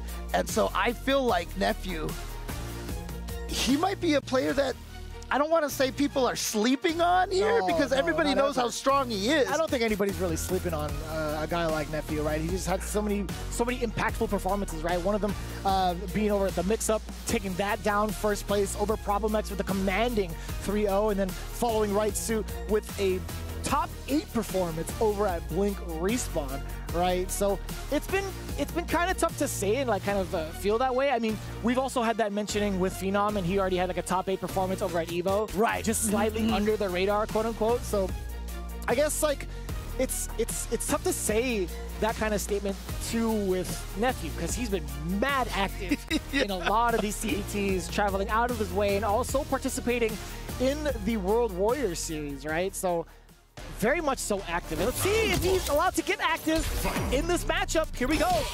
Match number 2. All right. And again, obviously starting off with the zoning already is YHC Mochi. But the scary thing about, 5 and 6 Dawson here is that if he gets some momentum, he can... Okay, 3 gallons is a little bit too much. Well, almost 1 gallon. And, rushing you down. We create a donation goal for an in-chair integrated toilet. Rather than trying to contest after a drive rush to block, Mochi I just need to drink a little bit less. Today, I've been drinking a lot. What do you do about this? All right, and now Nephew water. I've been drinking a lot of water, okay, guys? Gonna get YHC Mochi right out of there. Yeah, and I like that. Just trying to clear the space out, right? That fireball wasn't going to reach, so roundhouses, as much activity as possible. You already know YHC Mochi just needs a couple of hits now. Very preemptive, very precautious. But wow, he tried to perfect parry that. Very patient, and he finds his way in. And there we go. Wow, those 2 hits of the fireball didn't even combo. But Mochi got hit by both of them, and here we go. A back throw from Nephew. Oh, no. But unfortunately, Mochi is the one that's only got hit by 1 hit of that time. No, Mochi had plenty of drive gates behind him. I'll tell you what, he was big chilling. Sorry. Left-right dyslexia. You gotta fix that, James. I know. Oh, man. He's got 3 bars to Mochi's game. Any big impactful hit can lead to that level 3. Oh, there we go. Gets in again with just that raw drive rush. One of Jury's specialties. Avoids the throw, but then jumps over again. So now he's got to chase Mochi down again. Yeah, look at the Inferno. Look at the amount The level of 1 damage, it really feels more like a level 2, right? Oh, man. Down forward throw by the ankles, by the way. Now we get the Yoga Noogie. Just enough damage. This sounds like it looks like the craziest slap ever. I just realized he really looks a lot like Kazunoko. What Torameshi did. Not from the front, but from the side. Just before this. And YHC Mochi is trying to do the same. Even in the LCQ, we saw so many Dhalsims, of course. Like in this angle right here, it looks like it's Kazunoko. Top 10 of that LCQ that made it here. Right. Yeah, makes a lot of sense too. Speaking of top 10, speaking of leaderboards. So we have some messed up pressure, man. So weird. It'd be like that sometimes, you know, Dante. Individuals here, but as a unit, with the clubs here, we got to make sure to rise above the ranks to get as many points as possible. What a call out too! Low medium punch stuffing out the normal from YHC Mochi. I like that walk back from Mochi, but he didn't have the whiff punish on Nephew's button right there. Ooh! Not a counter. Oh no, too far away for the Yoga Blast to hit. You get the back throw, repositioning. Now in favor of YHC Mochi, checking down below. Gonna be able to parry the reversal. Number 1 for the side of Nephew. The damage incoming. Yes, sir. We get a little bit of a change up. Look at that damage right there. Just needs one more throw. Oh, gets out of the corner. Man, Mochi is like playing like a madman. Oh, he didn't get it, but still good enough though. Nope. Nope. Muscle memory failing you when you needed it the most. It had to be the parry.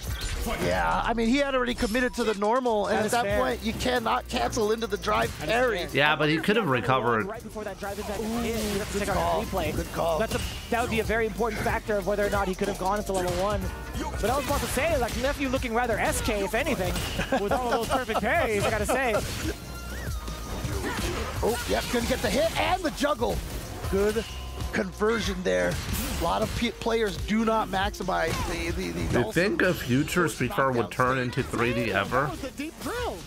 Still managing to get I don't really think so. as well, but still, why is Mochi? I love the way he's utilizing these slides, by the way, for repositioning. I really don't think that the 3D space is like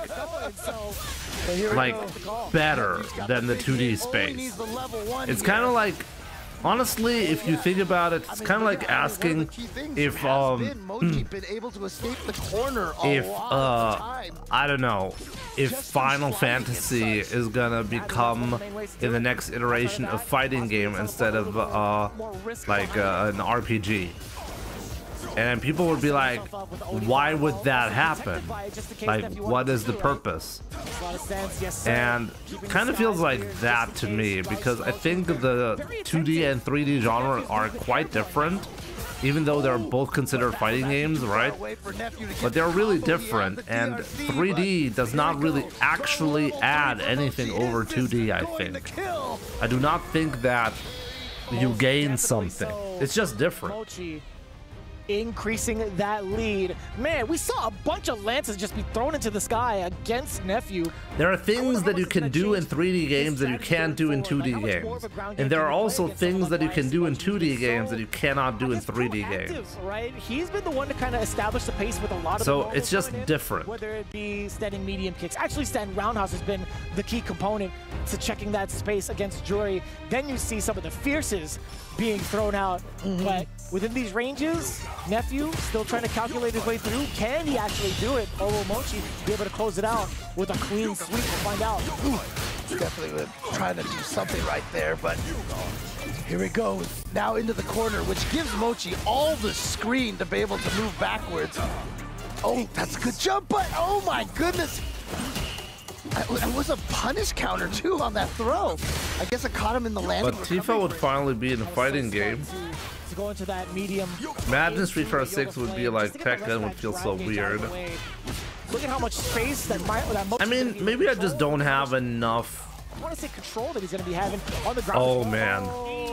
Maybe I don't have enough imagination for that, you know? Maybe a 3D Street Fighter would work, and maybe it would actually feel the most modern. Who knows?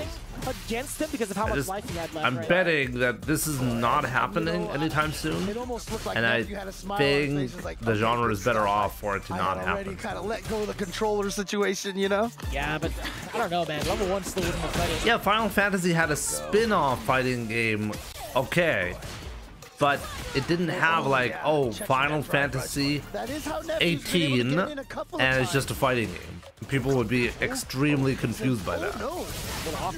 Yeah. I wouldn't have thought that was crossed up. Oh, there it is. Punish counter on that. You're going to activate, you're going to have to, right? He could have killed him, though, on that. You build a lot of your drive gauge back as well. No, you go for the drive impact. Putting yourself into burnout, that could have been mad risky, but yeah. Nephew does have an opportunity to get a mixed perfect parry. You still can't punish it. Oh, man.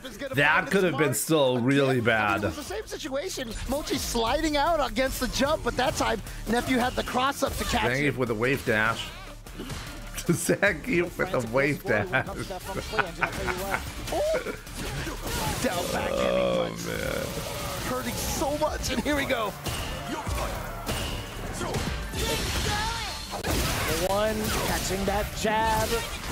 Now towards the corner, just dashing up, drive gauge immediately. Mochi and Torimeshi making Dawson look broken right now. I'm honestly shocked that Jury, like the Nephew, is having so much trouble with Jury. Jury seems like a good fit to beat Dawson, right? You can see all these parry attempts from Nephew. And like, it's really not looking. Wait, far. It doesn't work. Yeah, it's too far. Can't be what he wanted there. I'm not too sure. I mean, that's a full commitment to turn into level 1. Right. So I'm genuinely not sure whether it's Year of the Sim, possibly. 3-0 sweep from Vera's own YHC Mochi. The Dawsons are representing. Mochi is being told that he might as well pack it up because it's like cheating. He's being disqualified. Dominant performance here with this Dawson. police is on the front door. Nephew fans in NA, but also seeing some Everybody was, I mean, it was displayed everywhere, you know, the robbery, even murder. You know, those are some extreme allegations right there. Honestly, like the way that we've been seeing this game, I really feel like Does North America have any sim players? character specialists are all wilding out in I this mean, game. you have the variety we get between all the characters being used. It's just been so impressive. in Europe we have Mr. Crimson and JNS in Europe, right? And in Japan you have Torimeshi and Mochi. Makes a lot of sense, but look at the Really not a lot. right? Like we talked about the distances he's been playing at, what normal he's been utilizing, and funny enough, he used that roundhouse to his advantage. Like he knows full well that Nephew is. You have the best sim if you count F-Champ. Although Is F-Champ still banned? Spending the level 1. That was rather fortuitous from the side of YHC Mochi. And I will say, yeah, at that time I looked back at the drive. It's like this entire time, it looks like Tokido is trying to hold back his laughter so hard. I think he was just trying to go for maybe the knockdown with the level 1 and try to get some pressure off of that. Yeah. And so, unfortunately, it was just a little too far. But that means YHC Mochi is going up against Tokido. What year is Now this? I'm really curious what's going to happen Each here. other over the span of several decades. Funny enough, they haven't fought each other outside of Street Fighter League in either. Tony Montana, thanks for the follow on Crazy. But I mean, both of these Twitter. players are basically, you know, veteran stalwarts in the FGC. And, you know, Mochi has been playing Dalsum the whole entire time. Tokido, you know, obviously with the Akuma, like I said, I was just kind of talking about that a little bit earlier, but he has been sticking with the Ken. And let's see if his Ken can do better against this Dalsum wall. Right. That's going to be a little bit problematic. As, although we've seen the comebacks that Tokido had made prior, right? Against Hikaru, down chips 2-0. His pressure in the corner is going to be a pretty significant challenge against YHC Mochi. Like, how do you get past the plethora of heavies, especially if he catches you mid-air? If you try I love that Event Hub's already published an article about the "what are you standing up for" moment. Make some of these really These big guys haymakers work and quick. that could lead to just so much. Last time they met, you know what? Maybe I'm wrong. I was looking over at Wikipedia. I was trying to find the Times in myself. Burnout. Tokido loves being in Burnout. These guys are getting paid. I'll tell you what. 2-0 the last time that they met up each other. That's pretty impressive. And you know, I don't know if it's like too much of a surprise. I feel like Ken still feels like he has a pretty decent upper hand against Dalsum. Not even just in like the toolkit that he Crimson has. is dope. He has a competent fireball. He has Yep, he excellent normal definitely skills is. himself, You must and he know. has Good to see you. the right damage. In the corner especially, Let's though, see, it's like, what are we actually seeing We talked about how scary after Ken's this? pressure is in the corner, but Dalsum is a character that really has trouble escaping the corner right there. You know, level 1's not having the invincibility, level 2 being So able to be Tokido versus it's a tough Mochi, situation for Dalsum and in then corners. Blas versus Goichi. Oh, and then Crimey versus Phenom. Oh man, I'm looking forward to that. So always shout outs to Incross. Did Punk get up thinking at one and the opponent wasn't dead? Yes. Oh, you didn't see that? I should go back on the stream. Maybe I'll go back in a bit and show you, okay? Gets to spell out his offensive pressure. The immediately threat. Wow. The immediate threat, excuse me, against the offensive. I'll show you. I'll show you in a second, okay? What? Still back onto the other side of his out one way. It's another to get the throw started. Yeah, Tokido sneaking in there with the heavy dragon lash, but now YHC Mochi here with the drive impact and the side switch combo. Oh man. Tokido tried to do, he just got hit by that. Tried to walk forward, perhaps. Try to steal. What do you even do here? What do you even do? Now you get to face the Inferno. Cook him up. All right, YHC Mochi showing what he's got here in round number 1, but it is just. What tournament is this? Esports World Cup 2025. $250,000 on the line. The Blanca, right? Yeah. Oh, here we go. Oh my goodness, the jumping heavy punch just ate that anti-air for lunch. It was a lance versus a brick. I'll tell you what. Ooh. Yeah, but unfortunately, Brick don't fight This back. looks like me versus JNS. This one does, I think. Fair enough. Ooh. Yeah, this is a fiery Brick attack. And he's going to get a couple of extra DPs. Yep. And now the setup here. Heavy Jinrai into the combo here. Tokido coming right back. But he had to spend all the resources. I mean, honestly, in this final round, it's still Mochi who's in control. In game one. But maybe it won't matter. We'll see. All the way through for that delayed crouching jab. Mochi kicking it in towards the defensive gear, right? A little bit more timidity.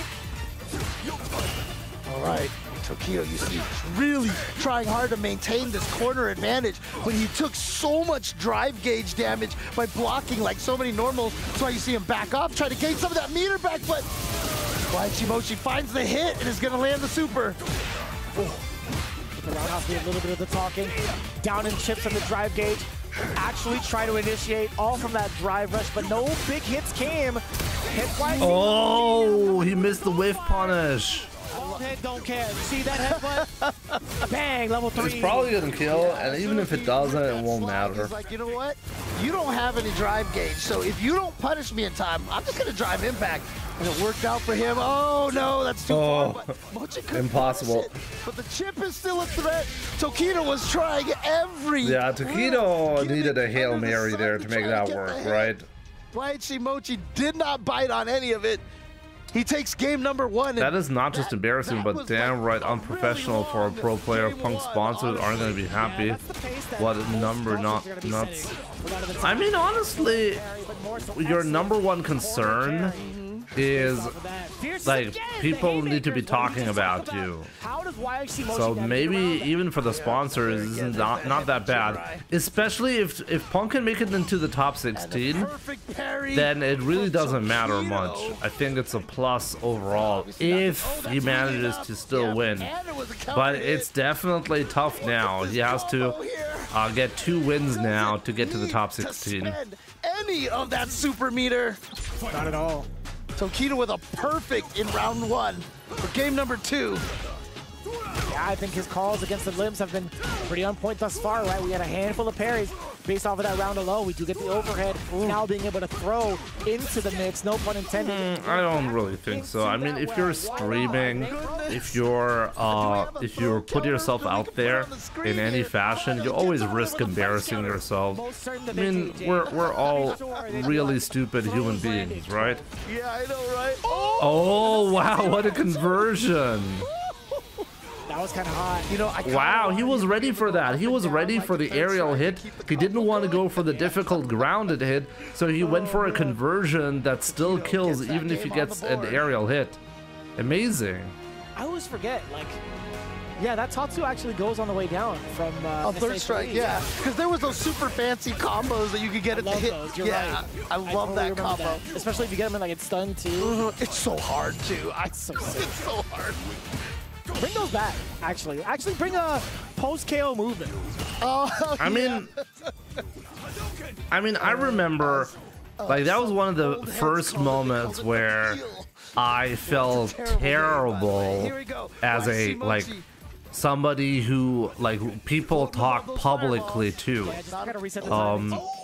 And that is the story where I was supposed to go to EVO 2020 in 2016, right? In 2016 with the first year Street Fighter 5. And I did a donation drive and I wanted to go to EVO.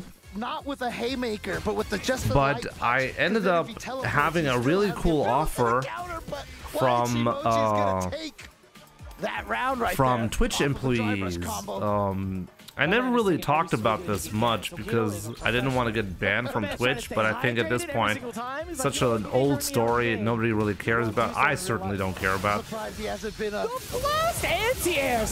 But I was basically I wanted to go to EVO, but I got an invite to Twitch headquarters from a Twitch employee to visit them in San Francisco, and they suggested instead of flying to EVO, I was supposed to fly to San Francisco a couple of days or a week or so, I don't know, before EVO, and spend some time with them. They'll show me around at Twitch HQ and get to know the FGC in San Francisco, and then we'll fly together from San Francisco to EVO. That was the plan. Mochi looking rather clean there in game. And it turned out after I booked everything, my flight and everything, and I was about to go on my trip to San Francisco, they simply ghosted me. Like I feel like the parry made him thought it was a hit or something. I don't know. But yeah, very odd. And I was in this really awkward position now where I had a booked flight to San Francisco with no hotel or anything. And I had to cancel last second because don't get hit by a fierce. I got ghosted. And that was like the moment where I was like, okay, I should probably not do a donation drive anymore, because even though like this was a really weird story for me personally, but anything can really happen. Like imagine if I had gotten sick at the very end. I would have already spent a lot of money on hotel and everything. I can't just refund everybody without massive losses. So that's basically why I stopped doing donation drives. I ended up going to EVO, spending a ton of money on a flight and everything. I had to book everything new. So that was bad. But I was thinking about canceling the entire trip, and I think I would have done so if it wasn't for the donations that I received. Going to kill. If not, it's gonna be by a sliver. It's not when I started doing meth. No. Nothing. I actually can't believe it. My man gave him the full critical arts to actually take it down. That was ridiculous. I thought he was gonna live. And you know everybody. There was no option to refund the plane ticket. No. About that super I did not get a cent from the plane ticket back. That one was just wasted. Previous set of matches, like who could blame me? Oh man. What a call out too. Yo, YHC Mochi playing rather dominant. 3-1 against Tokido, moving on and qualifying, but it's not to say without Tokido. So you spend a big amount of extra money for the sake of your reputation? No, not for my reputation. Really not for my reputation. But because I owed the people who had spent a lot of money to see me at EVO, wow, that was such a weird zoom in. Because I owed people to be there because it wasn't their fault. They didn't do anything wrong. I mean, I didn't do anything wrong either. In my opinion, I was like, hey, this is a crazy opportunity that I cannot, I can't say no to that opportunity, right? I mean, if you're getting invited to Twitch headquarters to meet up with like some really important people from Twitch and have a good time because they happen to watch you and be fans of your channel, who would have said no to that? It was an amazing opportunity to get to know some people on a personal level, right? Hello everybody, quick shot here bringing you an update from the Counter-Strike 2 stage regarding the club championship. In case you're unaware, 16 of the best teams from around the world have flown to Riyadh to compete in a single elimination bracket to determine who will be the number one. No, like the opportunity was real. I didn't get like the people who are writing in my chat were actual Twitch employees. The Twitter accounts that I was connecting to were actual Twitch employees. It was real. but they, like, it took a long time for when we talked about that to when I went, like, to EVO. There was a huge time gap between those two events, and I assume they just decided, you know what, I don't want to bother with that anymore. I'm just not gonna respond to him anymore. So that was it. You know what the funny part was? I started messaging them like a month or so before my flight, and I didn't get a response. So I gave them plenty of time to respond, right? Like 1 month before the flight, I was like, hey, we still cool? You know, it's a big commitment for me. We still cool? You still got my back and everything? And they said, and they didn't respond a month before the flight. And they actually ended up responding at the end. You know when they responded? There's a lot of money. Yeah, exactly. Guess when they responded? Life-changing for either of these players, but more so on the side of Blaz. They responded, I think, within the same hour of my flight taking off.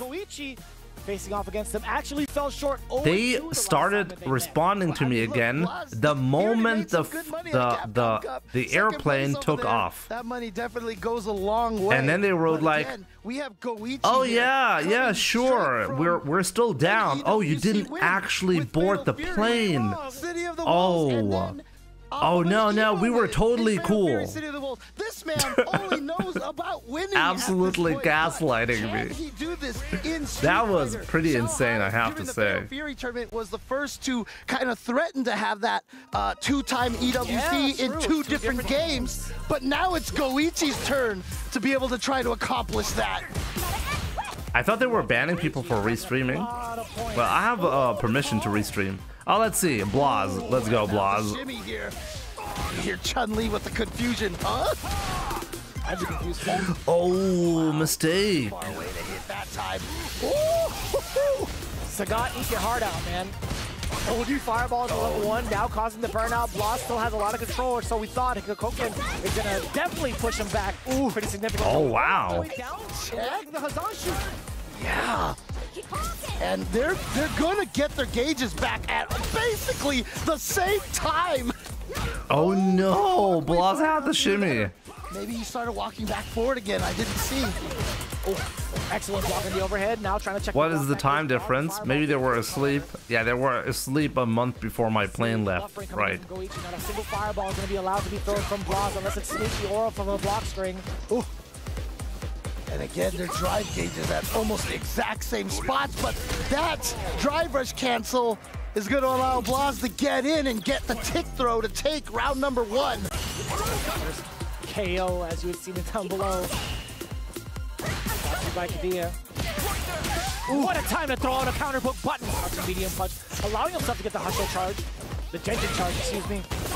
All right, good anti-air from Goichi. Try to bait a wake-up from Blaz. Drive rush forward to prevent the punish counter throw, but if you know they're going to do that, just start swinging, and you get the No, I didn't try to refund a month before the flight.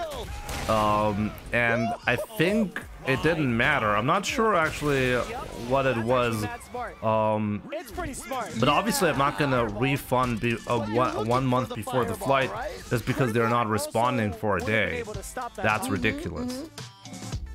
But that's the thing. So, but I think the ticket said no refunds anyway. So I think it wasn't part of the calculation anyways. I don't think I was able to receive a refund. And honestly, something inside of me, I wanted to go, right? I was like, nah, they're gonna respond the closer we get to the event. They promised me to meet up with me at that time. They surely know about it. So they're not going to let me down. Until the very end, I was naive and thought, hey, they're going to start responding. But they didn't. Pretty much drive rushes his way on in there. Oh my God! But again, these throw baits from Blaz have been finding their Which pad Blaz is playing? That's a good question. I'm not sure. Look at how patient he's playing too. Just within the space to be deadly. little bit too close for comfort, actually, now. Oh, wow, he got the conversion.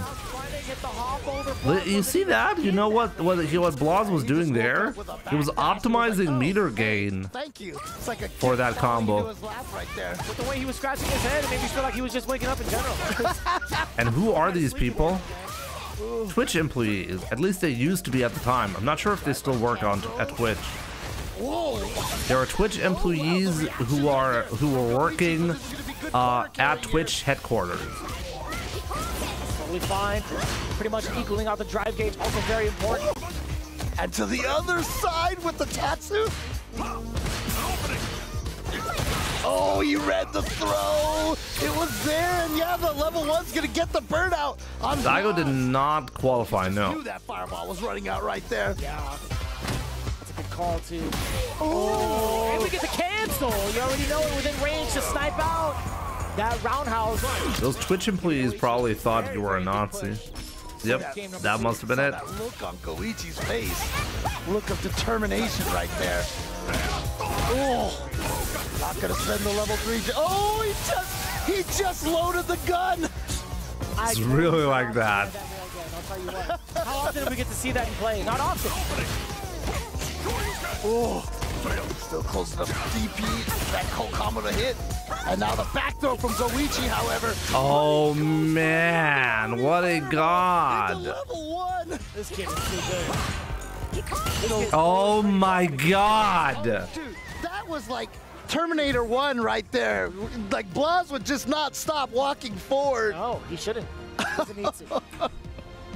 Oh my god. Right into the camera too. What is that? I'm telling you guys, like Blaz is gonna be like, there's gonna come a time where Blaz is gonna win every single fucking tournament. Yeah, exactly. What am I saying?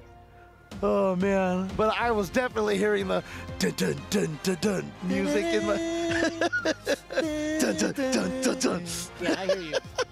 I was right there with you. My man was walking the line. Hey, that was absolutely mind-blowing. Blaz 2-0 over a current reigning EWC champion in Goichi. Oh no! You must know, maybe something like that happened under the hood. By the way, as I said, there were Twitch employees. It wasn't even just one guy. It was multiple people. Okay?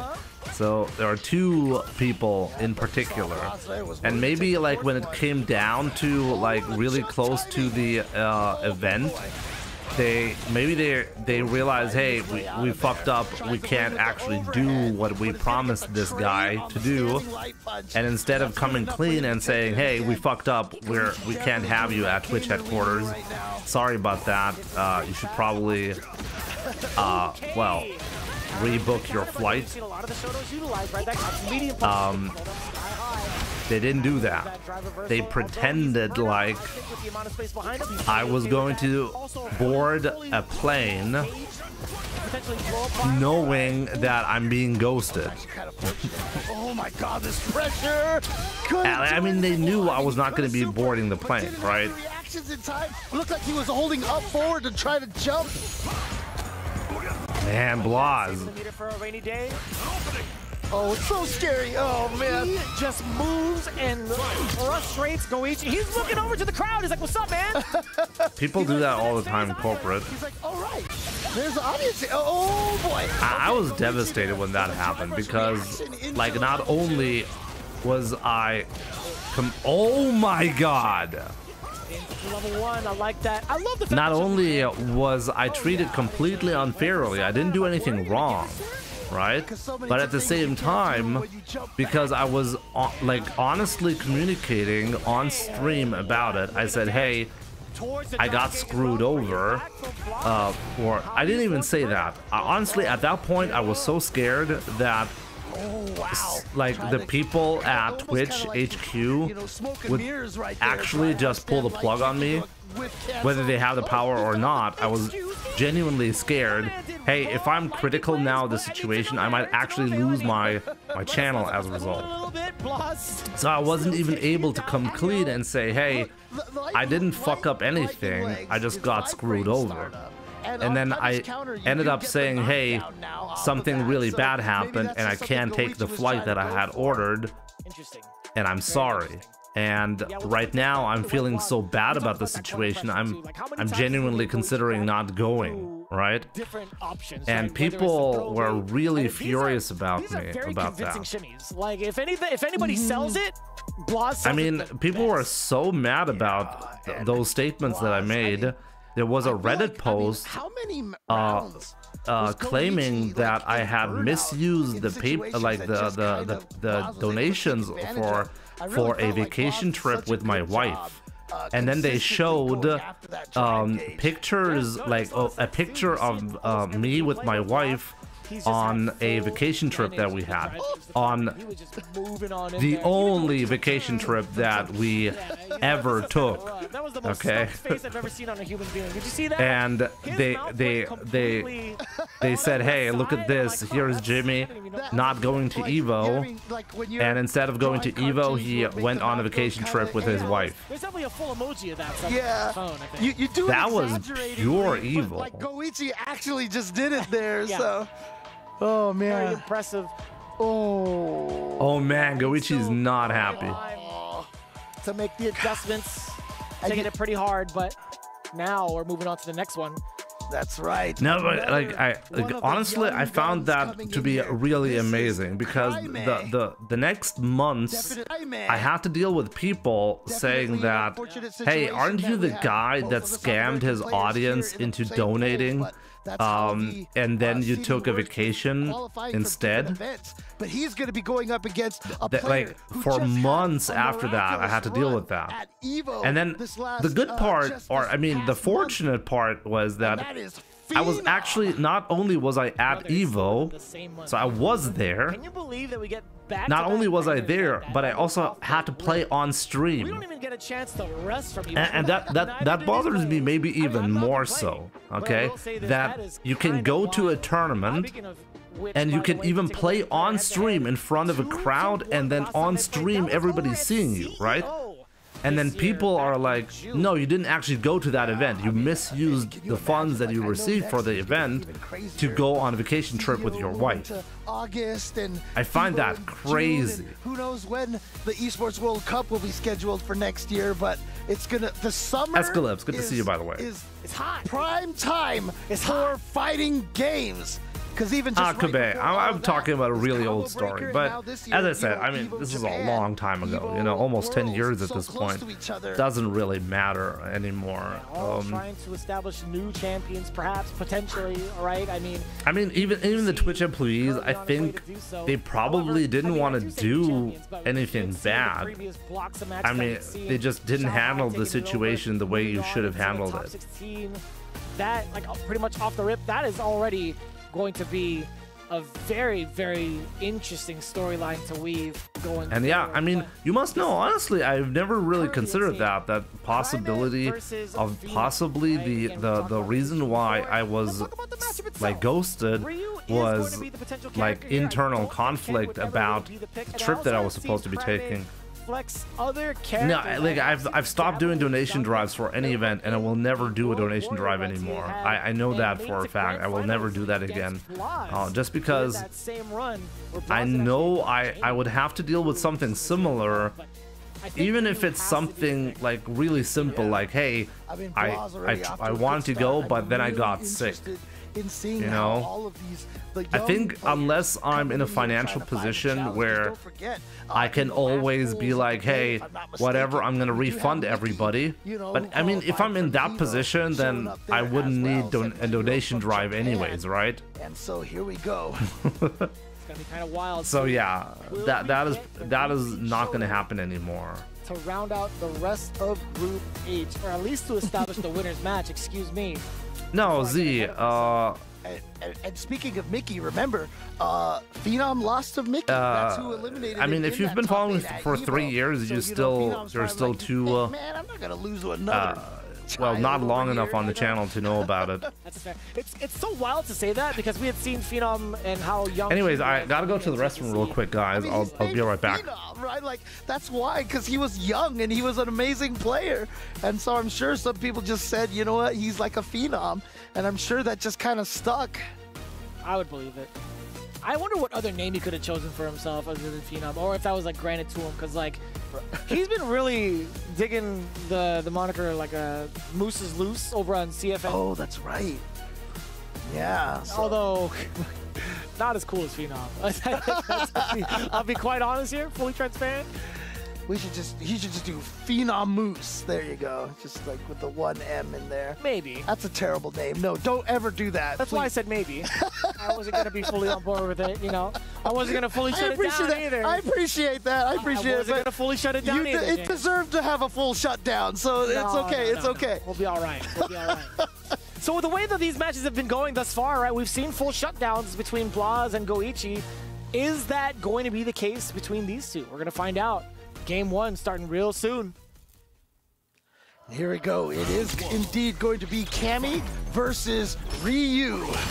As expected, Hasho is coming into play rather early. Crime, the vast difference between him and Blaz is how often he's gone to fireball feints, right? Fireball feints, whether it's with normals, like fast normals, light in particular, but also light Hashogeki. Yeah.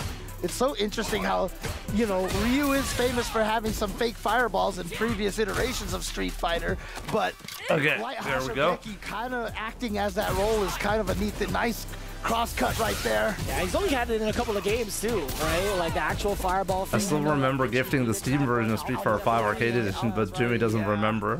What a wild thing. I remember you supporting a lot, Costi. Don't worry about that. You had to do it with the start button, and so depending Jimmy was on the biggest FGC scammer, no doubt. It was sometimes dude. basically like useless, yeah. American cabs, eat your heart out. There's no way you're going to be pressing that. I'm gonna pull a ninja and be on my way. Much love from RSA. What is RSA? Finger over both of them to keep them guessing. But the way things were manufactured back then, ain't no way. But yeah, in any case, you must know. I'll see you soon, man. Thanks for tuning in. Side by side, if it's like head to head, you know the start button's that far. But anyways, we digress. I would come up again somewhere and somehow people will dig up and be ugly. Respect and again, my condolences. Sorry. Oh yeah, as I said, it's not a big deal. Part of the streamer life for sure, to be misrepresented. No anti-air, a little reluctancy. Granted, it is rather difficult to tell what Cammy's air approach is going to be like. And now, no anti-airs from Phenom, Shades of Evo. Yeah. And that's the thing, is I've always said Phenom has some of the best reactions that I've seen, but, you know, for things like hit confirms. But yeah, he can get jumped on every once in a while. But here we go. Has the meter into the level 3. Is this going to kill? Oh, the Republic of South Africa. Oh, okay. Oh, so we talked about that, right? Of course it's going to kill on that one. Yep. In any case, I'll see you soon, man. Phenom, already off to an I only ever hear now, South Some Africa. of the things that Crime is so used to doing against a lot of his opponents, he had to do not only the gamer lean, he had to do the whole fixture, right? He did the Jimmy. Light kick into solar plexus. Got parried. Being blown up this early, forcing the change from Crime, like what else do you take? That's an excellent time to mash. Yeah, beautiful check on that overhead attempt. Good spacing on that. Of course, max range stand heavy punch. Oh man, I thought he did a really good DP there. More pressure here. Oh, missed it again. But fortunately, the DP ends in a crouching state. Oh man, Crimey very unhappy right now. Jumping attack too early. Yeah. Phenom. But Phenom coming out the victor, at least within that round of game 2. Oh, ran into the plexus. Yeah. Solar plexus, excuse me. I always feel like that move, I always feel like it's like Seth's, you know, tandem engine, because I always feel like I get sucked into that solar plexus strike. Feels very similar, right? Yeah. Oh, look at this pressure hop kicks, but then a little too I don't know what it is, but Crimey's tendencies look awfully similar to what I usually do. Very easy to do, and here we go into the corner. More pressure. You get the forward throw now. A single hit will do it. Actually, from both ends, the single hit does come out from Crime. Yeah, you have to go with level 3. Crime's combo route was like, it looked like he was thinking about doing the level 2, but the level 2 would not have killed. Meters to get that round, but again, worth it. Norway power. The only problem is Phenom sitting on full 3 bars. You saw the counter hit. You possibly heard a light normal. Speaking of light normal, standing light kick to check Phenom's approach.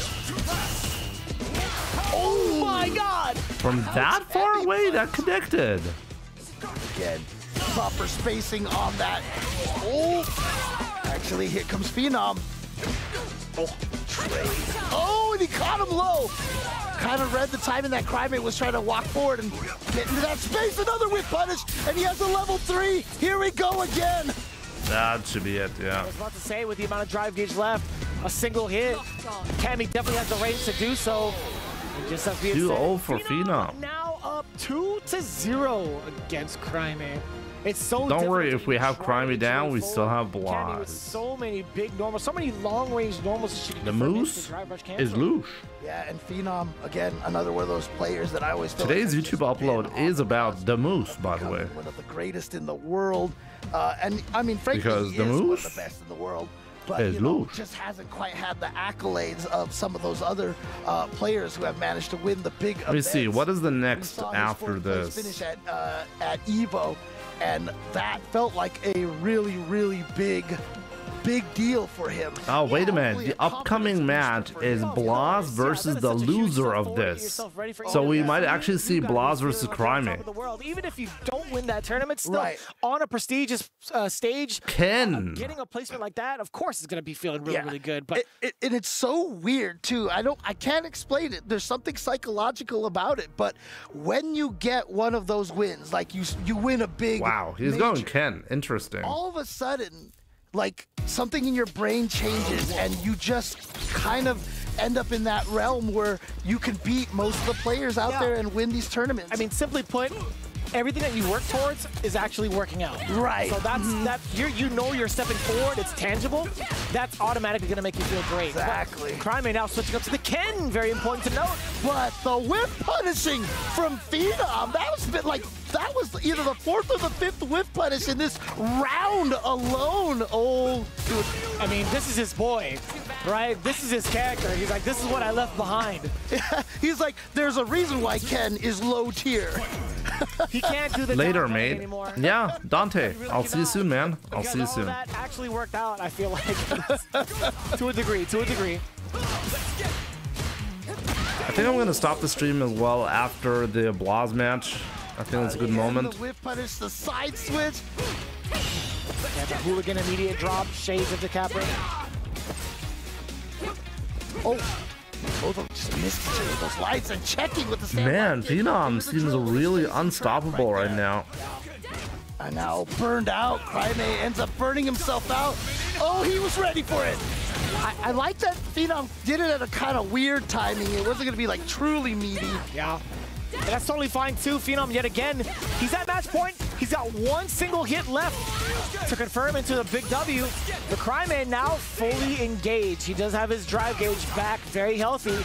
But even still, if you're Phenom, and if you do lose this round... Oh, wow. He delayed so much after the jab. It didn't even combo. You know, you tried to go for a kind of a Hail Mary drive impact. You're like, okay, good stuff. And you have such a lead here, but every round you lose does put you a little bit more nervous. Dude, please, I really wish I could see a whiff punish count on that one, on this match, from this match here. I think he's at like 5 or 6. If I were to actually count. Oh, wow. Did he confirm that? Went for it. I'm not going to lie to you. That window is very small. I don't think people really can confirm. Oh, no, there's no way. There's no way. But you went for it. Hey, look, you're young. You don't know fear yet. Oh! My God, neither does Phenom. He saw a drive impact standing right in the face, got the throw. Yeah, he was probably ready to see if he could throw a drive impact potentially. Oh, boy. It's not going to kill. Like I said, one. Oh, wait, hang on. Don't. Sorry, I thought he was going to level 3. I thought he was going to level 3 from that fireball across the screen. That wouldn't have killed either. Oh, that's fine. Yeah. Totally fine. Would have been Crymate's turn after all. Oh. Yeah, the delay. Oh my God, got him. Crymate was trying to jump out so he could get away from the corner situation. Single hit from both ends, by the way. Oh, man, this is so clutch right now. Rather sus, though. Hold on. Oh, God. He clutched it. With the crouching medium kick, too. I like that normal, too. I like that normal, especially because if Phenom decided to cut it short, perhaps, and he was too far, if he tried to walk back, low medium would have clipped. Okay, but like I said, one round the tension, at a time, yeah. and that confidence. Any tips for a high master trying to get Grandmaster or Yumain? Less mistakes. More purpose. Gotta pay attention. Maybe some matchup issues as well. Take a look at your win rates on your profile and try to see if you have like some really terrible matchups. And if that's the case, you might want to work on those. But there's a bunch of things that you can do, you know, improve. You need to identify issues in your gameplay, just the way you did before you hit High Master. Wow, Phenom is just so dominant. Honestly, shocking Crimey even got a game. And going back to a second match point, but Crimey getting the crouching medium kick. Yeah, no chance. Why not go for it? Why not go for it, right? Jump OD dive kick. And the nice thing about it is, even though they made it so you can't get the back medium punch anymore, it is safe on block now if it hits on that first frame. Oh, denied. Drive reversal. Ooh, sneaks in with the Dragon Lash. Crimey wants to keep the pressure going so that he can burn out Phenom, and he does it with the punish counter. And he happened to press jab there. You saw the startup animation. Phenom still looking kind of crusty in the drive gauge, has to chill out for just a little bit longer, unless Crimey decides to get rid of all of the life remaining. Look at that. Fierce. And that was, he delayed canceled that Fierce. Usually you shouldn't have the room to throw in there, but because Crimey kind of delayed canceled, that actually gave Phenom, oh no, the DP, he missed the DP. Wow, okay. Crimey's still in this. Despite Phenom looking at match point, that was such a big round, important round to win for Crimey, just backing up, getting away from that pressure. Or so we thought. Roundhouse still within range for the low. Almost burned out though. No, got baited. This is going to hurt. Not even just off of this combo. I mean, it did burn him out though. Right. Crimey still has the meters though. Phenom is still burned out. But he has the level 3. Can he react to the drive impact again? Actually, it's not going to matter here. But again, wow. One hit, if Phenom can kill though. All these throws here. He's going to keep taking those throws. Wait for it. Ooh, finally a tech right there. Gets the throw escape. And now he just gets the clean walk up and throw. Oh, he tried to go for it. Oh. You think he would have gone straight into super if it hit? 100%. Oh, wow, Crimey is actually taking this game back. What a madman. 2-2. Crimey staying alive. I guess Ryu is not that great against Cammy. Who would have thought? Start kicking in for Phenom. Can he remain poised enough to finish the job that he had started with that 2-0 lead? We talk about that poise though from the other side. Crimey being able to withstand the storm and also within the ranges where he's been consistently getting whiff punished at, changing it up a pretty significant deal. I'm liking this Ken counter pick. Can he get the comeback? Yep. Talk to me a little bit about more of the spacing that Crimey is kind of like putting himself in now against Phenom. Well, I mean, the nice advantage that Ken always has is that, you know, he does have some good long-range buttons like standing medium kick, standing heavy kick, which can threaten better than Ryu can. Oh, what an immediate check against the drive rush. Phenom, we talked about some of those mediums now getting punished yet again. We get a forward throw. We could potentially do it again if we wanted to, but it's medium to check. Oh, here we go.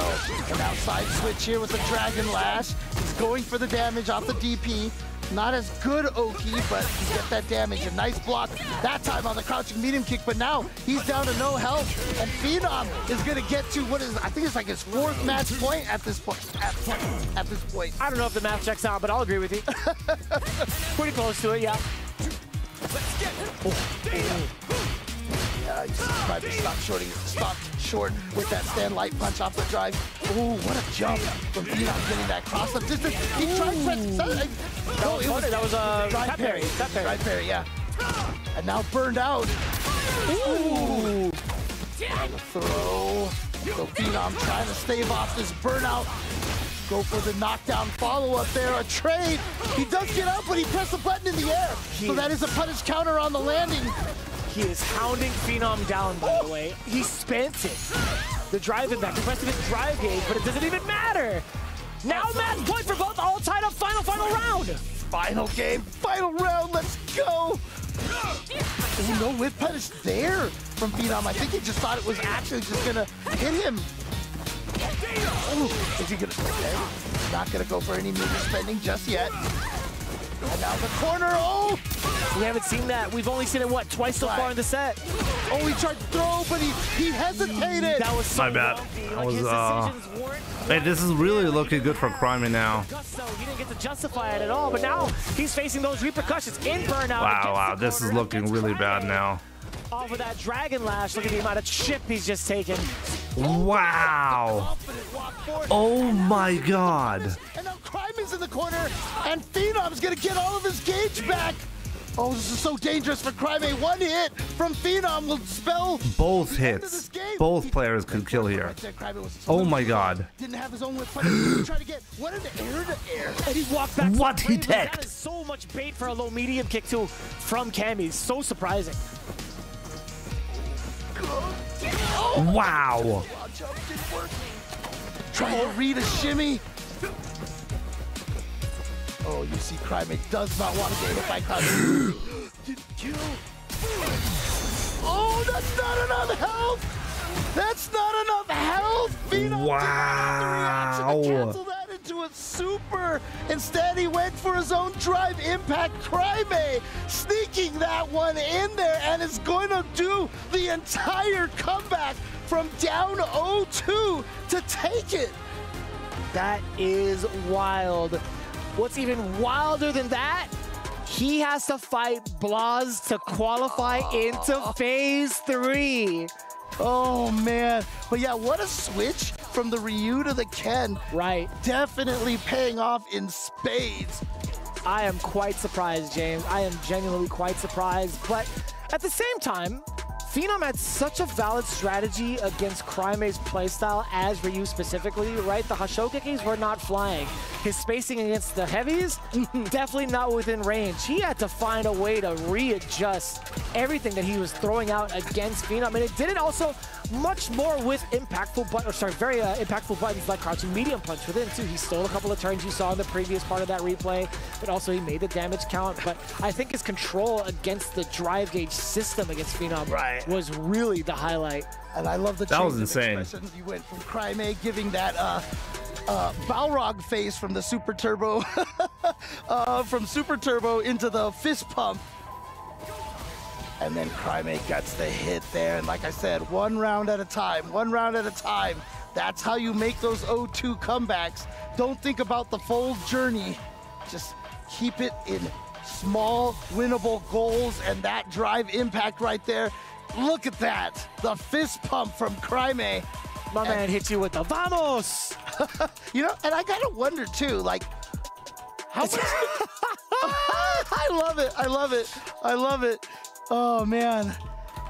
And that was such a valid strategy, too. Like, that is such a veteran move to do, to check somebody with that much life left, a normal canceled into drive impact. That was brilliant. Let me ask you this, though. I mean, how much do you think of a mental advantage it is sometimes to play Ken against Phenom? You know, who's downplayed the character so much. And then when you play him, it's like, do you feel like Phenom has pressure? Like, I can't lose the Ken. I can't lose the Ken. I don't think he feels that type of pressure genuinely, because he has a pretty stable mindset when it comes to fighting games, right? He's coming in from an MMA background too, so he's been in the ring and has already built up that mental fortitude in so many different forms of competition that I don't think it phases him necessarily. But he does kind of joke around afterwards. I wouldn't be surprised if he took to Twitter immediately and said, you know, you guys, Ken might be too strong. He's like, you might have to buff Kami. something along the lines of that, I would imagine. Well done. Well done. I work on that very hard, honestly. Phenom's one of my favorite guys on the earth. Oh, yeah. Ryu versus Ryu. Wait a minute. Ryu versus Ryu. Why? My favorite pair, man. Oh, man. Here we go. It's going to wait, Blaz versus...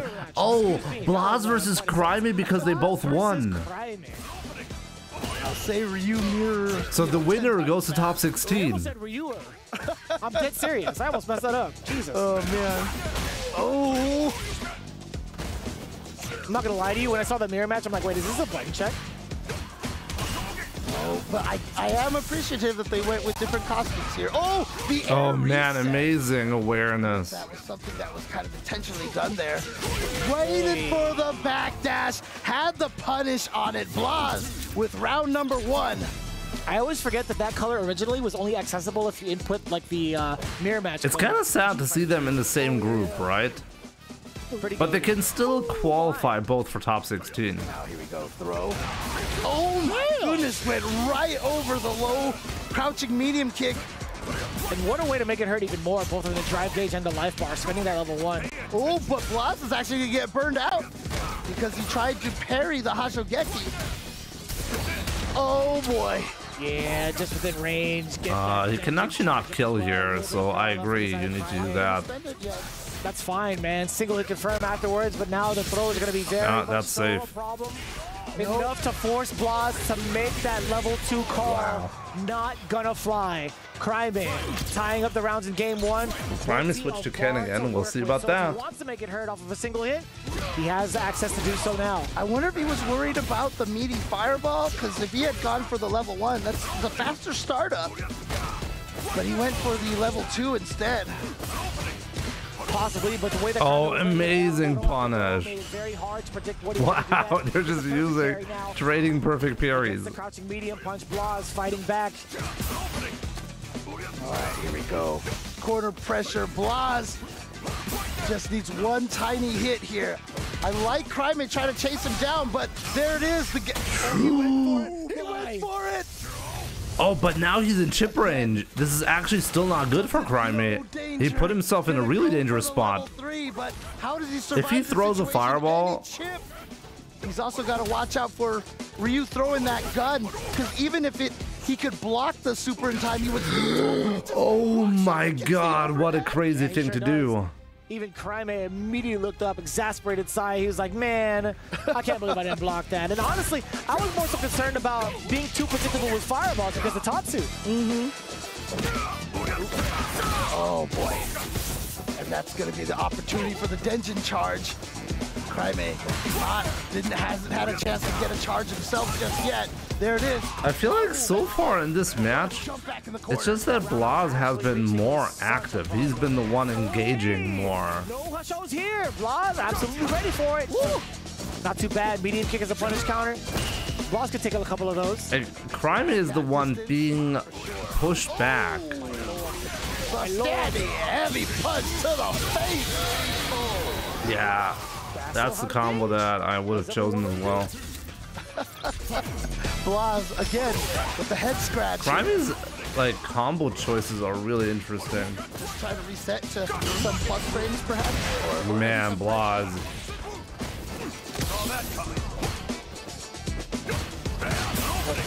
Slugging with the heavies now is Blaz.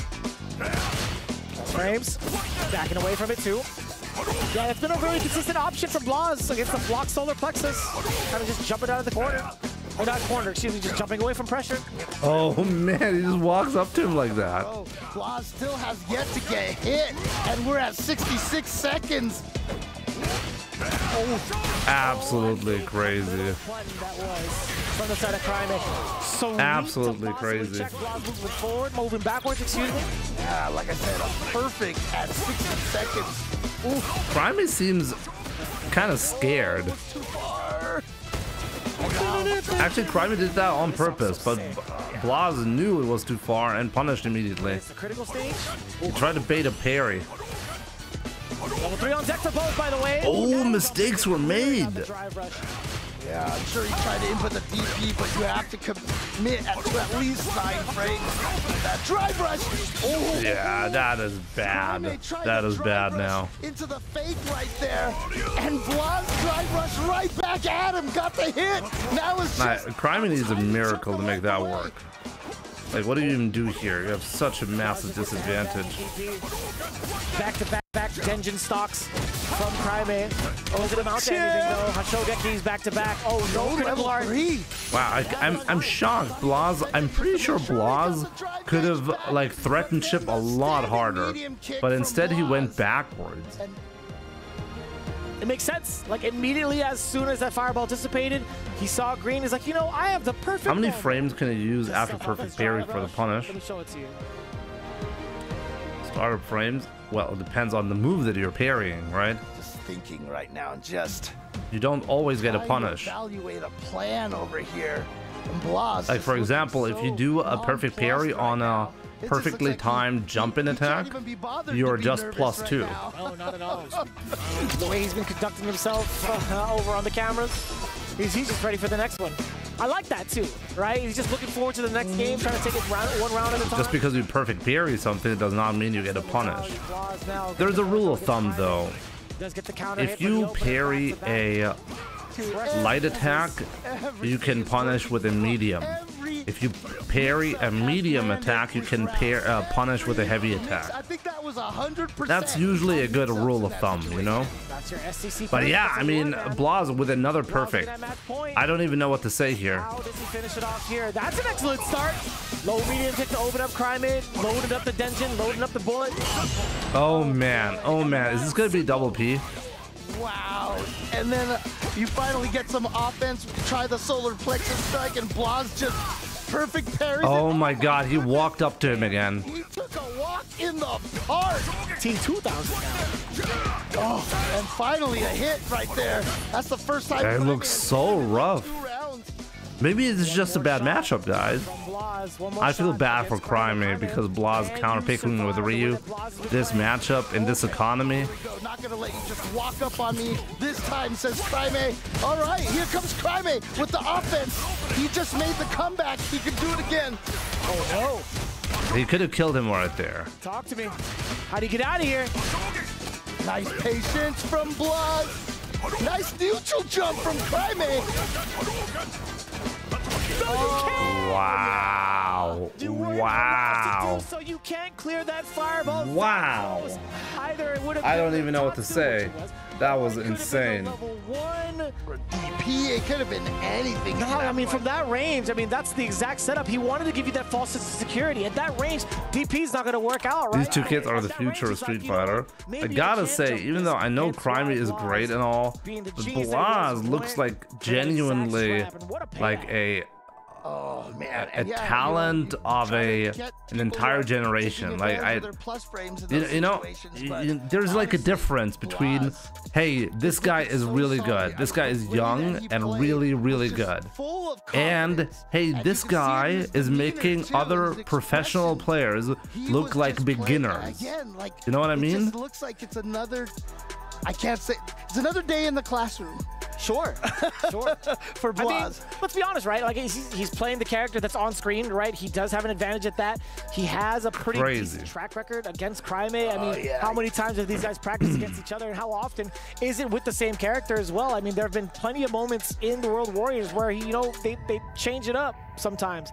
But honestly, in the Ryu mirror match, it's hard to call. It's really hard. Anyways, guys, that's gonna be it for today. I gotta go, unfortunately. Into the next phase, into phase 3, excuse me, from Group H. Blaz 3-0'd Goichi and Cryme.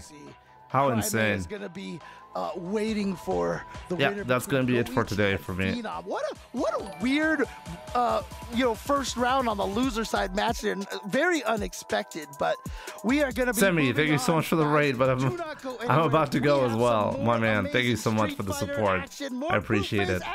Right after this. So yeah, guys, I'll send you guys over to another channel. Let's see, what do you guys want to see?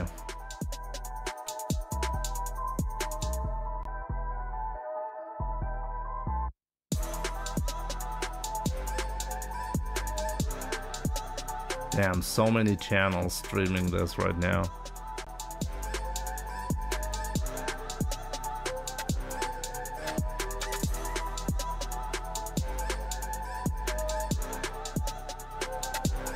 It's hard to choose.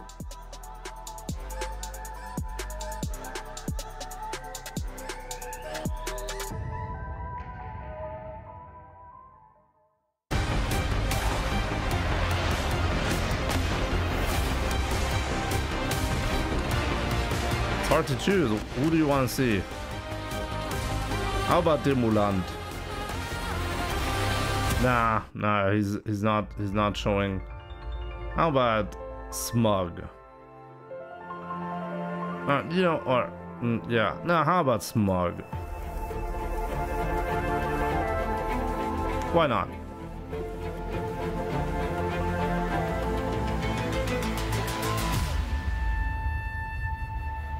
You too, guys. Thanks a lot for watching. I really appreciate all the support. I'll be back. I'll be back tomorrow with some more action, you know? And there's also going to be gameplay tomorrow. I'll be playing some Street Fighter, so don't miss out. So yeah, guys, thanks a lot for tuning in. Enjoy Smug's channel. I'll be back soon. Take care.